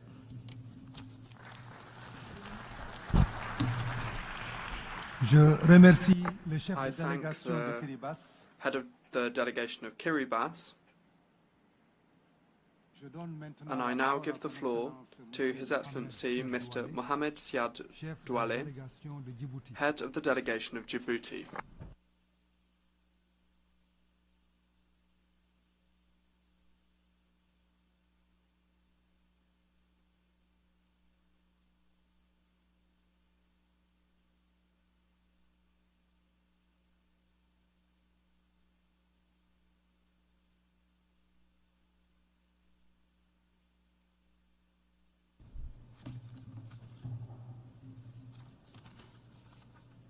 Monsieur le Président, Mr. President, at the outset, I wish to very warmly congratulate His Excellency Mr. Philemon Yang, President of the General Assembly, for the 79th session, and I assure him of the full support of the Republic of Djibouti as he implements his mandate. The topic that you have chosen for this session, acting together for the advancement of peace, sustainable development, and human dignity for present and future generations, encapsulates and reveals what millions of human beings are calling for all around the world. A world that is less unequal, more cohesive, more peaceful and prosperous. A world where unity is not mistaken for the negation of individuality, and where the recognition of a common destiny channels everyone's energy into forging a better common future. We reiterate our gratitude to your predecessor, Mr. Dennis Francis, for his outstanding work as well. Mr. President, the world is undergoing a perilous period, a period characterized by disorder and uncertainty. We see the crisis at several levels. Conflicts have proliferated and have become increasingly violent. The conflicts in Ukraine and in Gaza continue to rage without us being able to agree on the conditions to conclude a ceasefire agreement. Terrorism has gained ground in several parts of the world, including on the African continent, where the way that it has metastasized is a source of concern for us. The deficit in annual financing for the SDGs has deepened dangerously every day, and many countries are facing a financially difficult situation which is aggravated by multiple external shocks and the burden of debt. The crisis of confidence among member states has affected the multilateral system while sapping its credibility. The risk of geoeconomic fragmentation and trade wars are a set of factors that negatively impact world economic growth. They produce a chaos that drowns out the interests and the voices of developing countries. We've already taken stock of this situation during the discussions for the celebration of the 75th anniversary of the United Nations. We will not return to that assessment. The question now is to know whether we are capable of utilizing the window of opportunity for renewal that is open to us, because fortunately such windows of opportunity do exist. We must redouble our efforts, overcome our divisions, and undertake collective action to put an end to conflicts, to put in place policies, investment programs, and partnerships to make up for the delays in the implementation of the SDGs, and to reform international financial institutions so that they are able to respond promptly and effectively to the emergencies and the systemic shocks facing many countries in the world. Mr. President, financial institutions must provide developing countries with greater subsidies and access to financing under favorable conditions while maintaining their risk tolerance for investments in sustainable development. This includes the use of innovative risk instruments. These solutions need to be discussed, and their implementation should be addressed in greater depth at the Economic and Social Council, whose role and position must be strengthened. The United Nations, as stated in the Charter, must play a major role in the work of world economic coordination because it is the organization that is the most democratic. ECOSOC must continue to play a leading role in identifying emergent challenges and in promoting innovation and achieving economic, social, and environmental integration of sustainable development. We take this opportunity to express our sincere gratitude to the member states of the United Nations for the trust that they have placed in my country, Djibouti, by electing it last June as a member country of ECOSOC for the period 2025 to 2027. You may count on Djibouti to champion the priority areas in ECOSOC throughout its mandate. Mr. President, like many developing states, Djibouti faces major challenges due to climate change, including rising temperatures, dwindling water resources, and rising sea levels. Given these persistent threats, the government of Djibouti has put in place a series of ambitious, multidimensional measures aiming to mitigate the effects of climate change and to strengthen the resilience of the country. The COP29 will be another window of opportunity for the international community to avoid a situation where the delay in fulfillment of climate change commitments becomes too great to overcome. This is a vital opportunity to elevate adaptation to the level of an absolute priority and to marshal the required resources. The promise of paying out $100 billion per year has not been kept. It is urgent to reestablish trust by moving toward the swift disbursement of the billions of dollars that are needed. There's a need to put in place measures that are needed for adaptation and for an equitable transition toward renewable energies in low-income countries. There's a need to move urgently to operationalize the Loss and Damage Fund, which was established to help countries and people suffering from the inevitable effects of climate change. And there's a need to mobilize additional resources. This is a question that affects the rights of billions of people. It impedes development and poses an existential threat. We welcome the adoption of the Pact of the Future and its annexes, the Global Compact and the Declaration on Future Generations. We live in an era of disruptive technological advances and complex challenges. Djibouti is grateful to the United States for having spearheaded the effort that led to the unanimous adoption by the General Assembly of the first ever resolution on artificial intelligence to promote safe, secure, and trustworthy artificial intelligence systems for sustainable development. We in Djibouti are convinced that preparing for the future requires optimizing our country's human capital as the most sustainable key to economic growth. Like many other African countries, Djibouti's population is young. Its population is a tremendous asset and a huge competitive advantage if it is harnessed through investment in skills development and new technologies to promote quality job and workforce competitiveness. We have the ambition to vigorously pursue education systems focused on accessing advanced technological skills.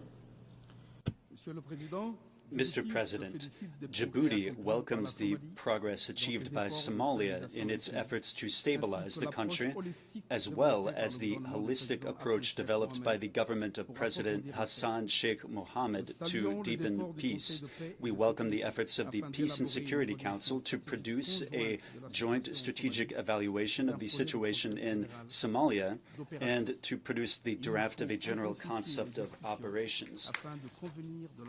We need to intensify discussions to agree on the best option for financing the mission. The mandate given to the future post-ATMIS mission is a robust mandate. The security threat posed by the terrorist attacks of al-Shabaab constitutes a major stumbling block to our joint efforts, which must be cleared away as quickly as possible. There is a need to guarantee that the future mission has adequate resources and the equipment that it needs, including force multipliers. We must lend our unstinting support to the efforts of the government of Somalia as it seeks to reposition itself as a key stakeholder in the region. Its mandate in the its term in the Security Council, which will begin next January, will certainly serve as a platform for it to share the lessons it has learned and the experience it has gained throughout these decades of conflict. Djibouti remains disturbed by the attacks carried out by the Houthi against merchant and commercial shipping. These attacks are a disturbing disruption of maritime traffic and commercial flows. This crisis has already brought about an exponential increase in maritime transport costs, which is reflected in the price index for consumer goods. If this situation continues, the impact on the economy of Djibouti, as well as the environmental repercussions of these repeated attacks, will be devastating.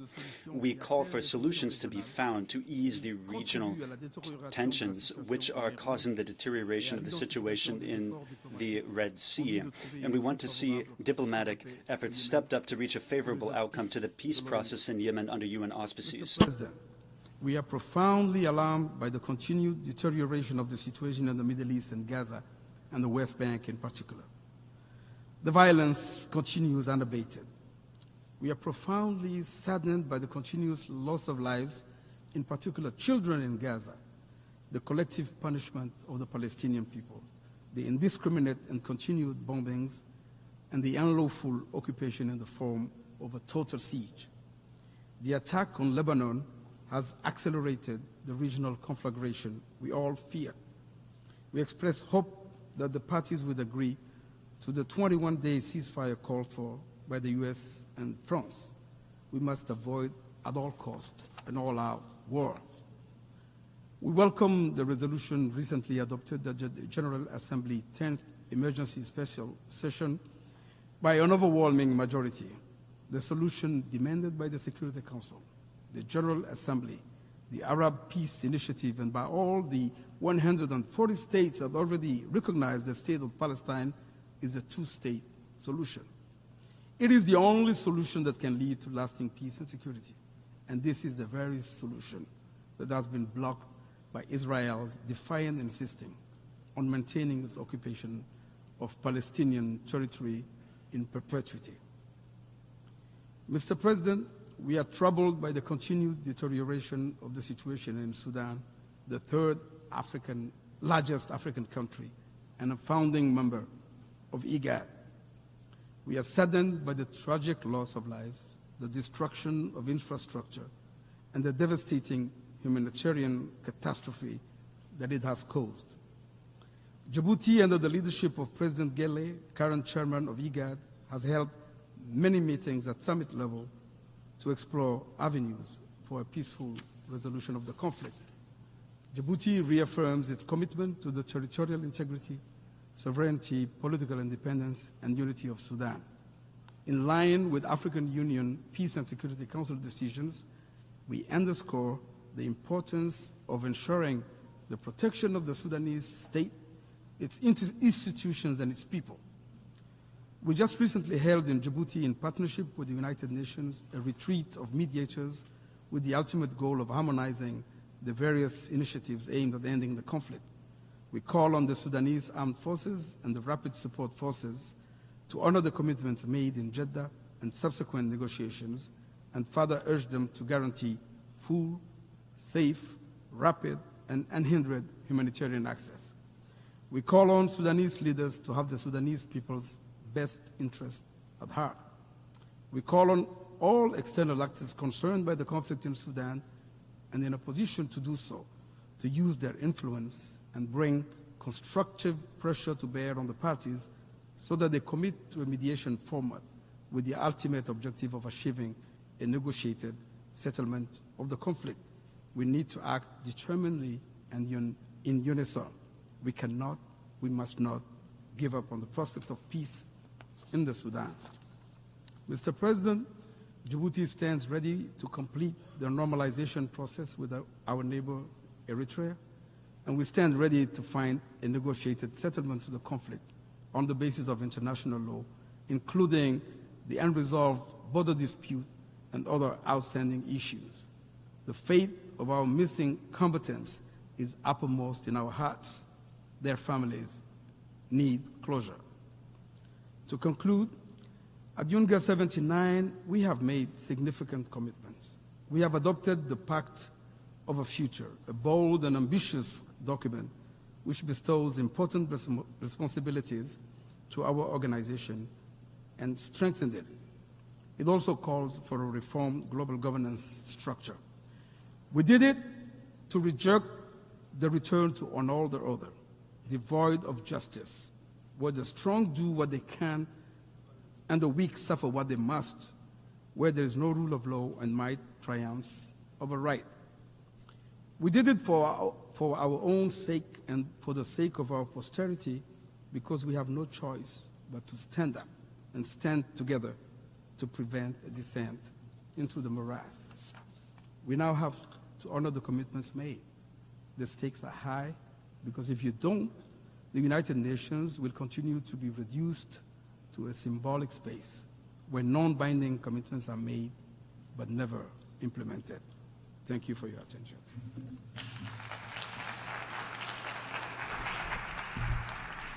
I thank the head of delegation of Djibouti.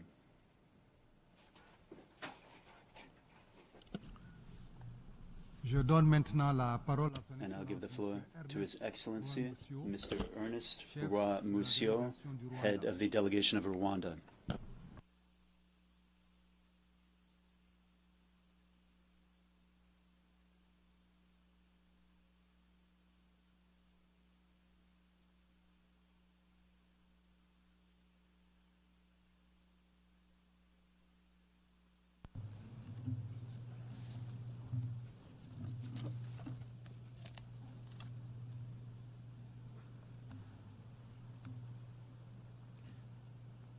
Excellencies, heads of delegations, ladies and gentlemen, at the outset, I would like to congratulate Ambassador Philemon Yang on assuming the presidency of the 79th UN General Assembly and assure him of Rwanda's full support.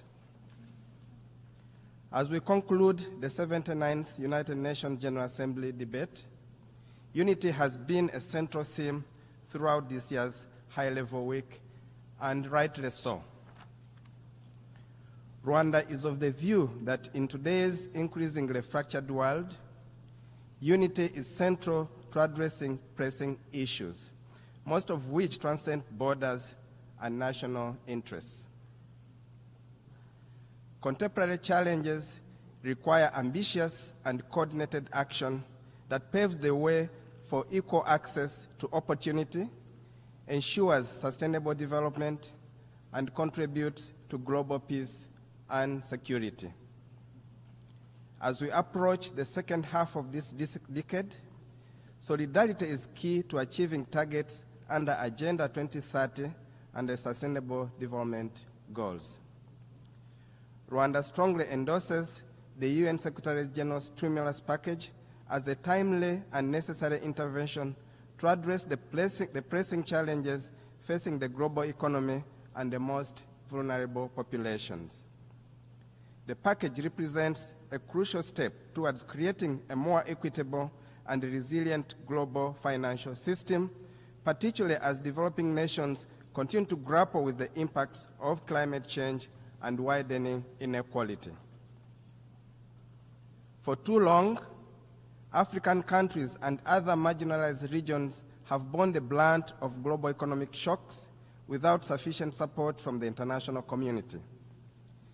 This stimulus package not only acknowledges these disparities, but also seeks to collect them through targeted financial aid, debt relief, and sustainable development initiatives.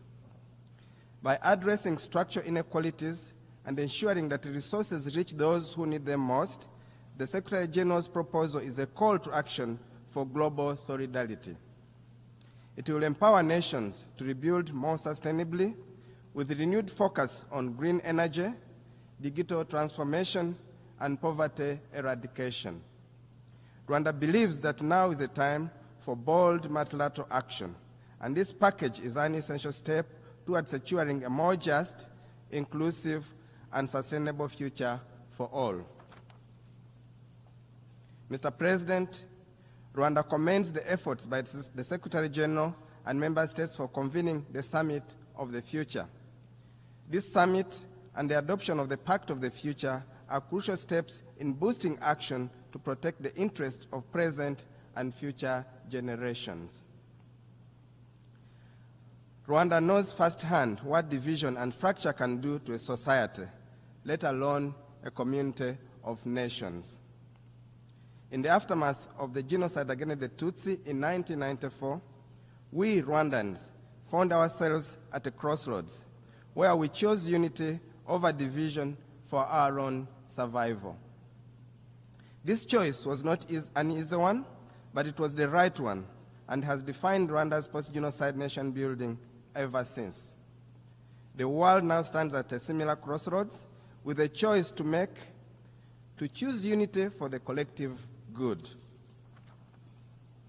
This is what the Kwibuka Frame of Hope monument in memory of the 1994 genocide against the Tutsi, recently built in the gardens of this United Nations building, stands to remind the world. Excellencies, ladies and gentlemen, reports show that Africa is set to be the engine of future global growth in the decades to come. With the world's fastest growing middle class, estimated to encompass 1.1 billion people by 2060, Africa will take the center stage of global affairs. However, this feat cannot be achieved without the adequate tools to both finance the decarbonization of our economies and mitigate the effects of climate change. Building resilient economies in the Global South is an urgent priority, which goes hand in hand with increased solidarity from those who are most responsible for carbon pollution. The pay-to-pollute model is not a viable option. Solidarity and investment are. Consequently, advanced economies should reduce their emissions faster and invest more in African autonomous transition. In a few weeks, the world will gather in Baku, Azerbaijan, for COP29. The international community should seize this opportunity to pledge more green investments in Africa. Additionally, Rwanda encourages nations to join hands and conclude an ambitious global plastics treaty based on a comprehensive approach that addresses the full life cycle of plastics at the upcoming INSC5 in Busan. We have a historic opportunity to demonstrate our collective resolve to end plastic pollution for the benefit of current and future generations. Rwanda stands ready to play a positive role in that direction. Excellencies, esteemed delegates, the year 2024 marks 2 decades since Rwanda's first deployment of troops under the United Nations peacekeeping banner. Today, Rwanda is among the top contributors with deployment in missions across Africa. And yet, insecurity in our region has reached unprecedented levels. This is evidenced by the rising threat of radicalized insurgency in the southern part of the continent, terrorism in the Sahel, or the presence of state-sponsored genocide militias right by our border. Mr. President, no more than ever, cosmetic fixes must be avoided in favor of long-term solutions addressing the root cause of these conflicts.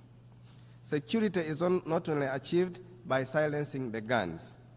It is also achieved by building a fit-for-purpose global governance system capable of quickly adapting to crises.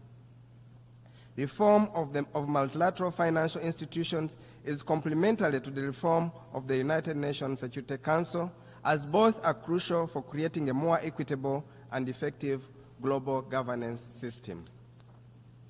The financial institutions which shape global economic policies and the UN Security Council, which ensures peace and security, must evolve to better address the diverse needs of today's world. Without reform, these bodies risk perpetuating inequalities, particularly for Africa, which has historically been underrepresented in decision-making processes.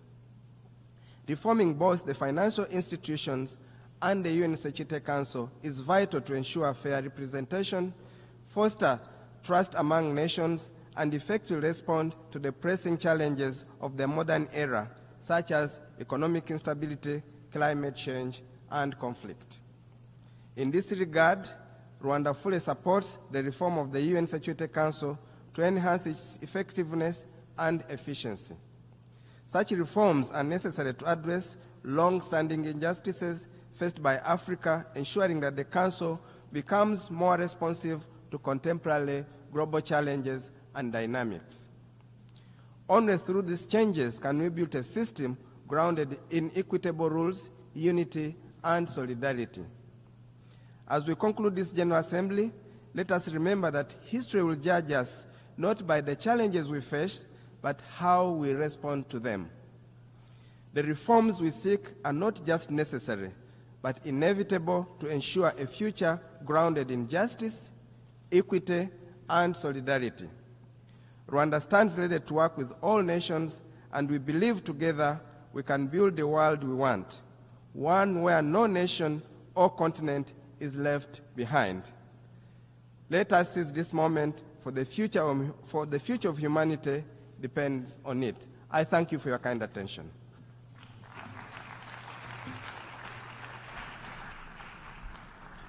I thank the head of delegation of Rwanda.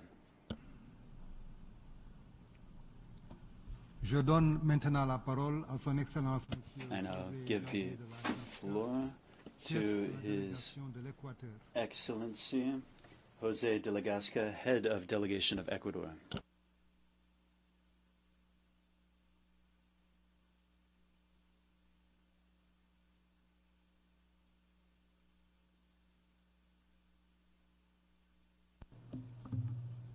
Señor Presidente de la Asamblea General, President of the General Assembly, distinguished representatives, I begin by bringing you the regards of the President of the Republic of Ecuador, Daniel Noboa Asin, who is the leader of a young government and is a young leader who has sought to break the patterns that prevented us from delivering the change that his generation was calling for and that my country is calling for.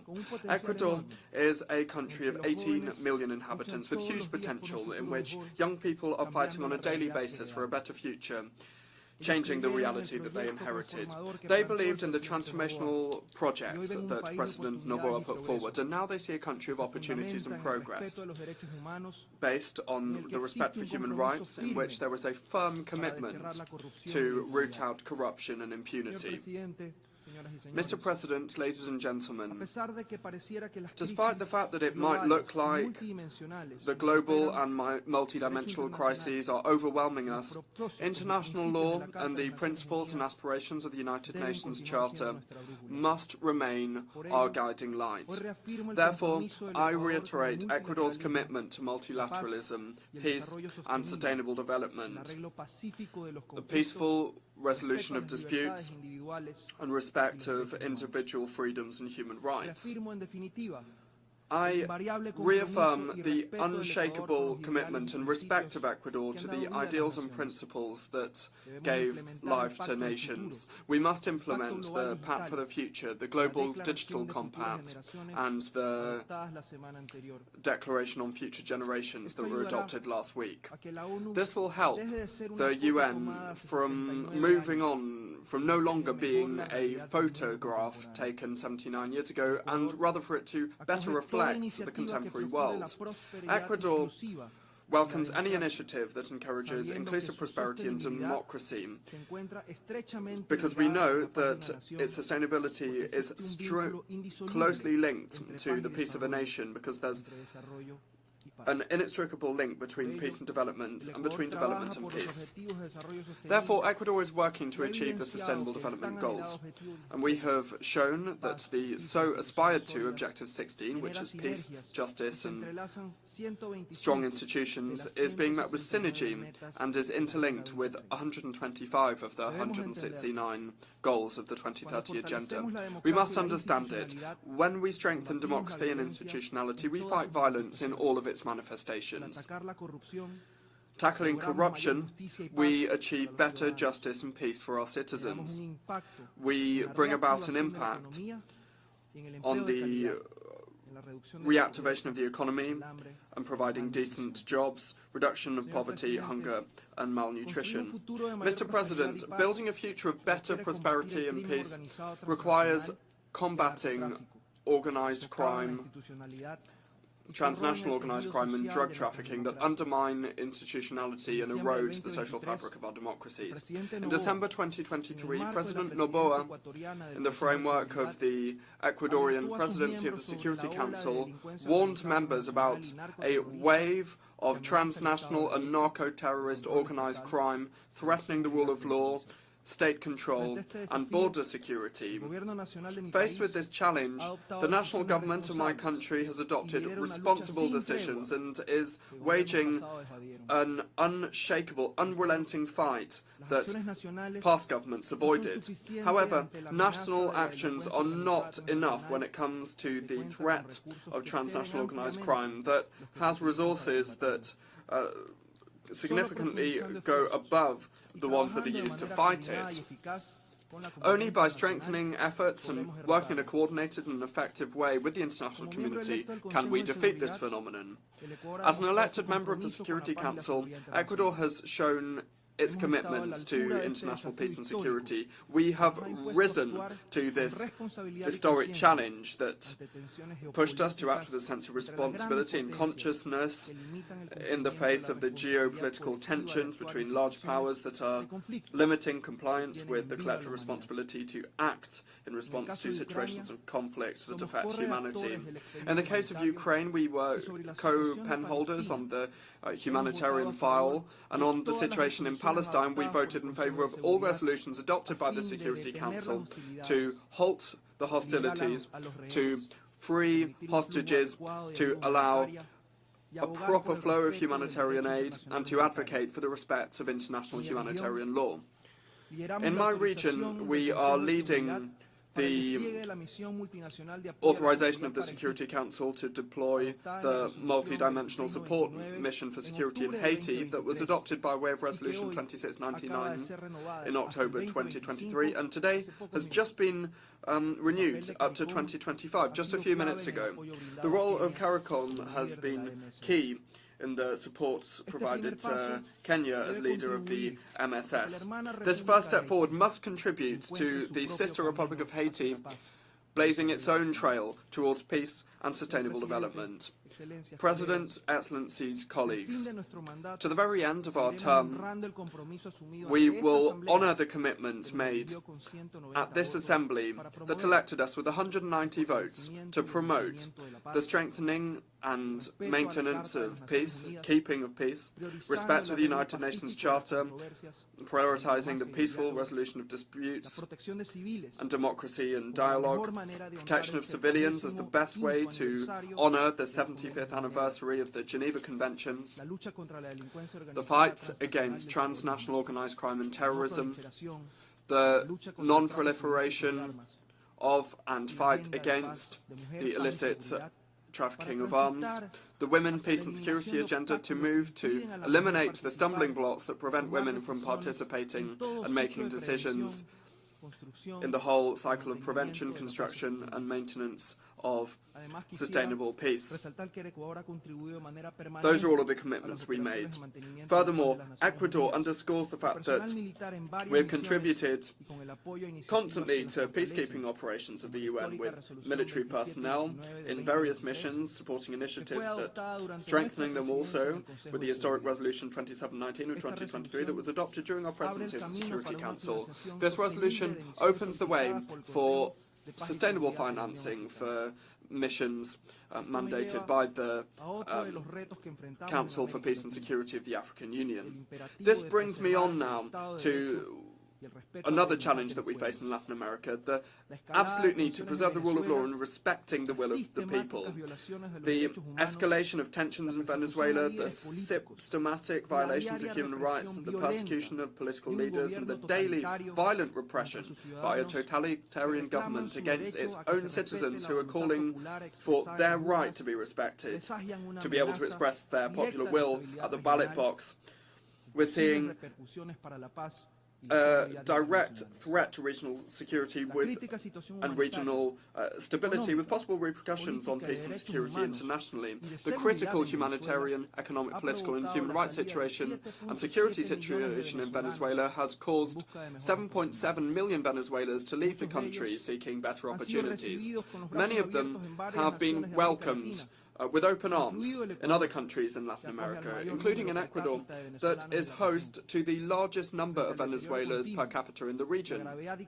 Faced with the ongoing deterioration, gravity and complexity of this crisis, Ecuador has shown leadership for the Venezuelan people and will not relent in its insistence before all international fora for there to be a peaceful and democratic transition for all of the Venezuelan people. The international community must give a clear and timely response here.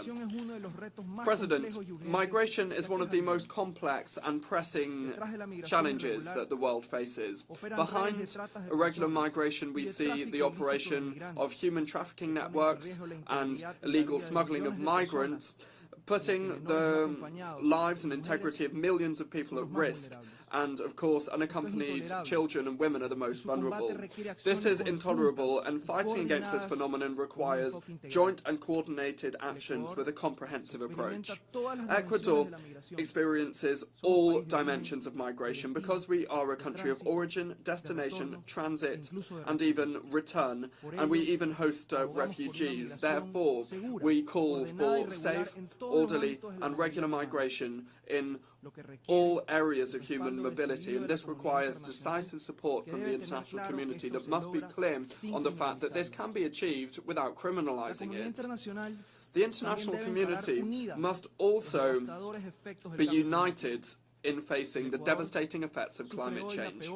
Today, Ecuador is suffering from the worst drought in the most recent decades, and this shows how important it is to care for our ecosystems and to invest in infrastructure to deal with this issue. As a mega-diverse country with unique ecosystems that are also fragile, like the Amazon, the Andes, and the Galapagos Islands, we are committed to conservation of biodiversity, and we are updating the national biodiversity strategy, and we have set forth a transition policy, an ecological transition policy that preserves our natural heritage. These efforts require more of a sense of joint responsibility from the international community, especially when it comes to finance, technology transfer, capacity building and scientific research that are currently not up to the mark. The Paris Agreement and the principle of shared but differentiated responsibilities must not be undermined. In fact, they must be strengthened. Ecuador also supports initiatives in the realms of protection, conservation, and sustainable use of the ocean. And we should see this through the entry into force soon of the agreement, the BBNJ agreement, and the organization of the 3rd UN Oceans Conference in 2025. Our commitment is further reflected in the efforts that the Ecuadorian presidency of the committee tasked with drafting a legally binding instrument to eliminate plastic pollution is pressing on with. The Ecuadorian presidency is pressing on with that. We hope that this will be delivered soon and that the Galapagos Islands, which are a World Heritage Site, will be the venue for the signature of this instrument. President, security, transnational organised crime and climate change are just some of the challenges that we face as humanity, and they require a better use of global cooperation mechanisms and development finance mechanisms. Ecuador is convinced of the need for a true transformation of global governance and its institutions to provide them with legitimacy and thereby avoid them being condemned to irrelevance. And this includes the Bretton Woods institutions and this very organisation. Perfecting the bodies of the UN system is not the ultimate goal, but rather just one step forward to achieve the ultimate goal, which is peace and security in the world. Therefore, bearing in mind the relations between the main organs, in order to benefit from a stronger and more effective Security Council, we also require a more modern and effective General Assembly. We must reaffirm the role of this General Assembly so that it can bring about the necessary reform of the Security Council. Ecuador is clear on the fact that we are a non-permanent member of the Council and we are finishing our term in December this year, but we also know the role of the elected members when we act together is fundamental, and we must continue on this front. An essential part of the transformation is the participation of women in leadership positions. Ecuador reaffirms its support for a woman from the Latin American and Caribbean region to be the next United Nations Secretary General. I conclude by recalling that crises can be overcome with political decisions, willingness and bravery, the courage to make the right decisions, and this will be achieved by strengthening multilateralism, not by weakening it. Thereby, we can achieve the dream of a better world, a world that is more peaceful with more opportunities for all. Thank you very much.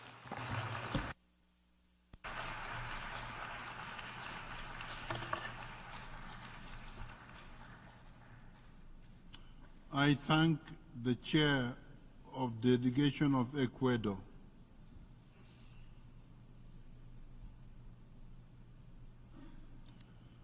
We have heard the last speaker in the general debate.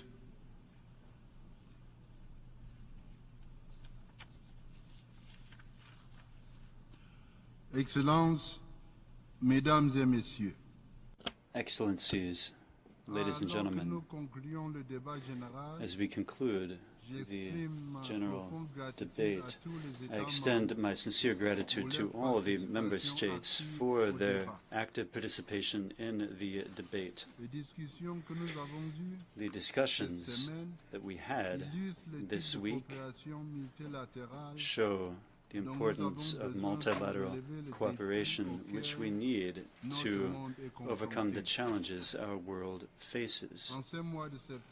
In this month of September, we came together for the general debate in a period that was particularly tumultuous.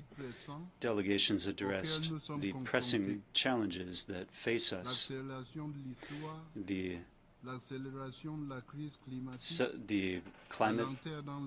crisis of climate change, the sustainable development goals, abject poverty, and a global international financial architecture that is ineffective, persistent gender inequality, and the adverse impacts of digital technology. These are the main challenges that have emerged from our discussions. We need to continue to build on the Summit of the Future. This summit was marked by the adoption of the Pact for the Future and its annex, which aimed to revitalize our multilateral system and international cooperation. The Pact for the Future and the Global Digital Compact and the Declaration on Future Generations appear as a solid promise to galvanize our efforts toward the achievement of the 2030 Agenda for Sustainable Development. Our Pact for the Future essentially aims to address the challenges that are impediments to international cooperation and have been for many years. These challenges are what make it problematic to achieve solutions, which can be achieved through this agreement and its annex. I call upon all states and stakeholders to work toward effective implementation of the Pact for the Future and of its annex. My office has also instituted an awareness-raising program in this regard to be applied throughout the 79th session of the United Nations General Assembly. We stand ready to receive any advice or any assistance to facilitate our actions. Ladies and gentlemen, while we are meeting in New York, violent conflicts are raging in Gaza, Lebanon, Sudan, and Ukraine. This is unfortunately not an exhaustive list of the conflicts and crises affecting member states of the United Nations. In the last few days, the world has seen an extremely dramatic escalation of violence between Israel and Hezbollah in Lebanon. That escalation risks causing war in the entire Middle East region. As we speak, peace in the Middle East is hanging delicately on a shoestring. There is pervasive tension and uncertainty in the region. Thousands of people have lost their lives. Many others have been displaced. Infrastructure has been destroyed. This must stop, and it must stop now. The world must not allow an all-out war to happen in this volatile region. we call on all parties, Israel, Hamas, and Hezbollah, to urgently conclude a ceasefire and for all remaining hostages to be freed immediately and unharmed. I also call on all those with influence on the parties to demand an immediate ceasefire and dialogue. I further call on all states supplying weapons to the region to desist from such actions and give peace a chance, for no sustainable peace will be achieved militarily. Negotiations and diplomatic solutions must take precedence over brutal force. The Charter of the United Nations instructs that member states settle their disputes peacefully so as not to endanger international peace and security. As you heard me saying at the opening of the general debate, only a two-state solution based on relevant UN resolutions can guarantee lasting peace and security for both the people of Israel and Palestine, and indeed for the rest of the region. Excellencies, during the general debate we heard from 190 member states, including contributions from 71 heads of state, 42 heads of government, 6 vice presidents and crown princes, 8 deputy prime ministers, 53 ministers, 3 vice ministers, and 7 chairs of delegations. Moreover, we heard from 3 observers. Ladies and gentlemen, during the general debate this September, it was disappointing and frankly unacceptable that only about 10% of the speakers were women. This glaring disparity speaks to a deeper issue that we cannot ignore. We must do far better on gender equality, and this cannot simply be a talking point. It must remain a priority on our agenda, demanding action, not just acknowledgement as we move forward. Excellencies, ladies and gentlemen, in my opening remarks of the general debate, I emphasized that only by working together, despite our differences, can we confront and overcome the complex and discouraging challenges before us. Only through dialogue, listening, and collective action can we find solutions that benefit all of us. The theme I chose for the 79th session, Unity in Diversity, for the advancement of peace, sustainable development, and human dignity for everyone everywhere, is not just a guiding principle, it is a call to action.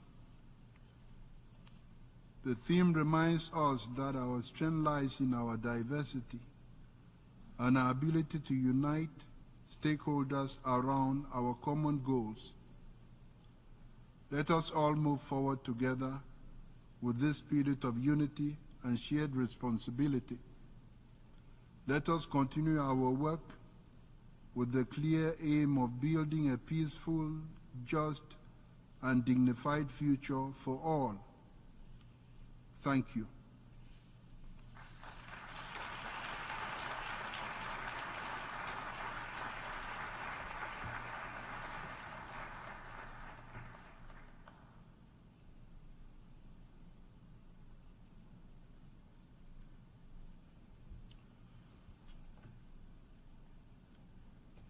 The exercise of the right of reply has been requested. May I remind members that statements in the exercise of the right of reply are limited to 10 minutes for the first intervention and to 5 minutes for the second intervention, and should be made by delegations from their seats. I call on the representative of Egypt.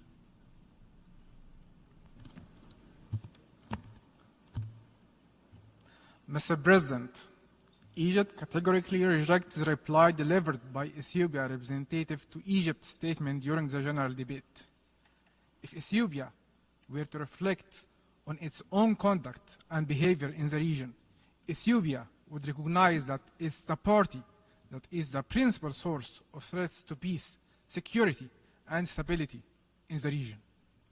It was Ethiopia that concluded a memorandum of understanding that infringed on the sovereignty and territorial integrity of a sisterly neighboring African state, Somalia. It's Ethiopia that has repeatedly violated cardinal rules of international law and undermines the principle of sanctity of international borders, which is established in African laws and practice. It's also Ethiopia that's under the illusion that it was established control over the Nile River, and it will deprive the two downstream riparian states, Egypt and Sudan, of their established historical rights to the Nile waters.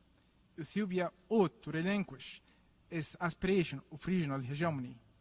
Ethiopia also ought to realize that fabricating baseless allegations against other states and inventing fictional external enemies are nothing but futile attempts that are meant for internal consumption to distract attention from Ethiopia's many domestic challenges that are of its own making.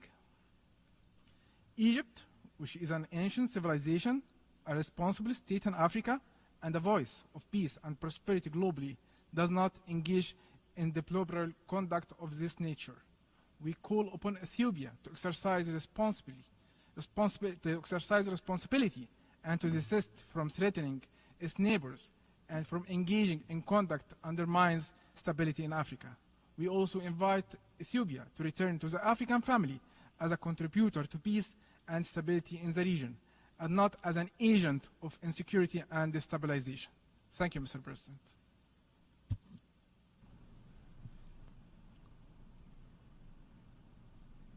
I call on the representative of the Islamic Republic of Iran.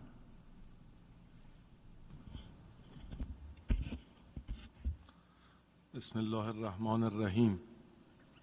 Mr. President, I take the floor to exercise the right of reply of my delegation in response to the disinformation and baseless statement delivered by the Prime Minister of the Republic of Albania during the general debate in this hall.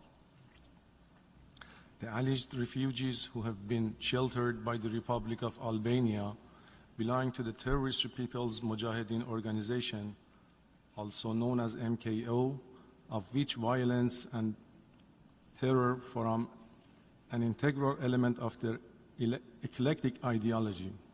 They never dismissed their ideology of violence and recourse to arms. Rather, they have always been looking to revert to their hate-mongering nature and do commit violent acts of terrorism. The Islamic Republic of Iran rejects the disinformation delivered by the representative of the Republic of Albania. In the meanwhile, it is the obligation of Albania to bring to justice or extradite members of this cult for their role in organizing, supporting, and perpetrating terrorist attacks in Iran. The Islamic Republic of Iran believes that the failure of the government of Albania to take appropriate and necessary measures against this terrorist cult constitutes a grave threat to international peace and security. Moreover, the Islamic Republic of Iran categorically rejects and denounces any kind of unwarranted attribution for the alleged cyber attack on Albania's infrastructure. This accusation is completely unfounded and is hereby rejected and condemned. We have already expressed our readiness to cooperate in enlightenment to Albanian government, and we repeat it once again. Mr. President, exercising our right of reply in response to the unfounded allegations and irrelevant reference to my country by the representative of the United Arab Emirates, while my delegation strongly rejects those baseless allegations, would like to reiterate its sovereignty over the Iranian islands of Abu Musa, the Greater Tom, and the Lesser Tom in the Persian Gulf. We consider the statement by the delegate of the United Arab Emirates as a flagrant violation of the principles of sovereignty and territorial integrity, as well as an interference in Iran's domestic affairs, in violation of the principle of non-interference in the internal affairs of the state as enshrined in the Charter of the United Nations, and is categorically rejected. The Islamic Republic of Iran has always pursued a policy of friendship and good neighborliness towards all its neighboring countries. It is obvious that the territorial integrity as well as the sovereignty of the Islamic Republic of Iran over the said islands are not negotiable. We invite the delegation of the United Arab Emirates to stick to the principle of good neighborliness and refrain from raising issues that are based on unsubstantiated accusations. I thank you.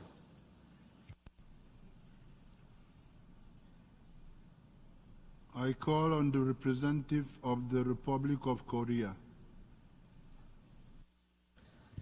Thank you, Mr. President.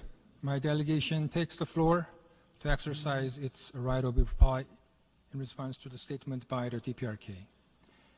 I vividly remember a year ago here in this hall that I did point out how preposterous and absurd the allegation the DPRK made in her statement, particularly on the situation in and around the Korean Peninsula. Today, having listened carefully to the DPRK statement and hearing no change made to their position, my delegation feels deeply distressed that we have to repeat our position so that every delegation sees all, understands the facts and truth accurately. The DPRK in her statement demonized the US and its allies to justify their pursuit of nuclear weapons. To be short, it is totally groundless claim.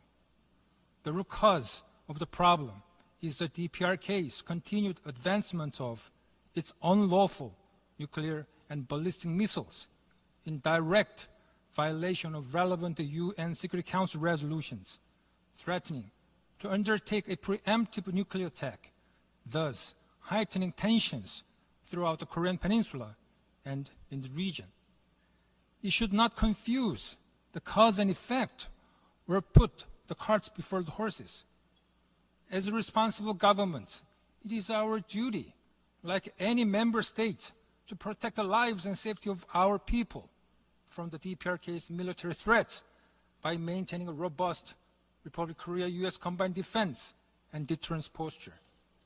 Again, contrary to the DPRK's claim, the Republic of Korea, US defense and deterrence posture is in response to the DPRK's military threat.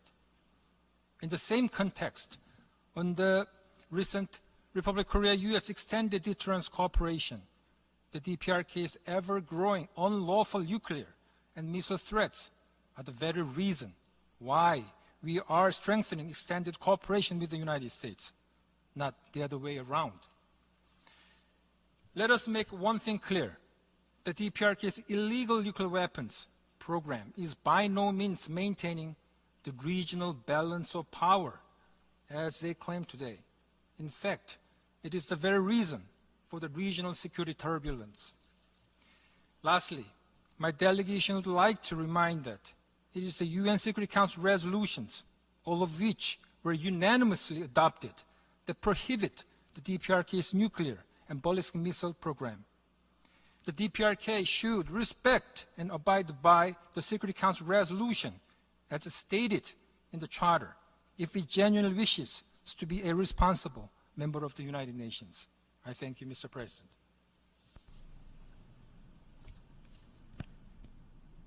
I call on the representative of Morocco. Merci, Monsieur le Président.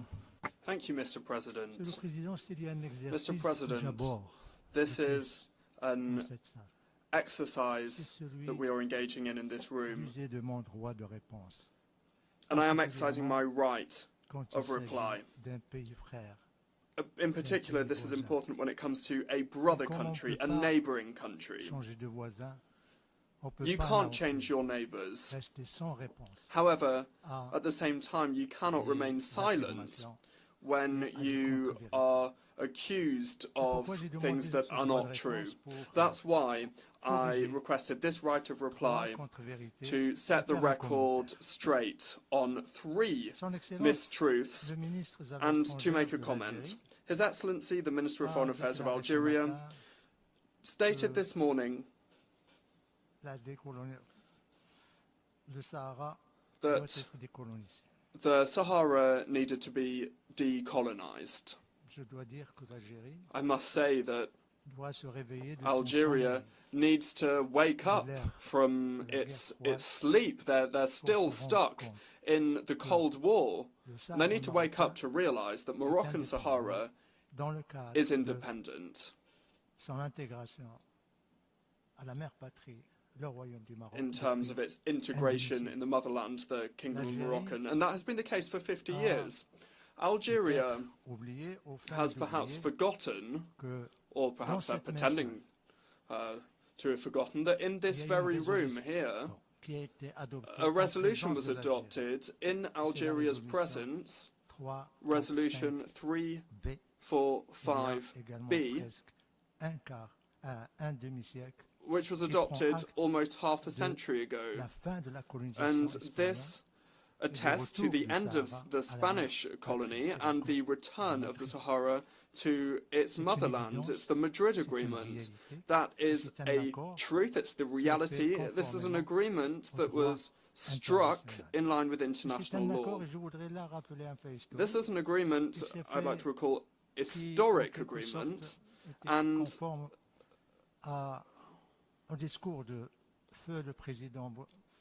the late President Boumediene, during the Arab League summit in Rabat, talking to his brother princes and heads of state, stated that he would support any formula that would allow the Sahara to be decolonized. Well, 1 year later, 1 year after that, Moroccan Sahara was indeed decolonized.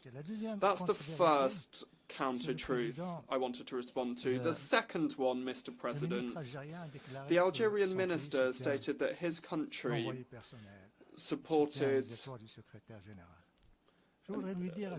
the efforts of the Secretary-General. In that regard, I'd like to say that it's absolute nonsense. It's not true, Mr. President. Just because, and a lot of people must know, the envoy was nominated 3 years ago, he was appointed 3 years ago. Why hasn't there been a single meeting here or anywhere else? Well, the reason is because Algeria is refusing to return to the negotiating table. It's refusing to take a seat at the negotiating table. It's renouncing the political process, and Algeria is rejecting the resolution that is based on a political process. And the minister said this morning that he supports the political process. It's really quite bizarre that Algeria say that they want to support the efforts of the personal envoy and the efforts of the Secretary-General. However, they are imposing the conditions, who can come, who's allowed to participate, who's not.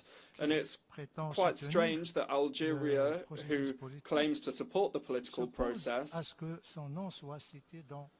are opposed to their name being cited in rejecting the resolution, even though they are cited in all the Security Council resolutions as a main stakeholder in this regional dispute, and that they must return to their seats at the negotiating table. We hope that when the Minister of Foreign Affairs of Algeria will meet the personal envoy this afternoon, he'll be able to tell him finally that Algeria is returning to the negotiating table, that they'll be able to give him that good news, that they'll be doing that in line with the Security Council resolution and in line with the statement made by that very minister this morning from that rostrum up there. The third mistruth, Mr. President, the minister accused Morocco of falsifying an immutable reality. We sometimes say that there's nothing worse than a blind man that doesn't want to see. What is Morocco trying to change or falsify? Well, nothing, actually. We're doing everything in broad daylight in the eyes of the international community. And we're doing it here in this very room.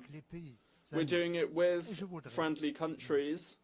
And I'd just like to tell the Algerian delegation and His Excellency, the Minister of Foreign Affairs, that there is no truth that Algeria, well, the truth that Algeria refuses to see is that over 100 members of the international community support the Moroccan Autonomy Initiative. And many of them are members of the European Union. France, Spain, Germany, Denmark, Slovenia, Finland, just to cite a few that have recognised this over the last few months. Furthermore, this room has heard the voices of many heads of state and government who have not only supported the initiative of Moroccan autonomy, but also supported Morocco's sovereignty over its Sahara. The next truth that the Algerian delegation is pretending to ignore is that 29 consulates have been opened in Moroccan Sahara, and the 30th one is currently being built and will be opened soon, and there will be others. And I hope the Algerian delegation will put on a different lens so they can finally see the light, see what exactly is happening in Moroccan Sahara. Another reality is economic development. That's something that Algeria does not want to see in the Moroccan Sahara. Motorways, the longest bridge in Africa. We have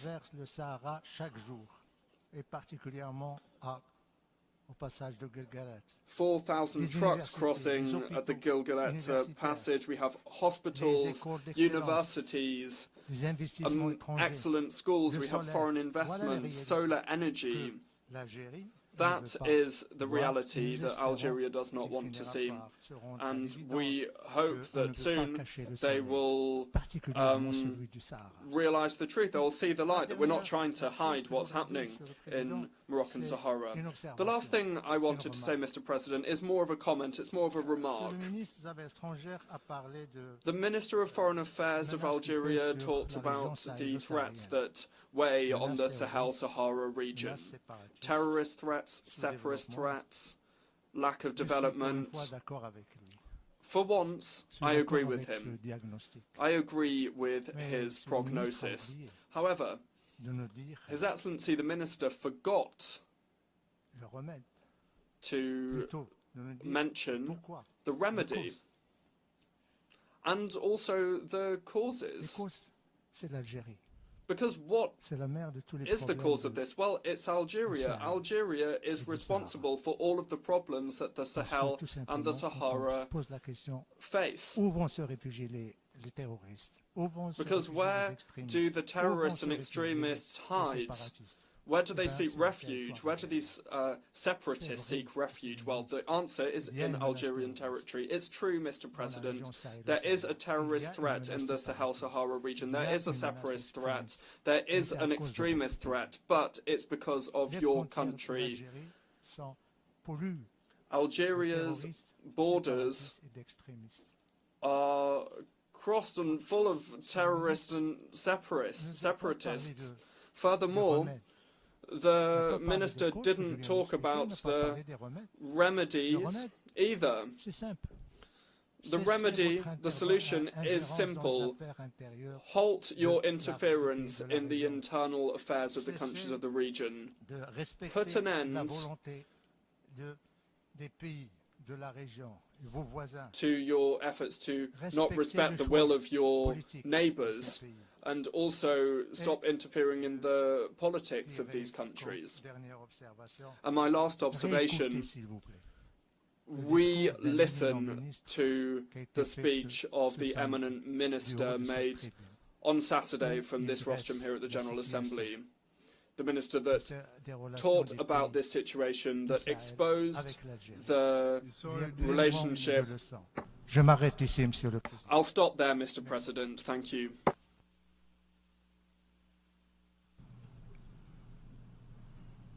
I call on the representative of the United Arab Emirates.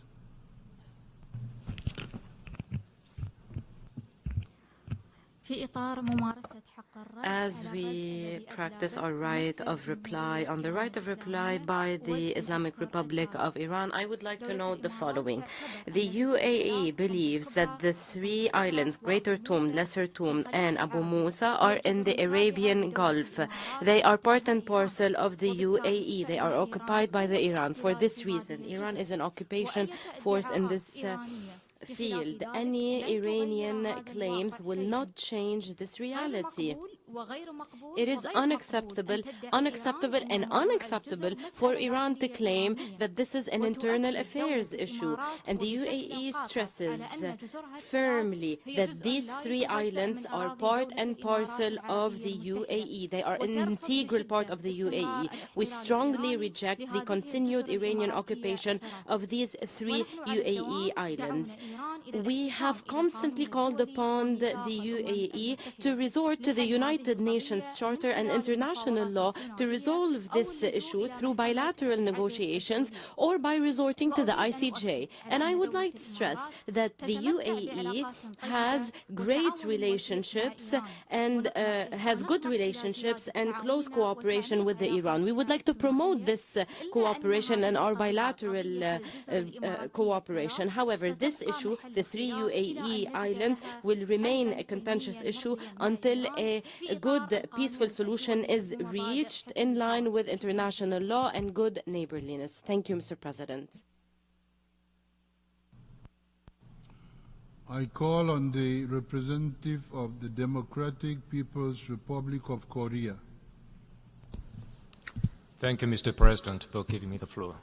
My delegation is taking the floor to exercise the right of reply in response to the provocative statement leveled against my country during the general debate and the right of reply. Some days ago, the ROK foreign minister abused this August UN platform to commit a grave political provocation against the DPRK, a dignified UN member state. We categorically condemn and reject his reckless statement as a blatant affront to the sovereignty of the DPRK and wanton interference in its internal affairs. ROK foreign minister shall pay a high price for his despicable attempt tarnish the dignity and prestige of the DPRK. It is an undeniable fact in history that the U.S. nuclear threat, which has lasted for more than half a century, triggered off the DPRK's access to nuclear weapons, and the hostile acts and military blackmail by the U.S. and ROK have been a decisive factor compelling the DPRK to steadily advance the enhancements of nuclear force. As of today, various U.S.-led military blocs exist throughout the Asia-Pacific region, including the Korean Peninsula, and the Nuclear Consultative Group aimed at using nuclear weapons against DPRK is in operation. Furthermore, the U.S. and its vassal countries' aggressive war drills continue unabated. The whole world knows who are to blame for having turned the Korean Peninsula and the rest of the region into the world's hottest spot and a touch-and-go gunpowder depot by staging war drills of aggressive nature almost every day throughout the year while raving about the end of regime in the DPRK. ROK is frantically engaged in waging military drills and strengthening military alliance of aggressive nature with the U.S., thereby bringing closer a grave security crisis to the Korean Peninsula and the Northeast Asian region. Given the above fact, it is a mockery and trickery on regional countries and the rest of the international community that ROK is clamoring for the alleged threat as well as peace and stability. The ROK foreign minister's outpost clearly shows that it is impossible to exist or live together in the least with the forces distraught with inveterate hostility and repugnance towards the DPRK, and that the regional situation can never restore stability as long as there exists the US, the evil source and root cause of instability of the Korean Peninsula, and the ROK conniving to it. On the other hand, recently the US and its followers are often holding confabs on the alleged human rights issues at the UN arena. Such performance is prompted by their sinister intention to tarnish the image of the DPRK at any cost by resorting to the despicable smear campaign, since they could not subdue the DPRK by military force. Moreover, ROK has no elementary qualification to talk about a human rights issue, and it is a cesspool of human rights abuses caused by its pro-US sycophancy, fascist dictatorship, and anti-people misgovernment. It is pressing for the ROK to clean its human rights garbage at home.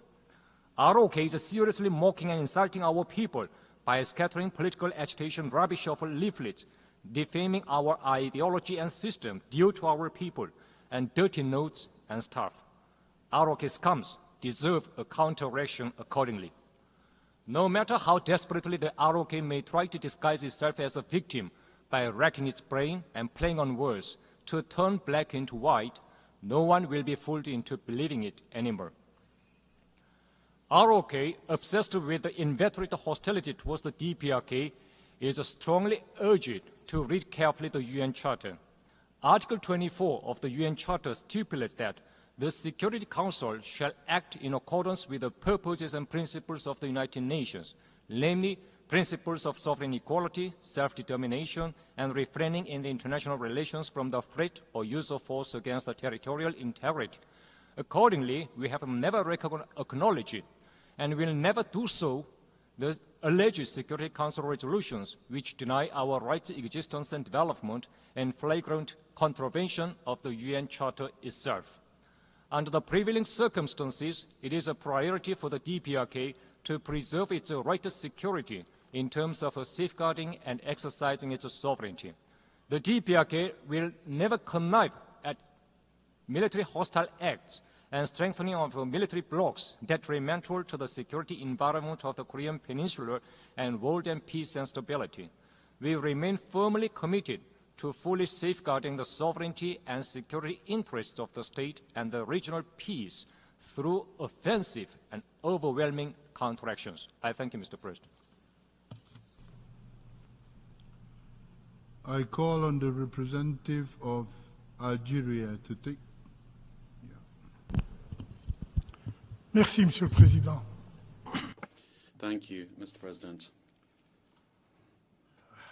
Merci de me donner la possibilité Thank you d'exercer for giving me the possibility to exercise my right of reply after the allegations made by my Moroccan colleague following the speech of my minister this morning to you.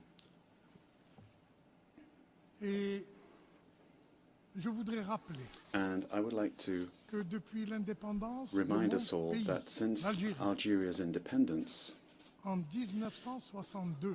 1962, so 62 years ago,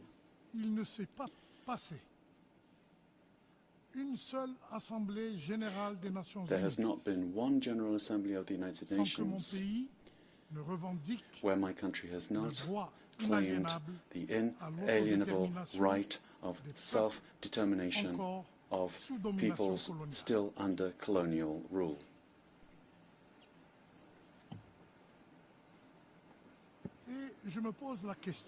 And I ask myself the question,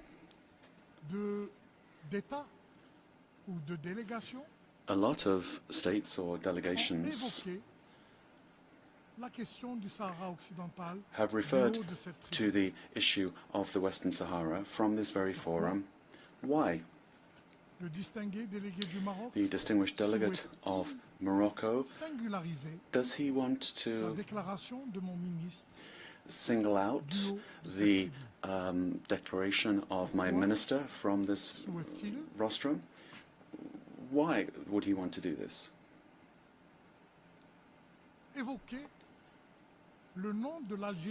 Why would he mention the name of Algeria more than 20 times in 10 minutes? I wonder, this attempt to take a subject on the agenda of this General Assembly and act as if it's just the concern of two countries will not work. And I'd like to stress here 3 points. Firstly, we should reread my minister's statement on the issue of the Western Sahara. The General Assembly might learn something, and I think my Moroccan colleague might learn something in so doing. And I quote, "My country aspires to put an end to the colonization once and for all by turning the final page of this chapter, as we unfortunately see in the Western Sahara." The Secretary General of the United Nations and his Special Envoy may count on our full support in their efforts to enable the two parties to the conflict, Morocco and the Polisarian Front, to resume the process of negotiations in order to arrive at a political solution that will guarantee the Sahrawi people the full exercise of their inalienable rights to self-determination. And to those who want to impose a colonial fait accompli by gaining time, by falsifying facts nobody can argue with, and by attempting by various maneuvers to turn attention away from what is clear and established, we, Algeria, reaffirm that colonization sooner or later will end up disappearing, and the legitimate rights of the Sahrawi people will undeniably be recognized. That's the first point. The second point, Mr. President, is that the United Nations, through the General Assembly, through the Security Council, have indeed begun this process of decolonization by creating MINURSO, the United Nations mission for the referendum in Western Sahara. But that work is currently being blocked by the occupying power, which is Morocco, and which uses all kinds of maneuvering to postpone this referendum, including with the rather shady project of supposed autonomy. And if that project was really such a hot deal, why not put that forward for a referendum with the Sahrawis? Are you afraid of the call for freedom of the Sahrawi people? Algeria, for its part, and all those that support the right to self-determination of the people of Western Sahara, call for a consultation, a referendum of the Sahrawi people. Thirdly,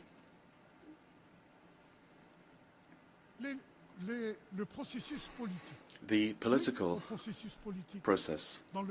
Yes, a political process as part of negotiations between the legitimate representatives of the Sahrawi people and the occupying power, Morocco. And if they reach a political agreement under the inalienable right of self-determination, Algeria would be very happy about that. Mr. President, I don't want to prolong this session, but I would like to recall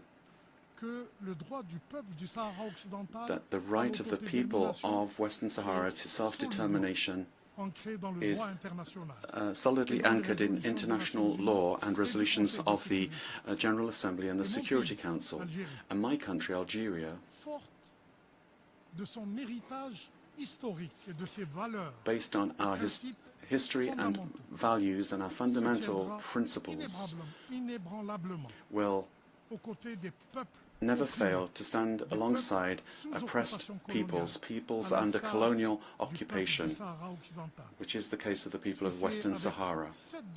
And it is with that determination that will never change, and this deep-seated conviction that we, for our part, will continue with our unfailing support for the people of Western Sahara so that they are able to fully access their inalienable right to self-determination. I thank you.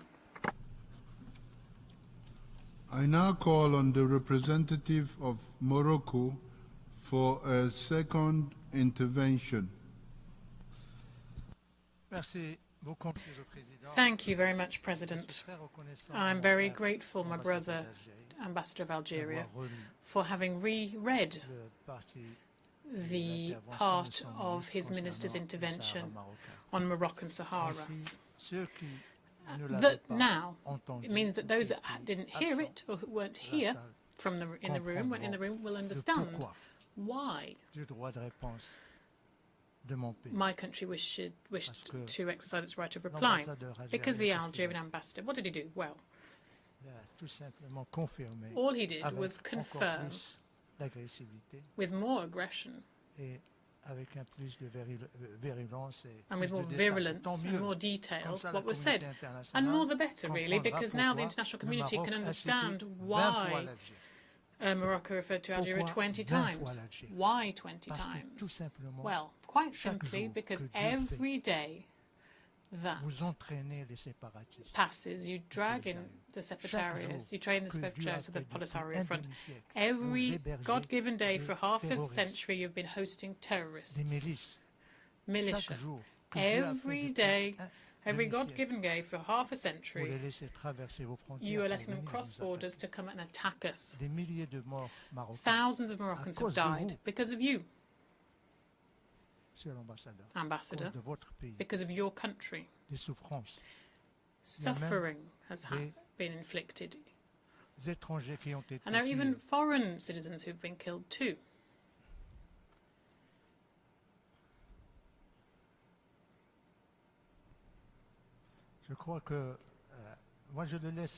I think I respect the freedom of expression, of course.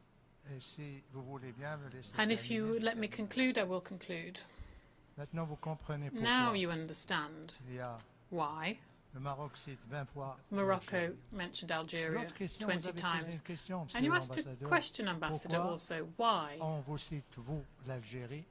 are we mentioning the name Algeria and not other countries? Well, the other countries, no other countries, because we're in a building here where there is law in place, where each country is free to express themselves, to say what they want to say.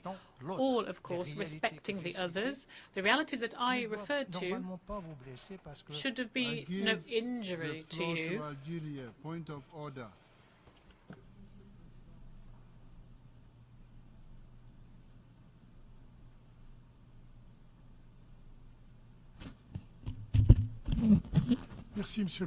Thank you, Mr. President. I'm sorry to interrupt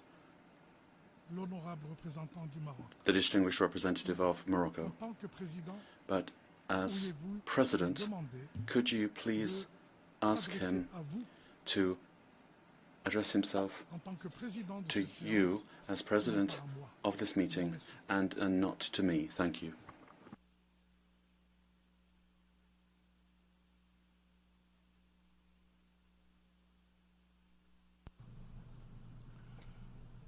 Morocco, the representative of Morocco, continue your second intervention and I may ask that you address yourself to the President, who I am.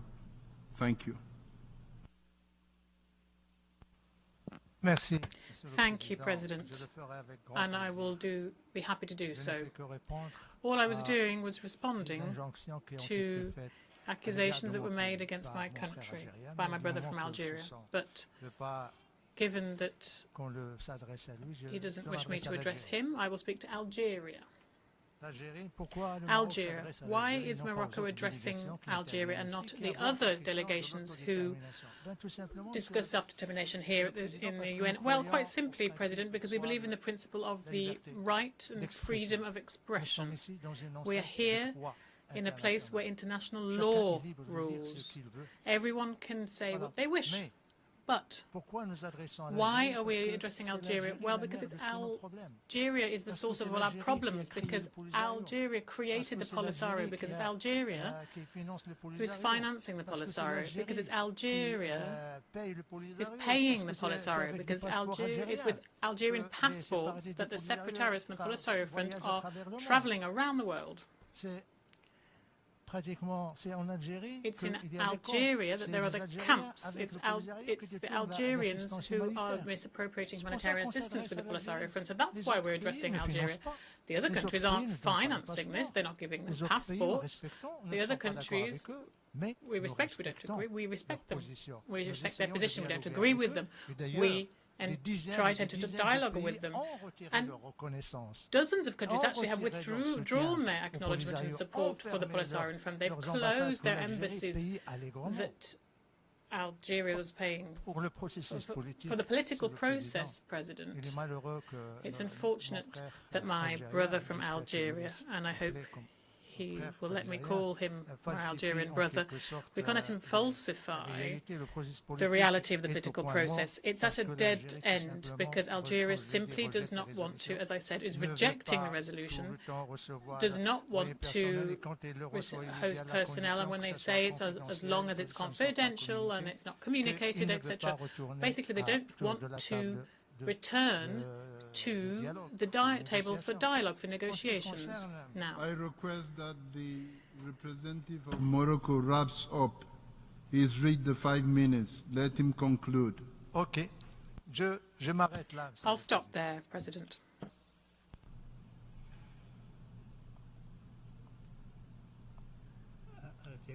Algeria second intervention. I now call on the representative of Algeria for a second intervention. Thank you, Mr. President. I'll be brief. I've got two questions to put to my brother, the ambassador of Morocco. The first question is, if this territory of the Western Sahara is so unchangeably property of Morocco, why did the International Court of Justice not recognize it? And why has Morocco accepted to share it with the neighboring Republic of Mauritania?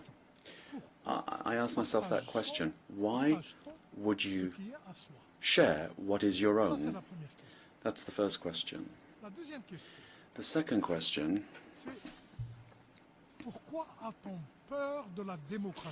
is, why be afraid of democracy? Why are you afraid of the referendum? Why are you afraid of freely and frankly asking the population of Western Sahara what they feel? MINURSO is in Western Sahara, and it's waiting for authorization to organize this referendum for the good of the entire region. Thank you.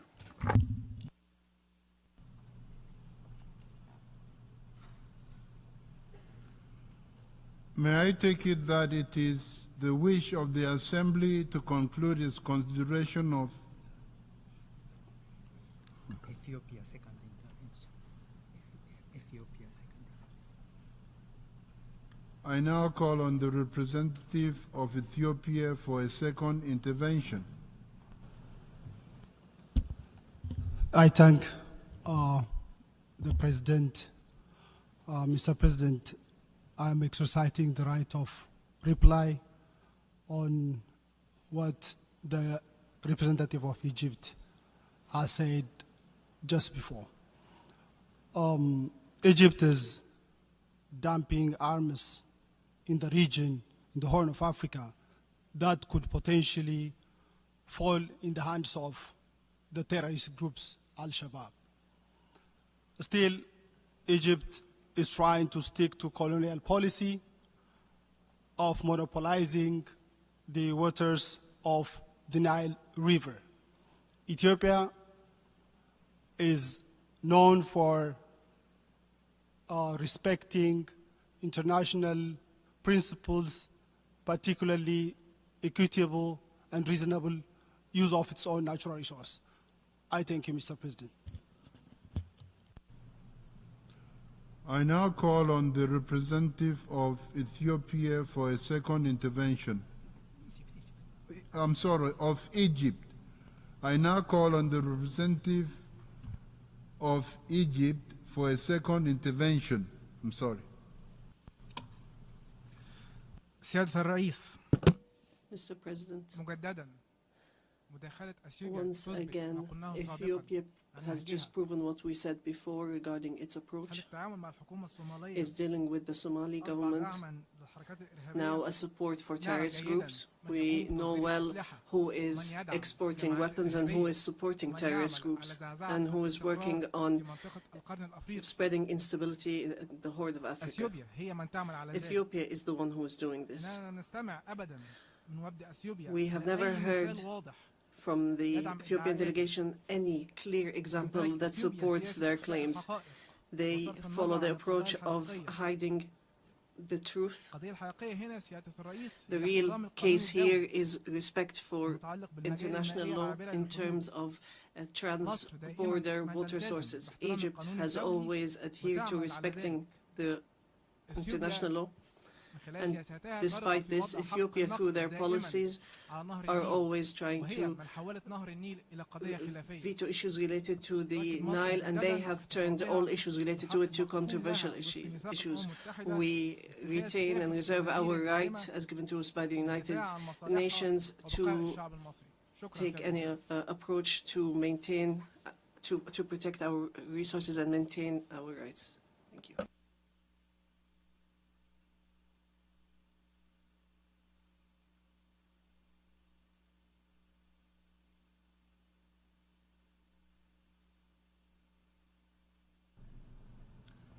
I call on the representative of Iraq.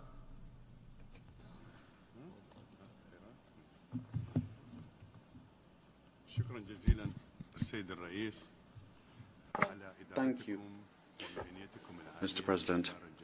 I'd like to thank you for your excellent presidency of the General Debate. I'd like to thank the United Nations and member states. And we have, and those states who have rejected the Israeli actions and attacks on civilian infrastructure and violated the sovereignty of member states in flagrant violation of international law and international humanitarian law.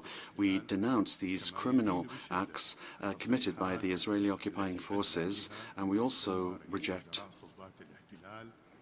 what we have heard from the Prime Minister of this occupation force and the accusations made against countries in the region and really to all members of the United Nations. We call upon the United Nations and its various bodies to act quickly in order to put an end to these acts of Israeli aggression and to protect the region from the results of this aggression. Indeed, the inability of the Security Council to put an end to this aggression has encouraged the occupation forces to continue their attacks on Palestinian territory. The conflict has now spread to Lebanon as well as other countries in the region. These ongoing acts of aggression and barbarous crimes of the Israeli occupying force, and particularly the attack against Mr. Nasrallah, will lead to total war in the region, which will fully destabilize the region and which will also have an effect on international peace and security. Thank you, Mr. President. May I take it that it is the wish of the Assembly to conclude its consideration of Agenda Item 8? It is so decided. This meeting is adjourned.